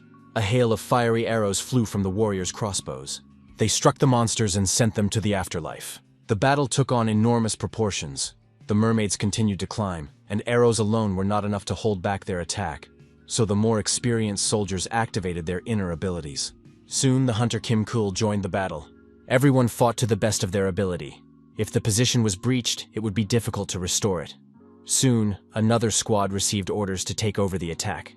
Not a single monster could be allowed inside. The boys and girls fought desperately. Finally, it was Hyun's turn. At that moment, one of the monsters broke through the shield, but its life was greatly shortened. The huntress Kul had always been known for her fierce temper. She sank her teeth into the neck of the vile creature, and it did not survive. Sun always admired the girl's incredible strength in close combat. She knew how to fight from birth and acted like a professional fighter. The hunter Ihyun also joined the battle. He was no genius, but he managed to compensate for his lack of talent with diligent study and physical abilities. Ikyun was not yet accustomed to the abilities within his body, but one day they would help him at the most opportune moment. Finally, all the gaps in the defensive shield were closed, but it was unclear how long that would last, as there were more mermaids than expected. The commander not only monitored and directed the battle, but also found time to praise each participant individually. The moment came when he himself joined the battle. He also had to fulfill his mission, so his favorite sword was unsheathed and activated. One of the squads rushed into the attack with him, admiring their commander and not wanting to be outdone in any way. On command, the protective shield was removed, and Lexi, who was responsible for Sina's health, began to examine the wounded fighters. The rest prepared for the attack, and the mermaids also lined up and waited for the battle. Hunter's son activated his powers and entered into battle with the demonic creatures. He fought fiercely, leaving no one alive behind him, as if a hurricane had swept across the coast.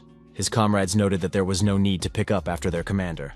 No one else followed him. Sun activated the moon sword, further enhancing his abilities. Although the commander had adjusted his power by a third, he realized that it was time to unleash his full power and continue training at maximum capacity.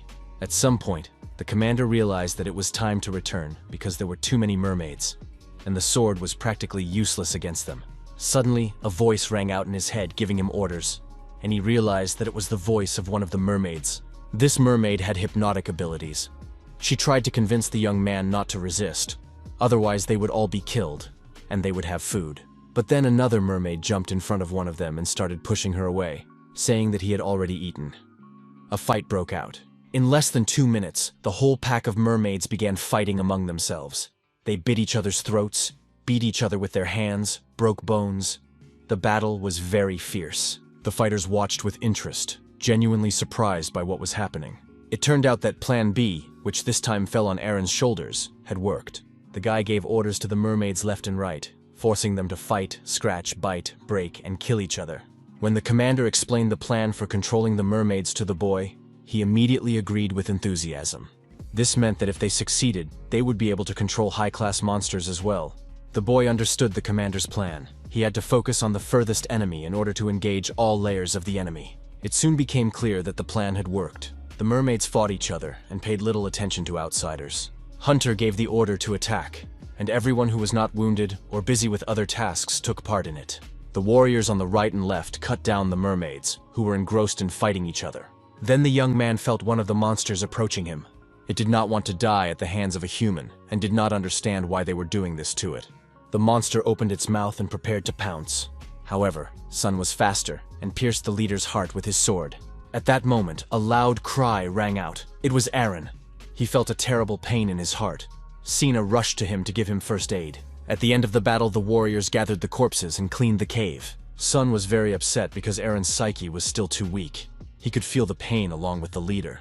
Aaron pretended that everything was fine, but he couldn't always hide his tears. Sun recommended that Aaron monitor his health and rest while they explored the rest of the cave. It would be difficult to use Aaron in battle. If the death of the main monster harmed him, there was hope that he could control the monster Ezrung. But so far, it wasn't that simple. The group continued to advance deeper into the cave. Why didn't the scouts report the lair, since there were so many of them here, significantly more than agreed upon? Sina wondered if the commander had looked at the recordings of previous training sessions and seen anything strange there. She was referring not only to the appearance of the mermaids, but also to their number. Sun confirmed that they had destroyed a huge number of mermaids. But the strange thing was that the mermaids were at the entrance to the cave, and no one knew what was deep inside. Most likely there was a lair there, but no one had ever written about this lair or mentioned another creature. All participants in the battle agreed that the number of mermaids was significantly higher than expected. It seemed as if the scouts had not entered the depths of the cave, but had simply turned around, left, and concealed this information. Hunter noted another oddity. It was said that mermaids came here to reproduce. However, this was very strange, because they came here, were destroyed, and continued to come for the sake of offspring that were potentially threatened with death. So there must be some other reason why these creatures flock here. Perhaps there is something deep inside the cave that the team is unaware of. Something real that compels the mermaid flock to come to this place and risk their lives. No one had received any reports of adjacent logs, replied the training headquarters instructor. There was nothing like that in the records. There was no certainty that the group needed to move deeper into the cave. And if there were other creatures in the lair, it meant that not all members of the team had completed the task. If it was a new passage, it meant that a monster was hiding underground, making its way through, which is why it had not been seen before. The instructor warned that if the group left the site before the situation was clarified, the mission would be considered a failure. Hunter could not allow such a turn of events, so he requested new instructions, which he received shortly thereafter. The commander said that they would have to go back into the cave, but not the whole group, just 4 of them. A helicopter would arrive from headquarters in a few minutes. In the meantime, he gave the order to prepare to re-enter the cave. The instructor said she would send a group of regular troops, and Sun and his assistants would provide support. A team of regular troops got out of the helicopter to check the cave. It is difficult to find even a drop of oil in the desert, but there is plenty of it in the city, according to the helicopter that brought only 4 people. Kim Sun-woo warmly greeted the newcomers and introduced himself. He was met by Lee Dong-min, a member of the Border Guard Corps and captain of the team. His friends were So Bongguan, Dix, and Sakura. The team seemed strange. 2 swords, 2 hammers, and no secondary abilities. Sun said he had received a message from the instructor to meet the regular team and provide them with logistical support. Captain Lee said that anything beyond the training curriculum for trainees was too difficult. Hunter Sun said that they would provide a doctor and a healer to help restore energy, and that he and 2 metal men would cover the doctor. Captain Lee thanked him, although he said he didn't know if it was necessary, but if the trainees wanted it, then why not? Hunter felt that the captain was mocking them, but decided not to complicate the situation. Soon, both teams descended into the cave. Captain Lee's team examined the cave because they knew there had once been a bunker there, and the soldiers themselves had trained there even before the mermaids. However, they had never encountered such a lair in the past. It was not like the cave they had just passed through. The walls seemed unnatural, as if they had been artificially created.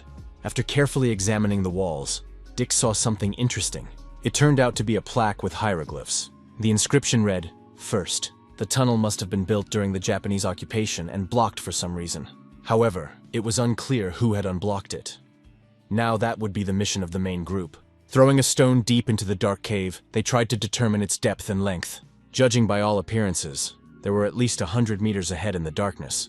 Captain Lee took command and led the squad to explore the cave, while Hunter remained with his men, with nothing to do. Seeing practically nothing in front of them, and having no connection to the outside world, Captain Lee's team moved deeper into the cave. Suddenly, the girl stumbled and was supported by a comrade.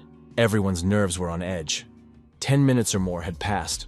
The cave was too hot and humid, but it was unclear what to do next. Suddenly, there was a loud crack, and Captain Lee ordered his group to stop. Shining his flashlight underfoot, he saw a human skull. Judging by its condition, it belonged to a soldier or worker from the era when the passage was built. What could have happened was completely unclear. Soon, a fur ball fell at their feet. The soldiers didn't know what to do with it either, so they ignored it. Hunter Sun noticed that the high temperature in the cave, the humidity, the thin air, and the darkness were causing great exhaustion.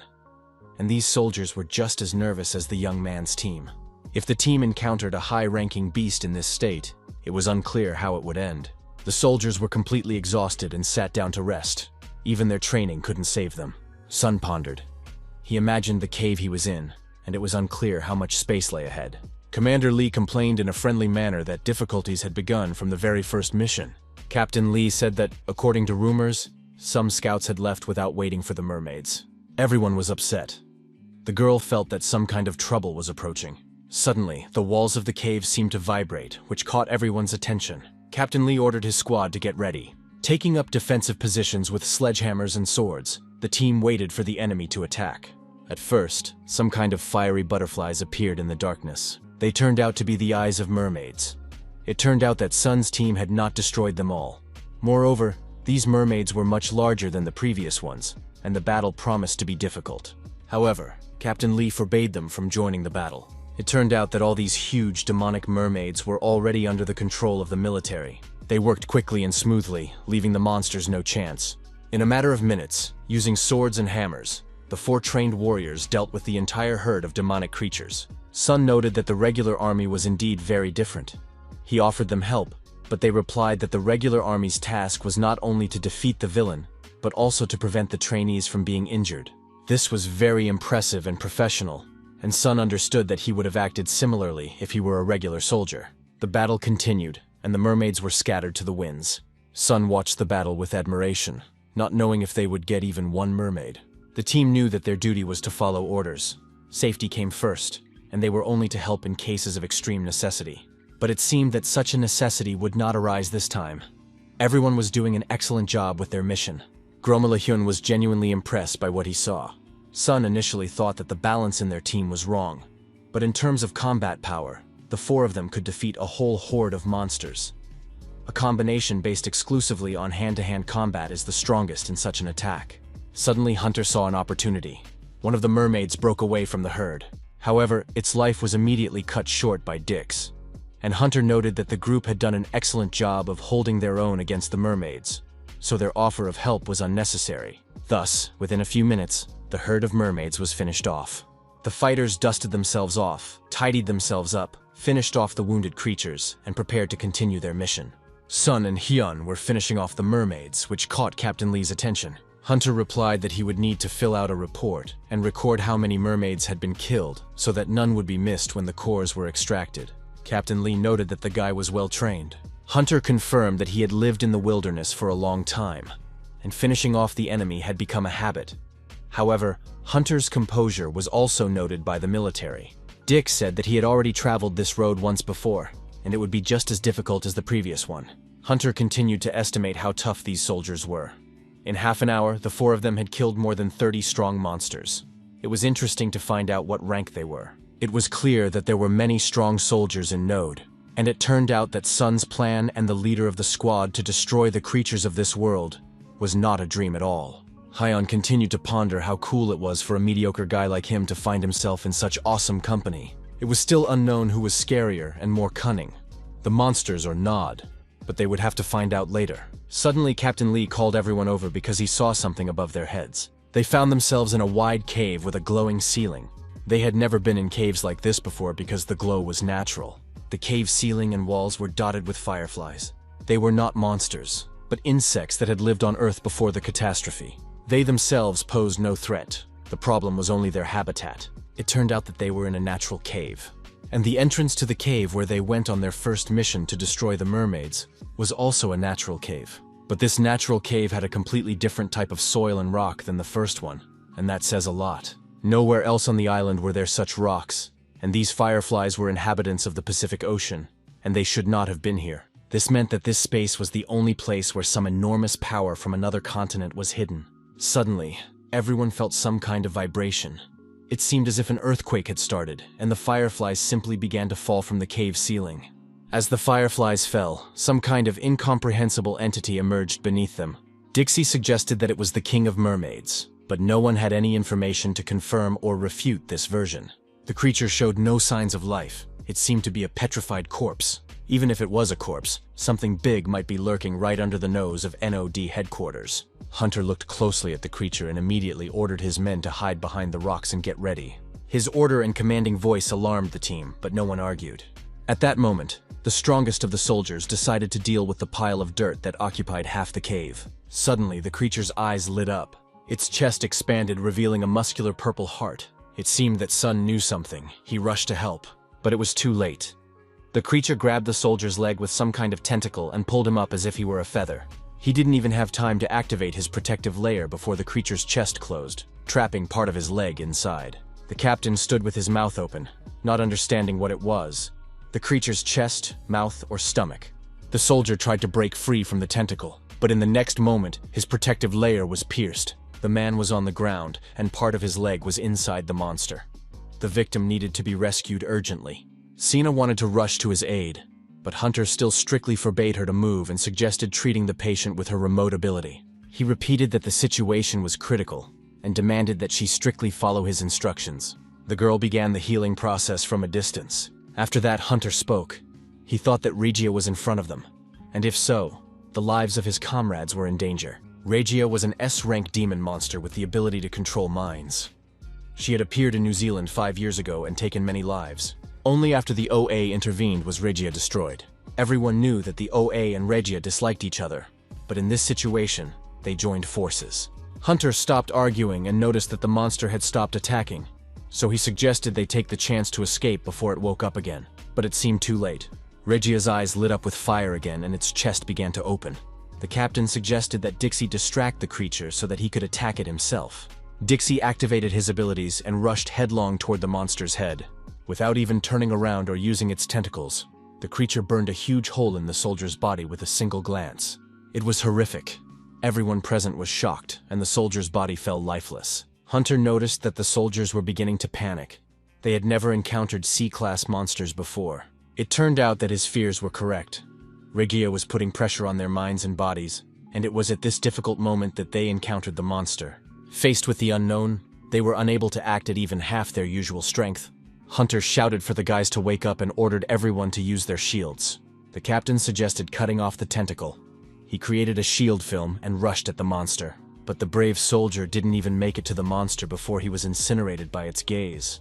Even the protective shield didn't help. Ignoring her rivals, Regia grabbed Dixie's body with her tentacles and began pulling him toward her chest to eat him. Sakura was so thrown off balance that she could no longer attack or control her feelings and emotions.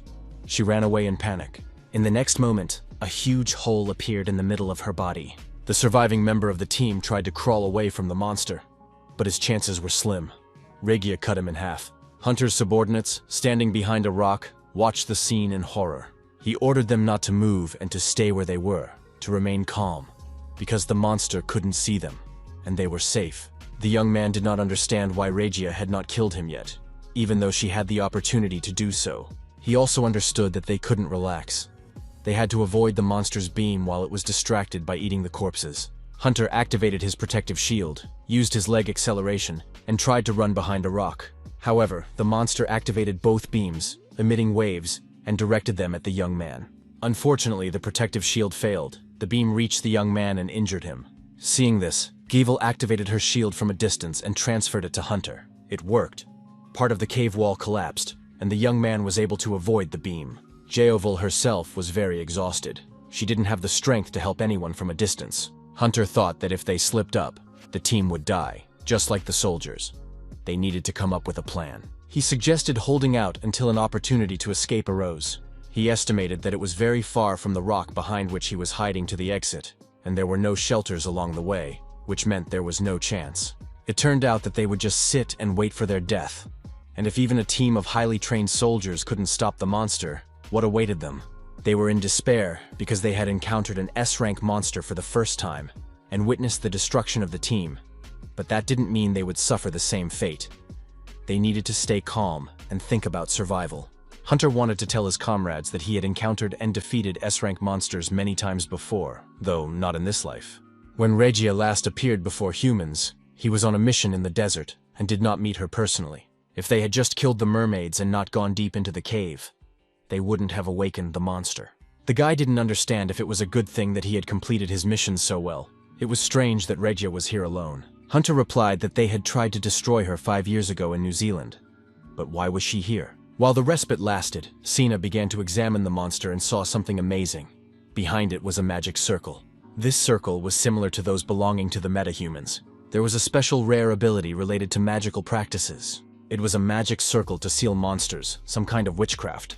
Of course, it was more like a fairy tale or science fiction and was alien to humans. But if the magic was strong enough to seal an S-rank monster, then the awakened magic was also S-rank. This entire room, this cave, looked as if it had been brought there from another place. That meant that the magical awakening was the teleportation of the cave, and there must be at least 2 S-rank monsters there. Apart from Nod, only one group is capable of possessing such power to carry out this magical transfer, and that is the OA. It turns out that the OA sealed Regia here. Perhaps it happened by accident. Even if Nodi and the OA are on bad terms, transferring an S-rank demon is an open declaration of war. Or maybe it was placed here by mistake. Even an S-rank mage cannot accurately transfer something so significant through space and time.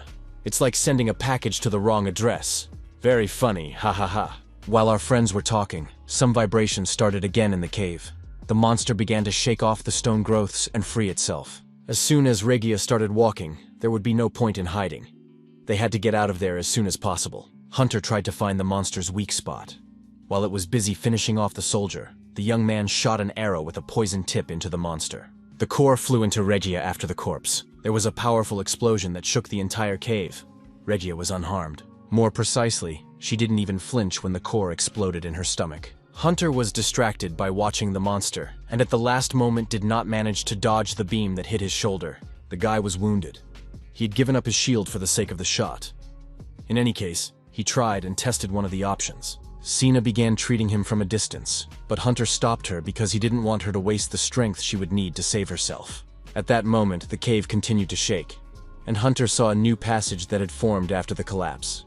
This passage was much closer to his team. Hunter decided to attract the monster's attention and ordered his subordinates to slip through the crack and break through to the new passage. They were to head for the exit when he ran. Activating his abilities, Hunter used the Swan Slayer's Moonblade. He knew that Regia would be distracted by him, and that would give the team a chance. The next moment, for some reason, the monster shut down all its senses, and Sun and the team ran forward. They rushed at full speed toward the newly formed passage, hoping to slip through. But the cunning creature immediately turned on its eyes and began to burn the space. Fortunately, there was a protective shield in the path of the rays. Hunter realized that he couldn't use anything at the same time as the shield, but he could use the acceleration of his lower body to react faster to Regia's actions. The monster's beam also increased in power, and the young man felt the cave walls begin to collapse. He hoped that the passage would not collapse before his companions could escape. His teammates' eyes were filled with anger, anguish, pain, and sadness. They did not want to abandon their leader. The young man understood that they were worried about him, but he had made his choice. He activated the Swan Slayer's explosive blade and aimed it at the monster's head. At that moment, the ceiling began to collapse, permanently blocking the team's escape route to safety. Hunter realized that his comrades would be powerless to do anything if they reported the problem to headquarters. That would be the ideal scenario. Due to the destructive beam, the cave began to crumble, and then a familiar cry rang out. It was the cry of mermaids, which meant they were being manipulated. Sun realized that soon all the mermaids would gather here. He needed to get out of there quickly. The monster continued to devour bodies. It was a beast that consumed human flesh and converted it into energy. After many years of imprisonment, its energy was depleted, and now it was regaining its strength. Sun realized that the monster had not yet recovered enough to break the stone with its beam, which was why the team had survived. But as soon as it finished devouring, it would surely break free. Suddenly, the boy realized that if food made Regia stronger, then Hunter had a similar ability. He could devour energy. And if he could steal the power of the S-rank demon, it could significantly change the situation for the better. The idea seemed good. The young man activated his powers and began the process of absorbing Regia's energy. The monster strained hard to withstand the attack. Hunter used acceleration, but it didn't work. Carnivorousness had no effect on monsters, and the young man wasted his strength on the maneuver. Regia continued to devour the bodies. Soon he would replenish his reserves, get out, and run away. Only Sakura's body remained. Hunter knew he had to interrupt the meal. He prepared for the next attack, and when the monster grabbed Sakura's leg with its tentacles, the young man used the moon sword and cut the tentacles in half. Regia screamed at the top of his lungs, the tentacles writhing.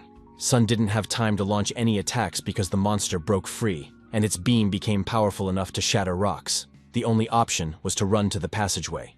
The boy replayed the cave's layout in his head. He knew that the passages were uneven, and he needed to run to the nearest turn, beyond which the beam could not reach him.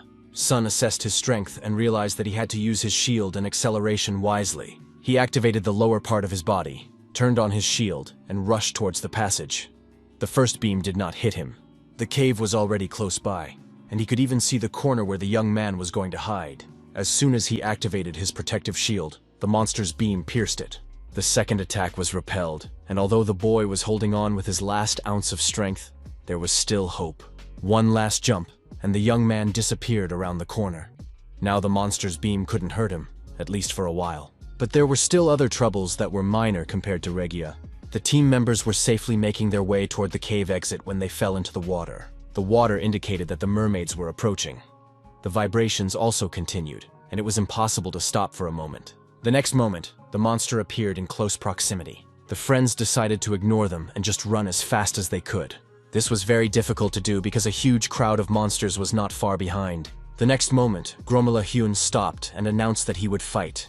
He believed that it was only a matter of time before the mermaids caught up with the boys, so while he still had the strength, he decided to fight back. There were many mermaids, perhaps several dozen, and he was alone. But the young man made a choice. He said that Sun was fighting Regia to protect them, and he could no longer be weak. Sina said she would stay on the sidelines and help him with remote healing. It was still unclear what Lexi would do. The fact was that no one knew what her special ability was. She never remembered it after the puppeteer brainwashed her. Gromila Hyun was already fighting fiercely. His sword flew from right to left, cutting down mermaids. They, in turn, hurt and wounded him. Sina was constantly healing the guy. She was expending a lot of energy on it, but it wasn't doing much good. Gromila Hyun tried his best. There were many mermaids, and the outcome was predictable. He thought he was the strongest among his peers in terms of physical strength. But it seemed that this was not the case. His wounds healed very slowly, and his strength was running out. But suddenly, a particularly powerful wave washed over Hyun. His regeneration accelerated noticeably. His wounds closed, and his strength returned. He didn't understand what was happening. It turned out to be Lexi. She remembered her special ability, which was to enhance someone else's abilities. Hyun became very strong physically and energetically. He accelerated his shield to full power. After that, the battle took a completely different turn. He cut through the mermaids like butter and was more powerful than ever. Lexi sat there completely exhausted. Her special ability, to replenish another person's energy at the expense of her own, had drained her, and now she had minimal strength because she had given everything to help her friend. Sun never said anything about Lexi. However, it was clear that he was very interested in her because he kept her in his squad and gave her a chance to recover. But Sina thought there was some other secret that was the reason Sun never talked about the girl. It so happened that Gromila Hyun defeated all the mermaids. He rushed to the girls with gratitude, when suddenly the ground began to vibrate and the ceiling of the cave crumbled. Sun continued to fight Regia, causing the earth and space to shake. The shaking intensified. He rushed through the passages of the cave, hoping to get out before the collapse. The ceiling was no longer crumbling with just sand, but with huge rocks. It was necessary to use a protective shield. But unfortunately, Lexi couldn't move. She was exhausted, so the girl pushed Sina away with her last ounce of strength. Sina ended up near Hyun, and the beautiful Lexi said goodbye to her friends. The burly Hyun restored his protective shield, which saved them from the falling rocks. Lexi, however, was buried under the rubble of the cave.